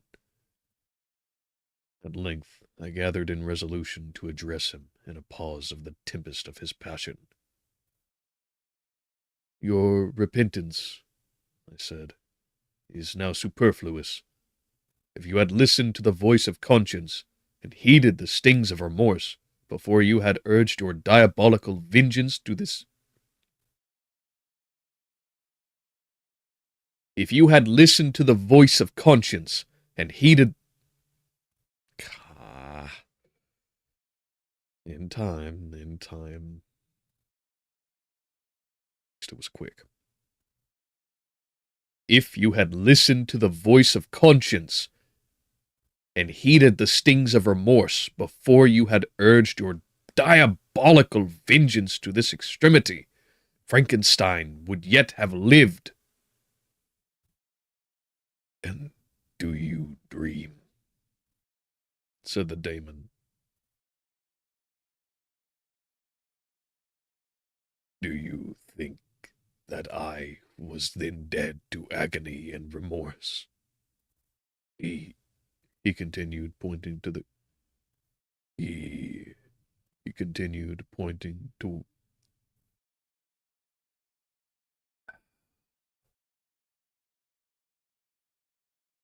He continued, pointing to the corpse. He suffered not in the consummation of the deed. And another. Great.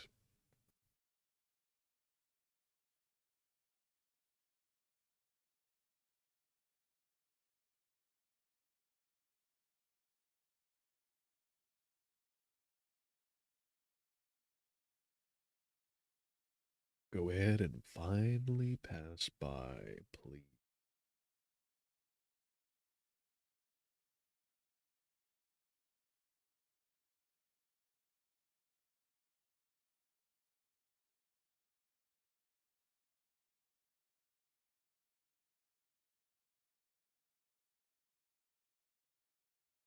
He continued, pointing to the corpse.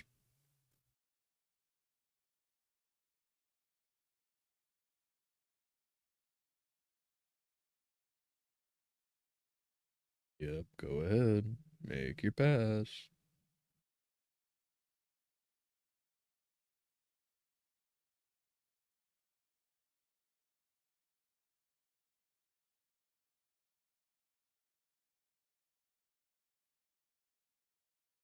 He continued, pointing to the corpse. He suffered not in the consummation of the deed. Oh, not the 10,000th portion of the anguish that was mine during the lingering detail of its execution. A frightful, a frightful selfishness hurried me on, while my heart was poisoned with remorse. Think you that the groans of Clerval were music to my ears? My heart was fashioned to be susceptible of love and sympathy, and when wrenched by misery to vice in hatred, did not endure the violence of the change, without torture such as you cannot even imagine.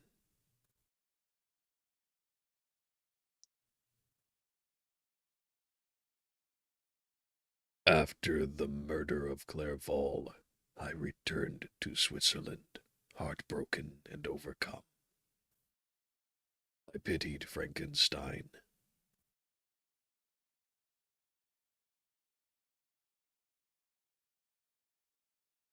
I pitied Frankenstein. My pity amounted to horror. I abhorred myself.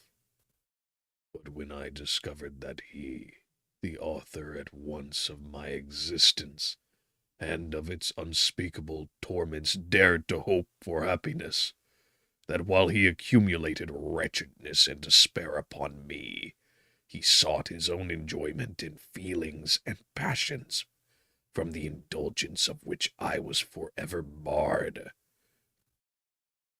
then impotent envy and bitter indignation filled me with an insatiable thirst. Then, oh man,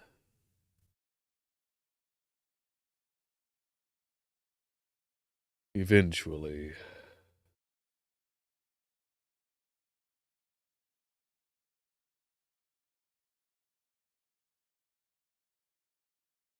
then impotent envy and bitter indignation filled me with an insatiable thirst for vengeance.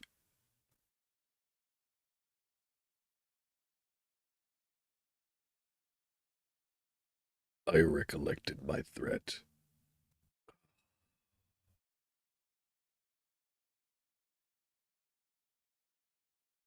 I recollected my threat and resolved that it should be accomplished.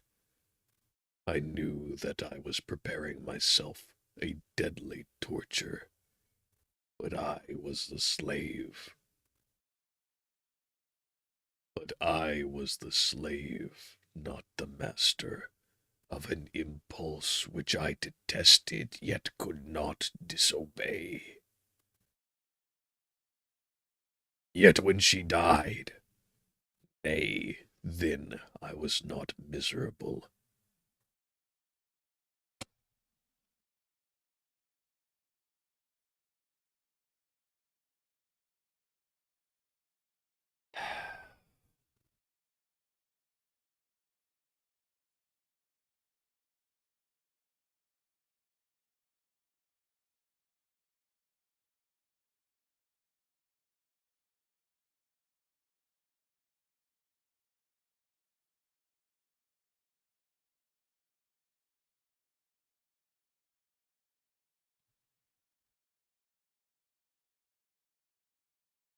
Nay,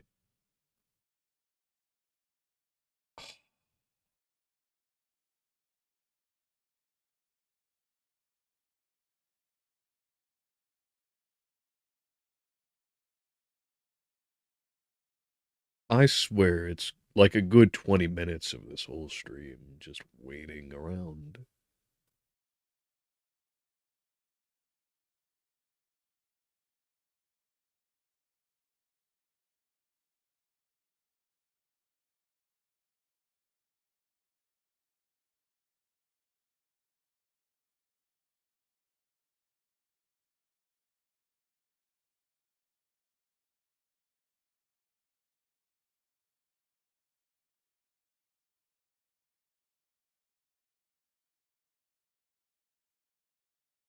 And another one coming through.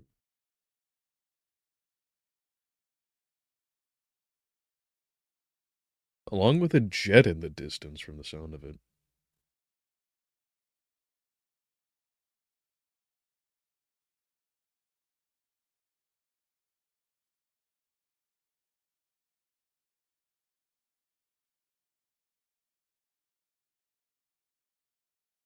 Not that the jet would per se be a problem.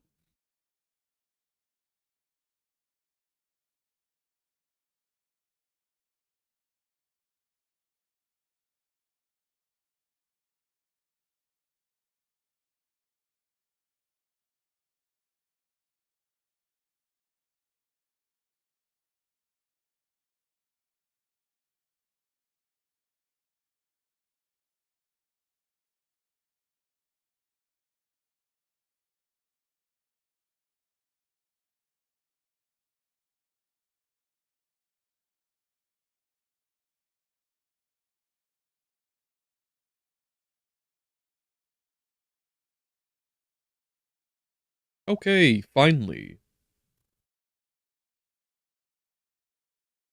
Nay, then I was not miserable. I had cast off all feeling, subdued all anguish, to riot in the excess of my despair.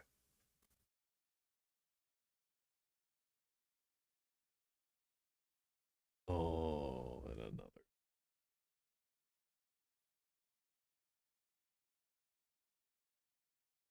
Brilliant, excellent, fantastic.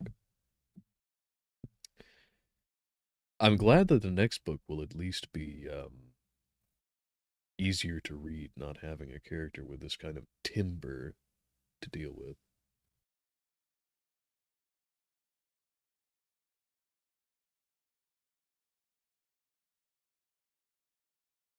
And a lot more cheersome, at least.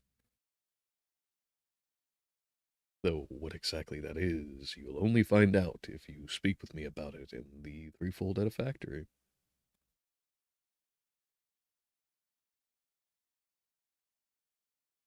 Well, I guess somebody is just blaring their engine over that away, so that's going to be going on for some time. Oh no, they're finally. Anyway.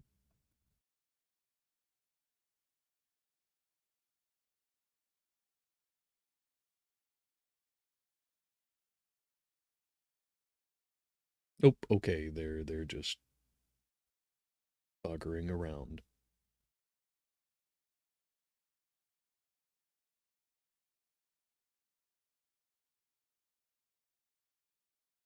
But that is definitely a jet.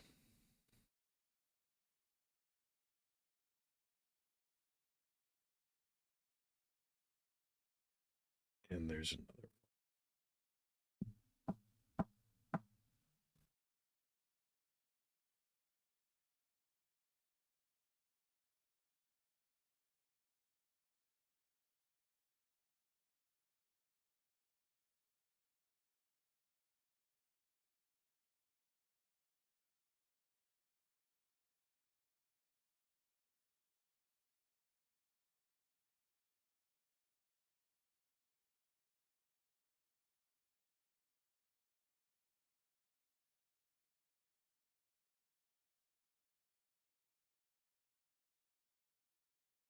I think this is as good as it's gonna get anyway.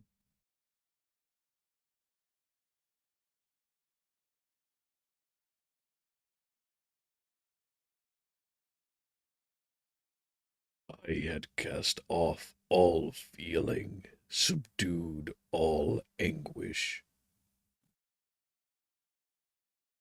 subdued all anguish, to riot in the excess of my despair. Evil thenceforth became my good. Urged thus far, I had no choice but to adapt my nature to an element which I had willingly chosen, completion of my demoniacal design became an insatiable passion, and now it is ended. There is my last victim.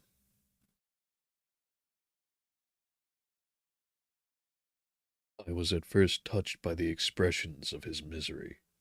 Yet when I called to mind what Frankenstein had said of his powers of eloquence and persuasion, and when I again cast my eyes on the lifeless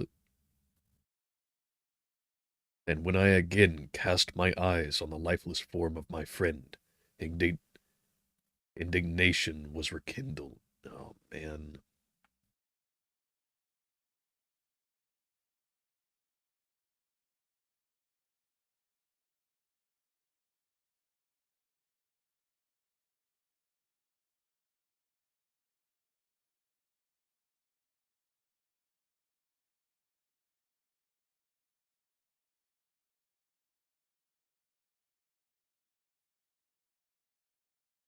Indignation was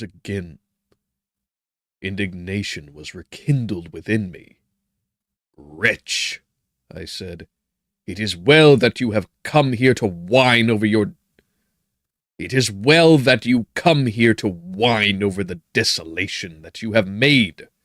You throw a torch into a pile of buildings, and when they are consumed, you sit among the ruins and lament the fall. Hypocritical fiend! If he whom you mourned still lived, would he be the object again? Would he become the prey of your accursed vengeance? It is not pity that you feel. You lament only because the victim of your malignity is withdrawn from your power.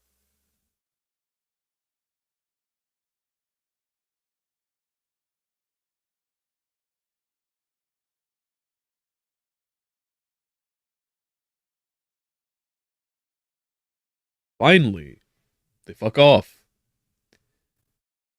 Oh, it is not the...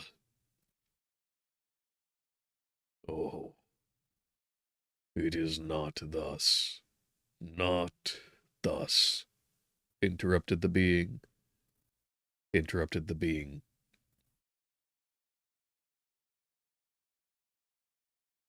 Yet such must be the impression conveyed to you by what appears to be the purport of my actions.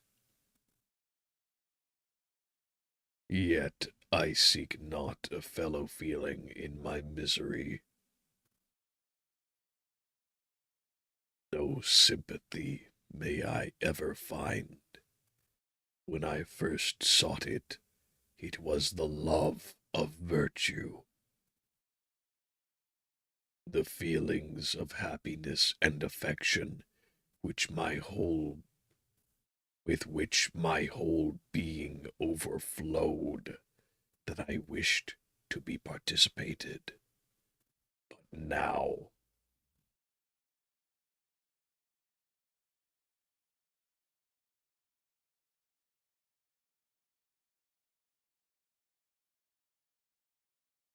that virtue has become to me a shadow, and that happiness and affection are turned into bitter and loathing despair.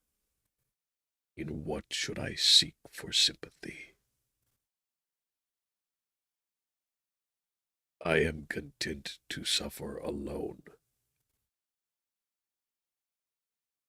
While my sufferings shall endure, when I die, I am well satisfied that abhorrence and opprobrium should load my memory.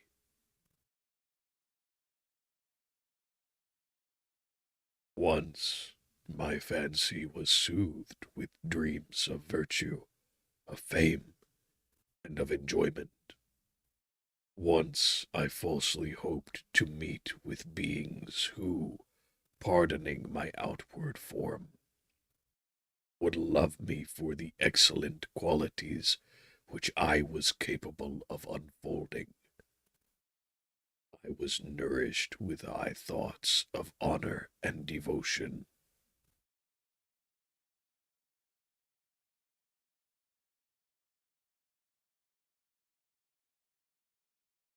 But now crime has degraded me beneath the meanest animal. No guilt, no mischief, no malignity, no misery.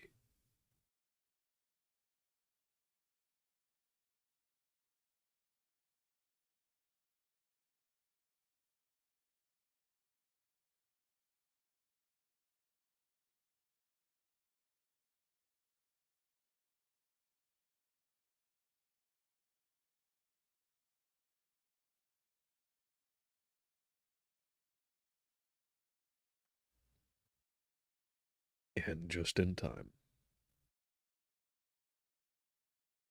Yep, okay.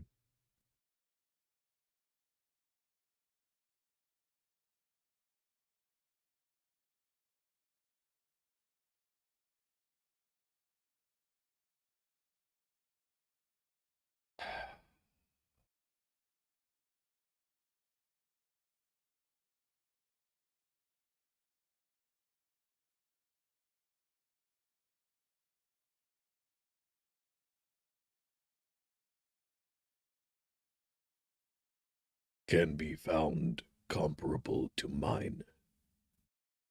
Oh, come on.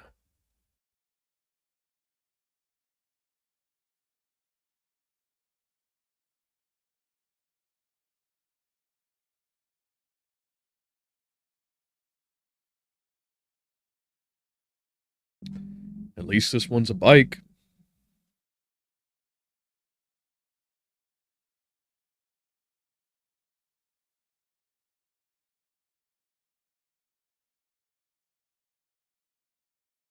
Two pages. I've been lamenting over four.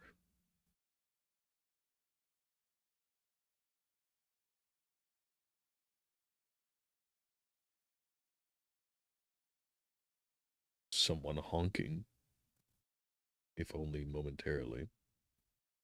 Okay. Can be found comparable to mine.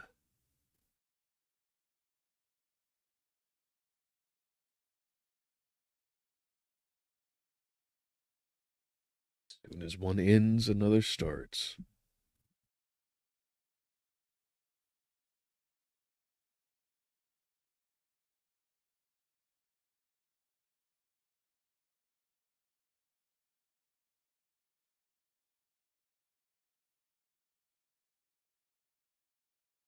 Well, I guess while I'm waiting, I might as well get the shorts for the day prepped.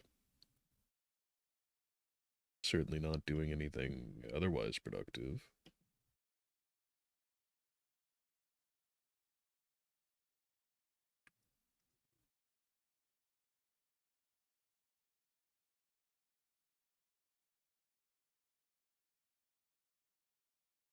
I can say with some certainty that this is not going to be a very watchable stream. I guess I didn't expect it to be anyway in the first place, but this certainly seals the deals.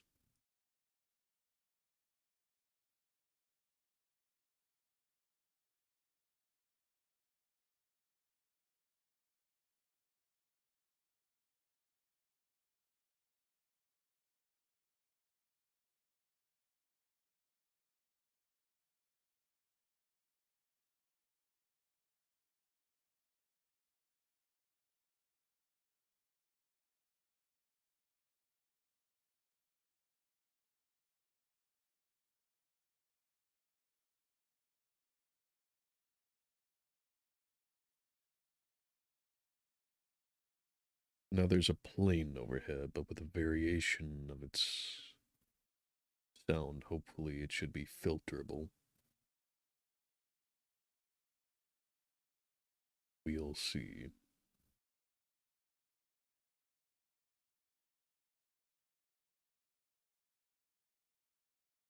Can be found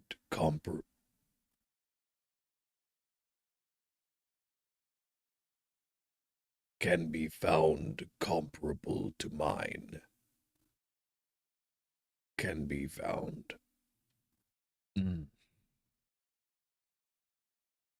Can be found comparable to mine.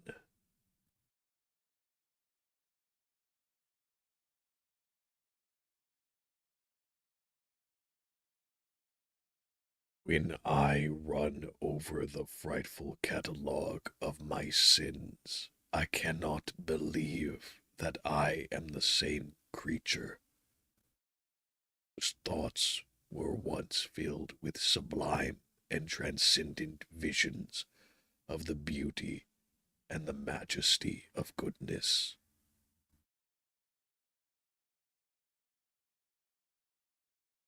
With sublime and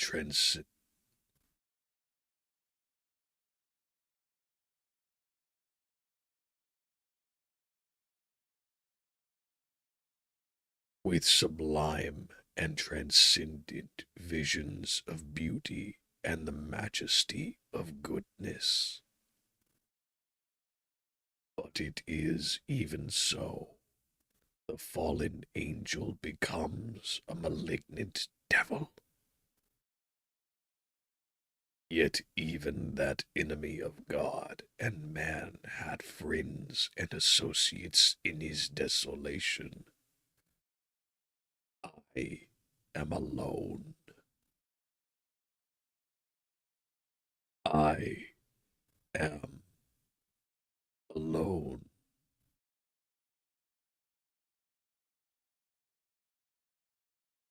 You who call Frankenstein your friend seem to have a knowledge of my crime. Oh. You who call Frankenstein your friend seem to have a knowledge of my crimes and his misfortunes.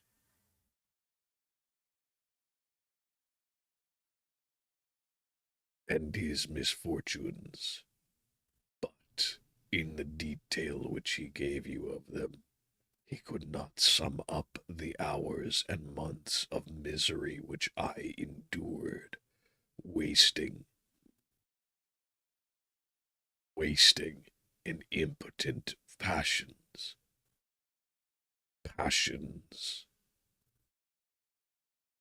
For while I destroyed his hopes, I did not satisfy my own desires. They were forever ardent and craving.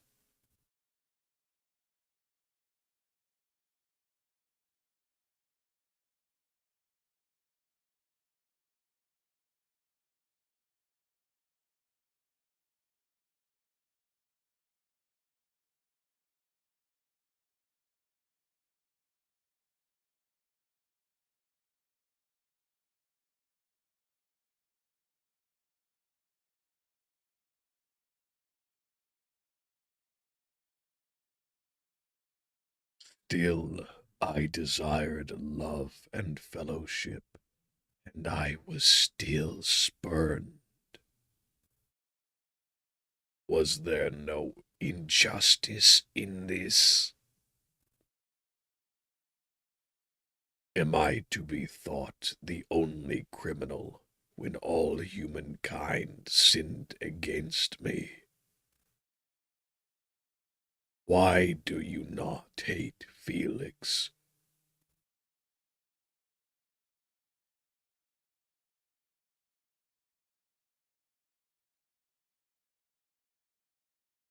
Why do you not hate Felix, who drove his friend from his door with contumely?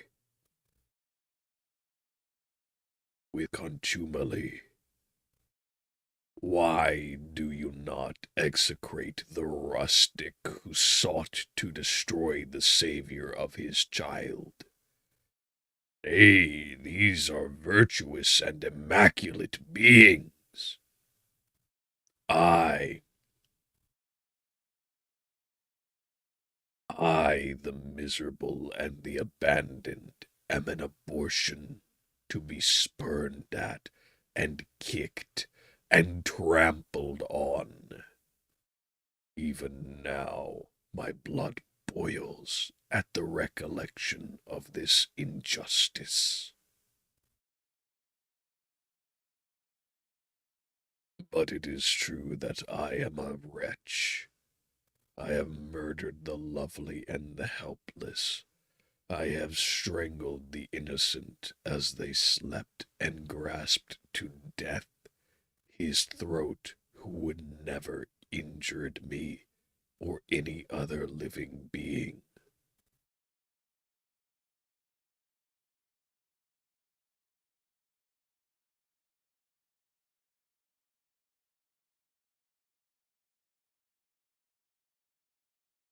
I have devoted my Creator, the select specimen of all that is worthy of love and admiration among men, to misery.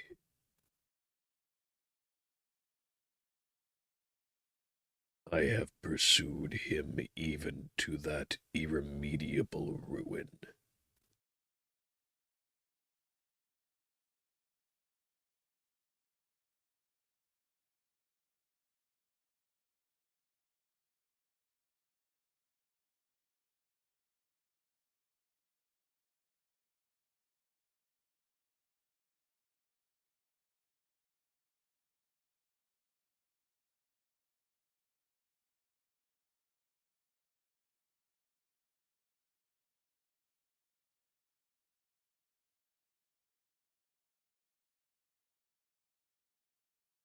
There he lies, white and cold in death. You hate me, but your abhorrence cannot equal that with which I regard myself.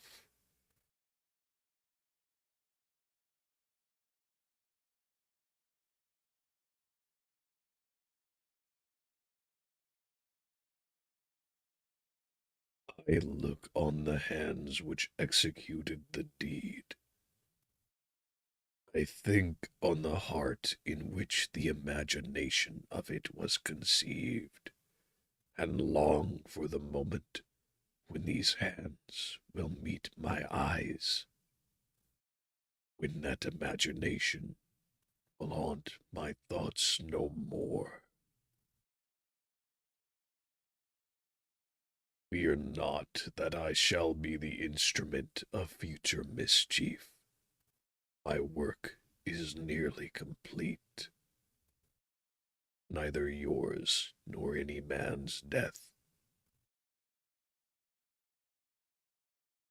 nor any man's death is, nor any man's death is needed to consummate the series of my being and accomplish that which must be done. But it requires my own. Do not think that I shall be slow to perform this sacrifice. I shall quit your vessel on the ice raft which brought me thither, and shall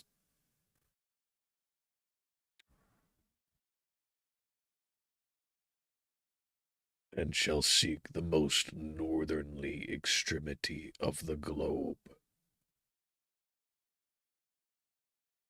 and shall seek the most northern extremity of the globe.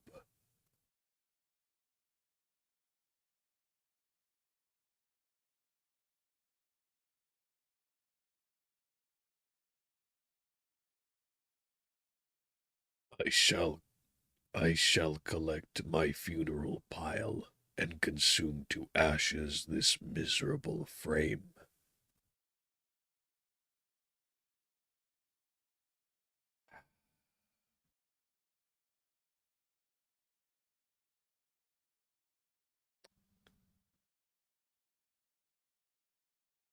That its remains may afford no light to any curious and unhallowed wretch.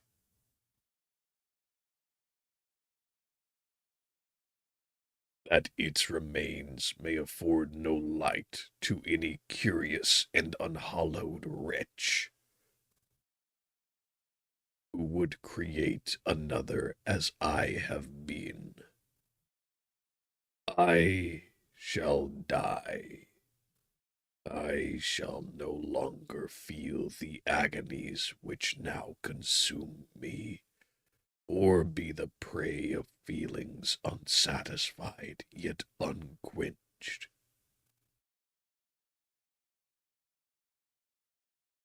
He is dead who called me into being, and when I shall be no more, the very remembrance of us both will speedily vanish. I shall no longer see the sun, or stars, or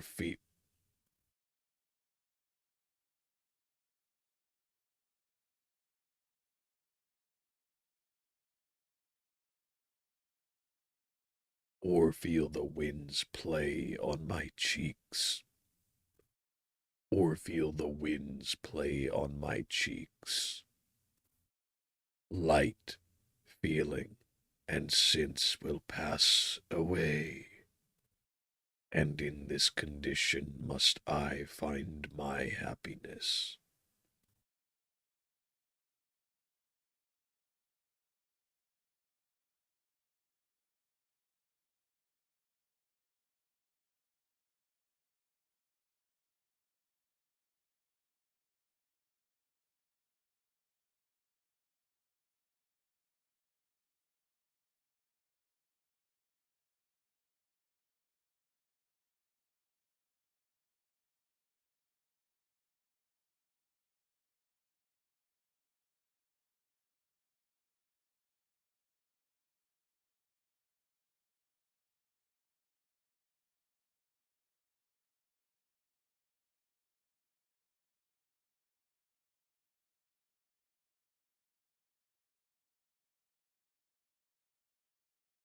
And in this condition must I find my happiness.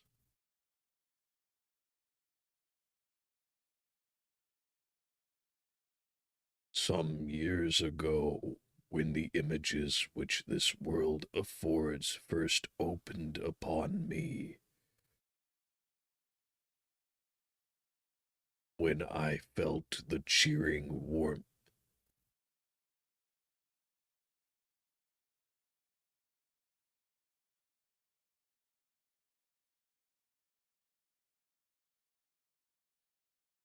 when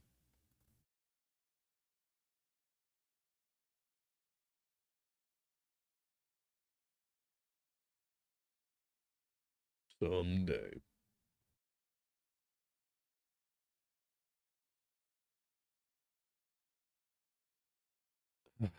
man, can't catch a break.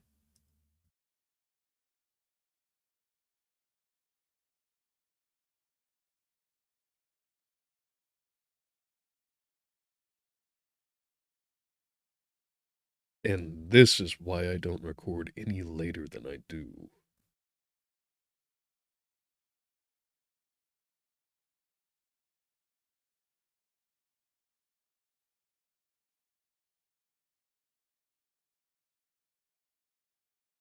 Can't even get a start in for it.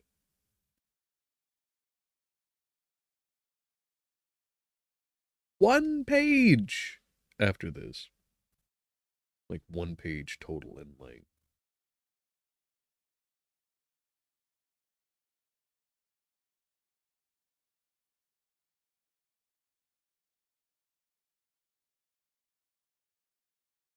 Hopefully I'll get it done by the turn of the half hour.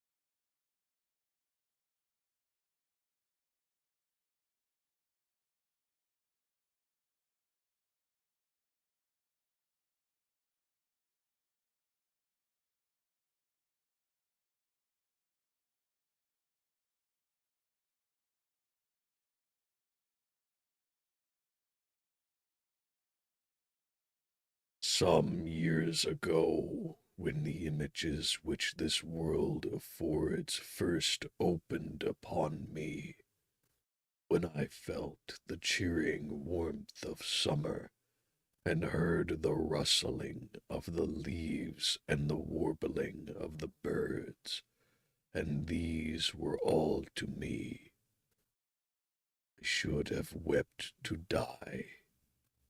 Now,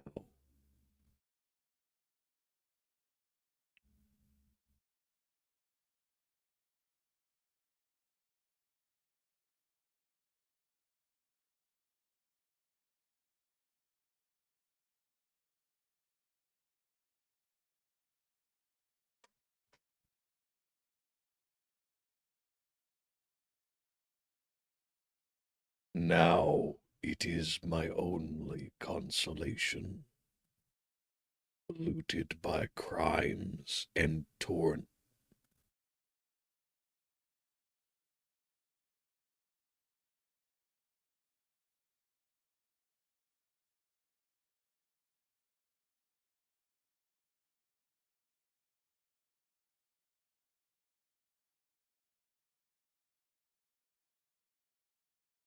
polluted by crimes and torn by the bitterest remorse.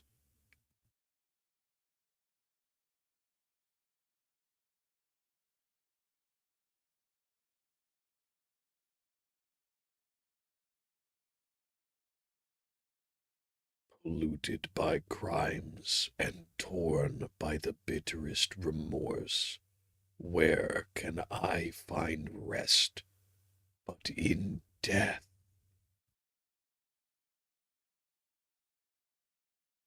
Farewell. I leave you, and in you the last of humankind, whom these eyes will ever behold. Farewell, Frankenstein.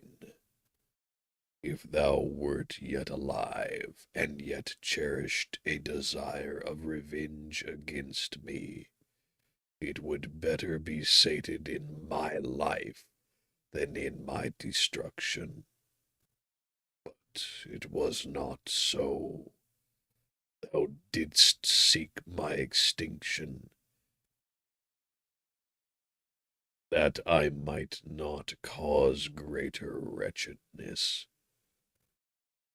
And if yet, in some mode unknown to me, thou hadst not ceased to think and feel, thou wouldst not desire me a vengeance greater than that which I feel.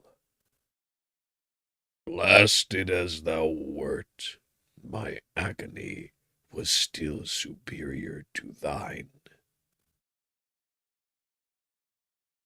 For the bitter sting of remorse will not cease to rankle in my wounds until death shall close them forever. But soon, he cried with sad and solemn enthusiasm. He cried with sad and solemn enthusiasm.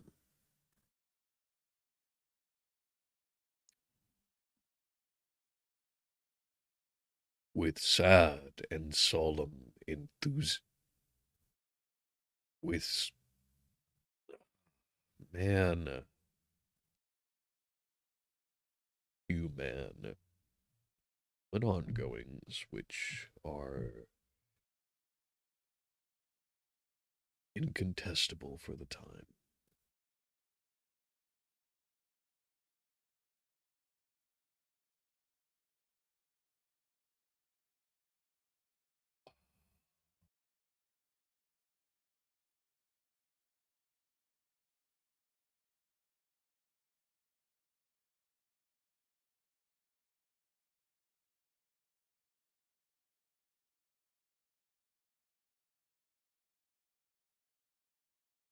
With sad and solemn enthusiasm. I shall die, and what I now feel be no longer felt. And what I now feel be no longer felt. Soon, soon these burning miseries will be extinct. I shall fit. I shall ascend my funeral pile triumphantly and exult in the agony of the torturing flames. The light of that conflagration will fade away. My ashes will be swept into the sea by the winds. My spirit will sleep in peace. Or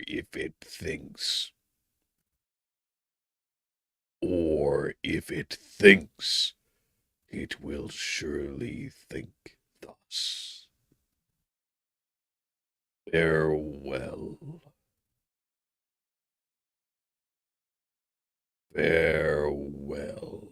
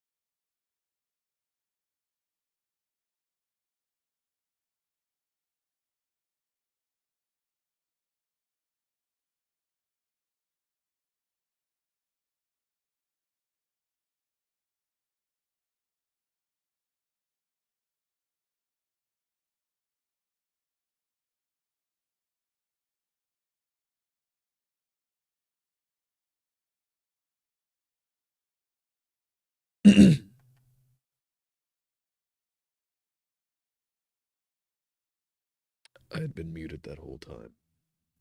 Fuck me.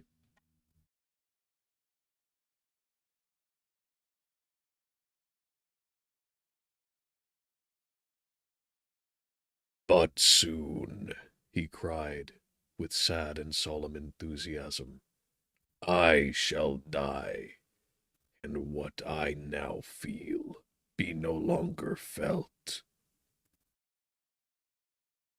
Soon these burning miseries will be extinct. I shall ascend my funeral pile triumphantly, and exult in the agony of the torturing flames.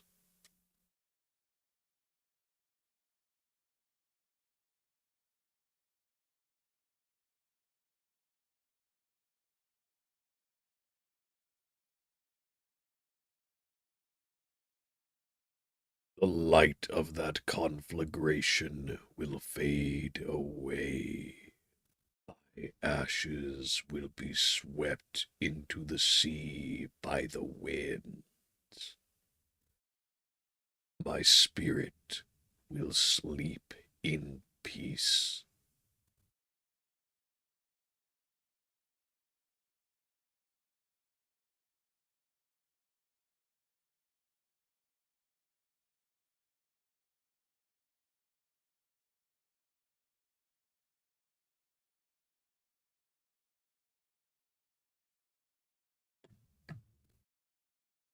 Or, if it thinks, it will not surely think thus.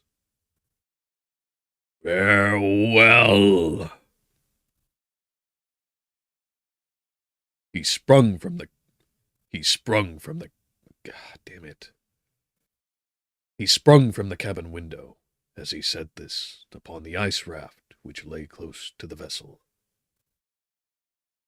He sprung from the cabin window, as he said this, upon the ice raft which lay close to the vessel.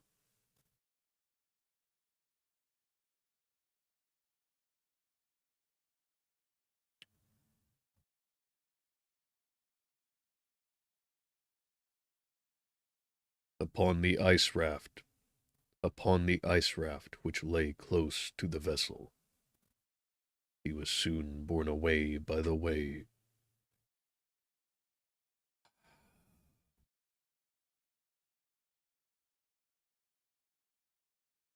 He was soon borne away by the wave. He was soon borne away by the waves and lost in darkness and distance. The end.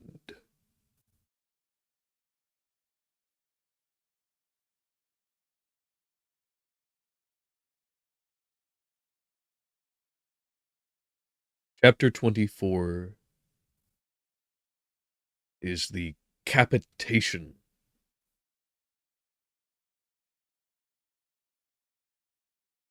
of all that had been building throughout.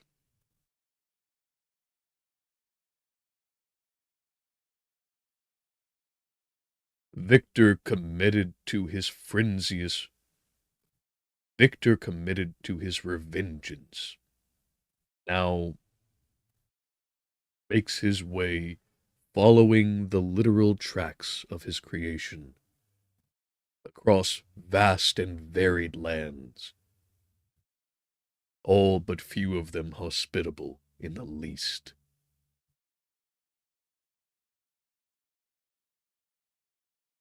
In this journey, he inevitably finds himself traveling to the farthest reaches of the north,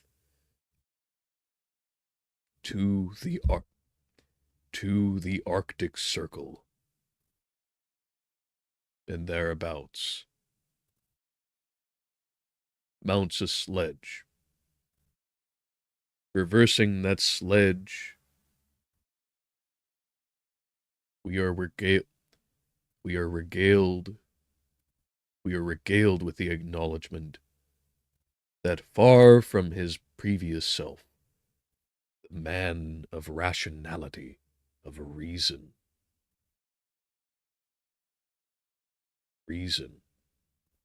science, he has turned to a man of faith,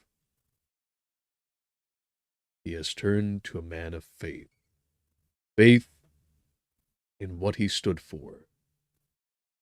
Clerval, Elizabeth, his father, Justine, and his poor brother, and his brother.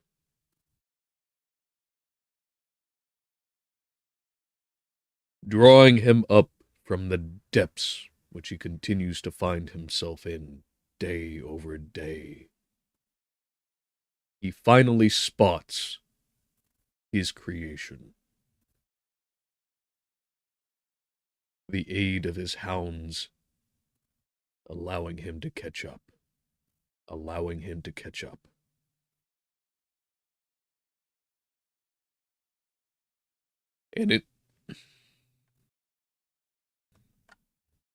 And in the final moments of that pursuit,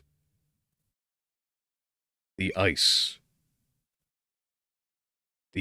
which was once solid sunders, and they are sent adrift, only for him to end up on board with Walter.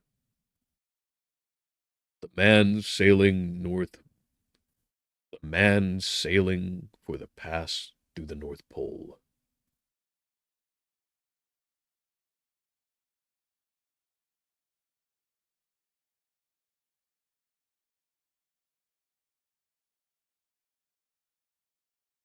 And it is here that Victor breathes his last few words.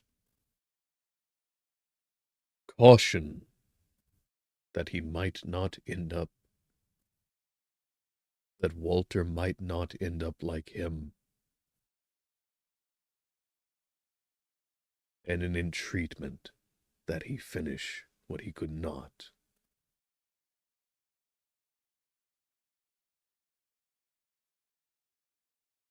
And it is in these last few words, and it is not long after these last few words that he finally expires.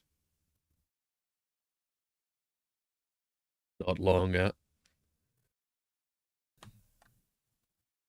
shortly after, the creation finds his way on board.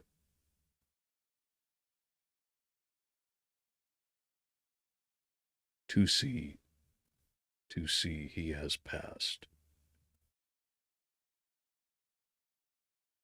Reprimanding and rebuffing himself for the whole of it, and every crime that he has ever committed.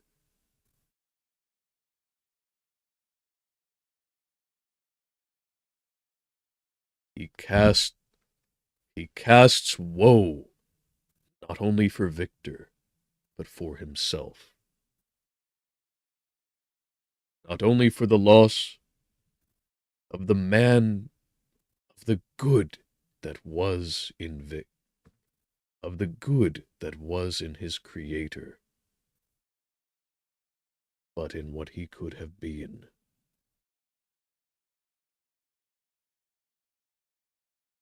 And upon Walter's entrance, he relays so to him, resolving to finish what Walter never could have, to end himself. And to take all that he might, which could help mankind resume this mistake once more with him.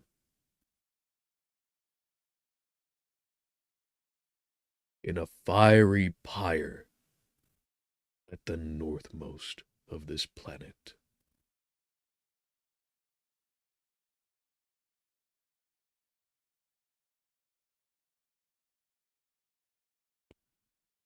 And it is already very late.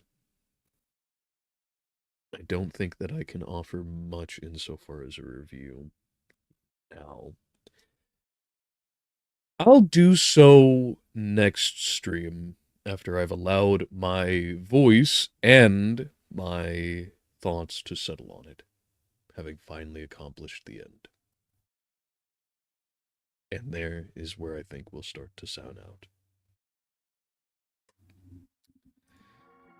With another car coming by and rumbling.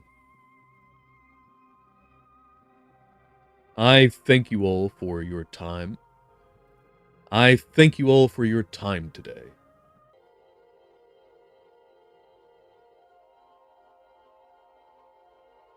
If you found it worthy, I hope that you give us a like, share, subscribe, and hit that bell icon.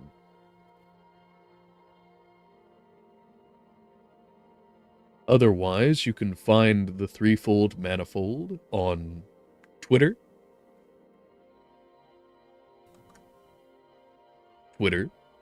Instagram, Spotify, BitChute,